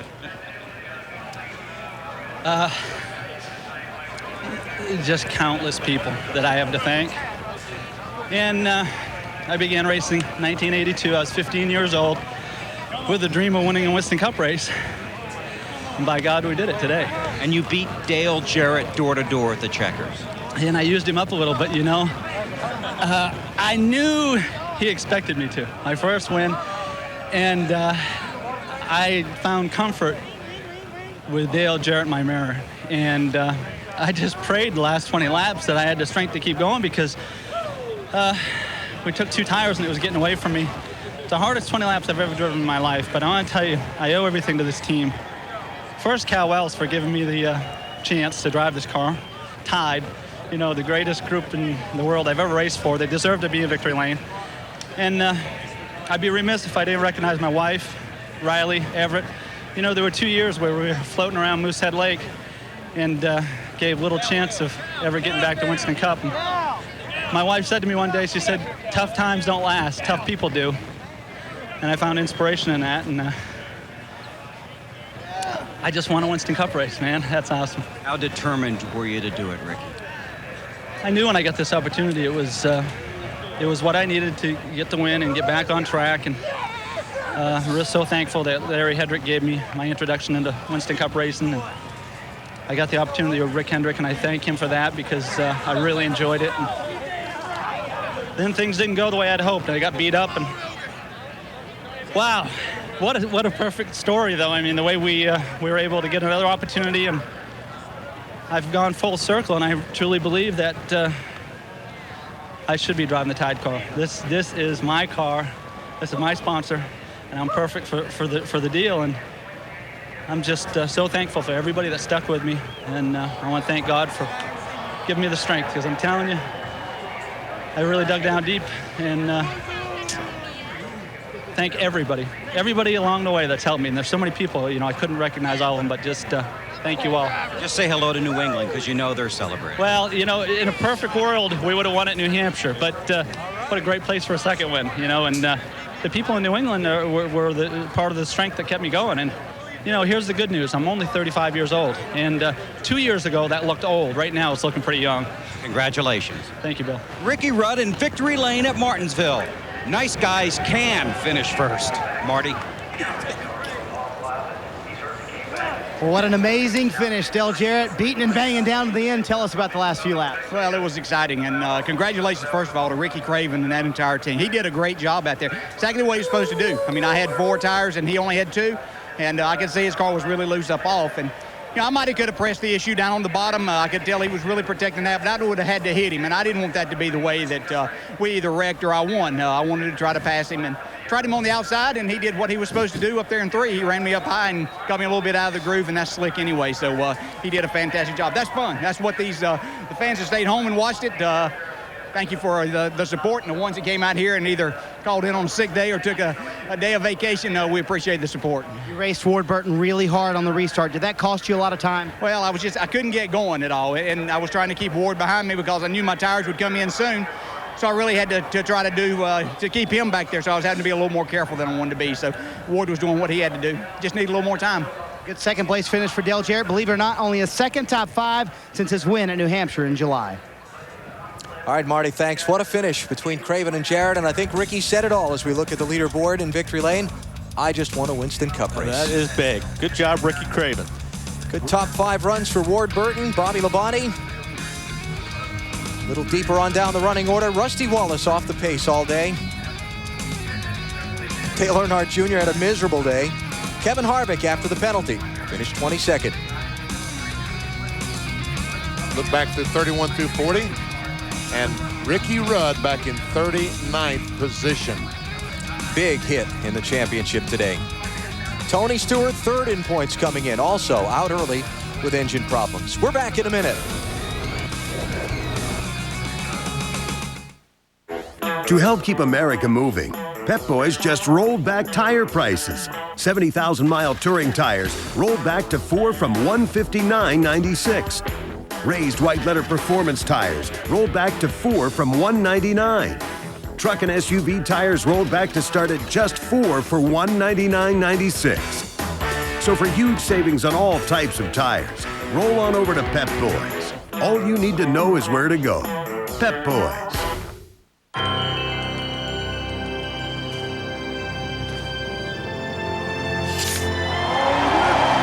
Cal Ripken joins the 3,000 hit club.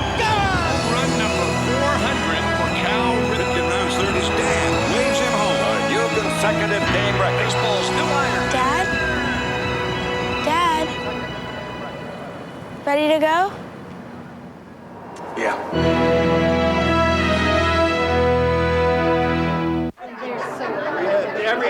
Everybody, please.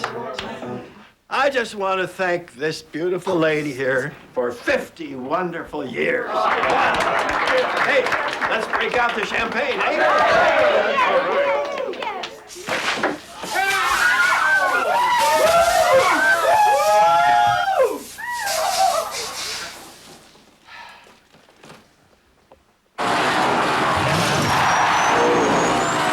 This copyrighted telecast may not be reproduced, retransmitted, or used in any form without the authorized written consent of NASCAR Broadcasting. NASCAR would like to thank all of our loyal fans for your continued support, and we hope you enjoyed today's broadcast. Big hit in points today for Ricky Rudd. He's lost 97 on the afternoon to Jeff Gordon after Jeff finished in 9th and Rudd finished way back in 39th place. A moment ago, Dave Burns spoke with Jeff Gordon. Jeff Gordon finishes 9th today. Jeff, you pad your point lead on Ricky Rudd because he had troubles, but it didn't look like your car was the best there at the end.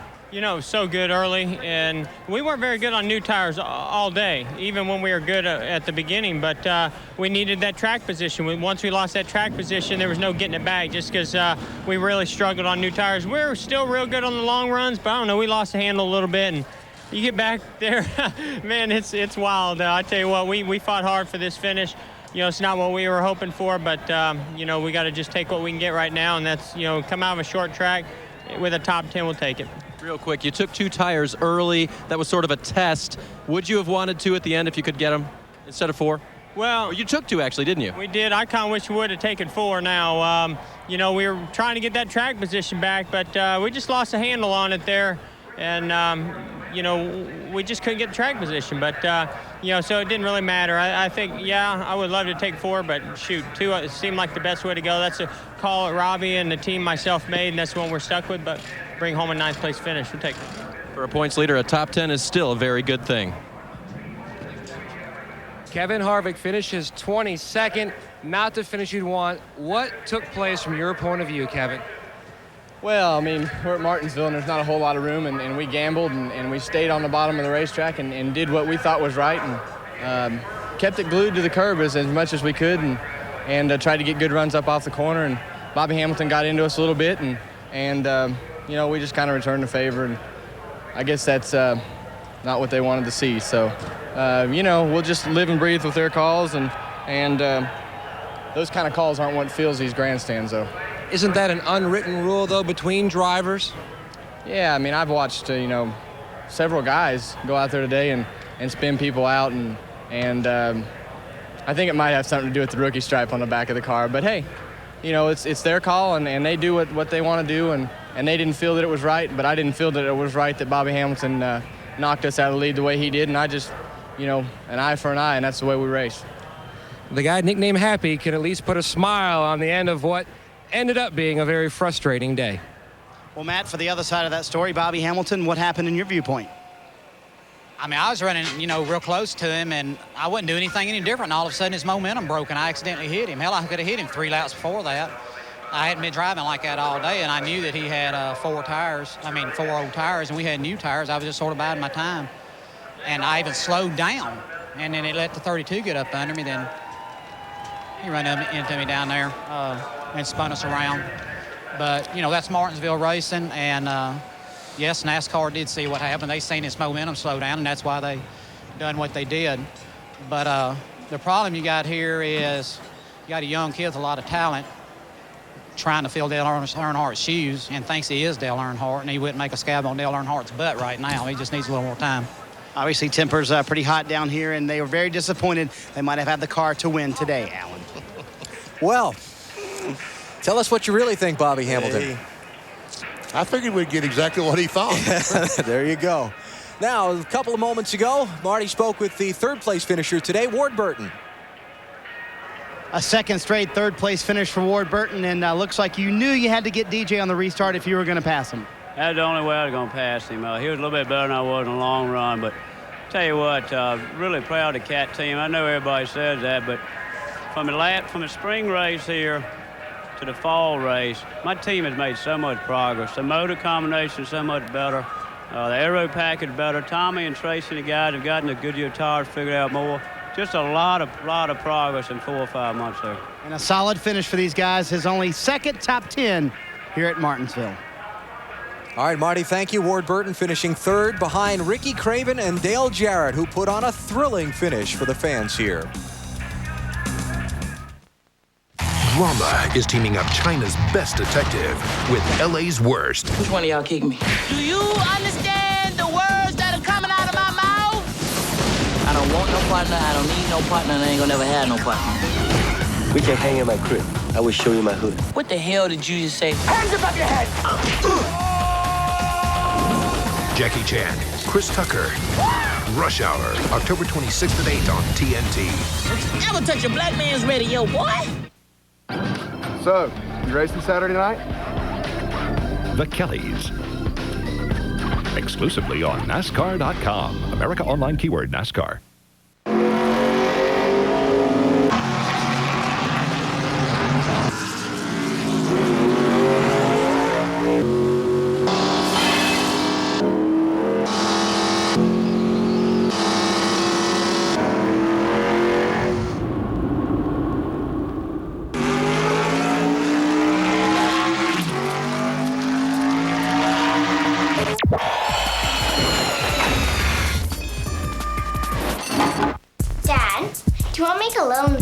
That gets big returns. A mutual fund? No, DirecTV. For only $5 more a month, we can get the family pack. 10 great channels with something for everyone. Science, soaps, home improvement, your favorite music, and cartoons for me, all for just pennies a day. Go ahead, do the math. Family Pack. A little more money, a lot more fun. Call 1-800-DIRECTV. Now, about my allowance. Here you go. You just programmed your new digital video recorder. So now I can watch all my favorite shows whenever I want?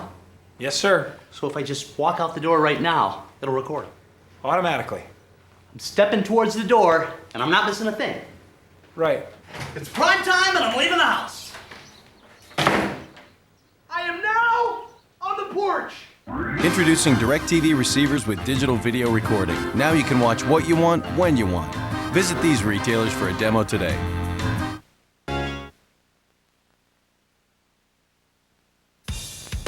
The NASCAR Old Dominion 500, presented by Stacker 2 from Martinsville, is brought to you by 1-800-CALL-ATT for collect calls.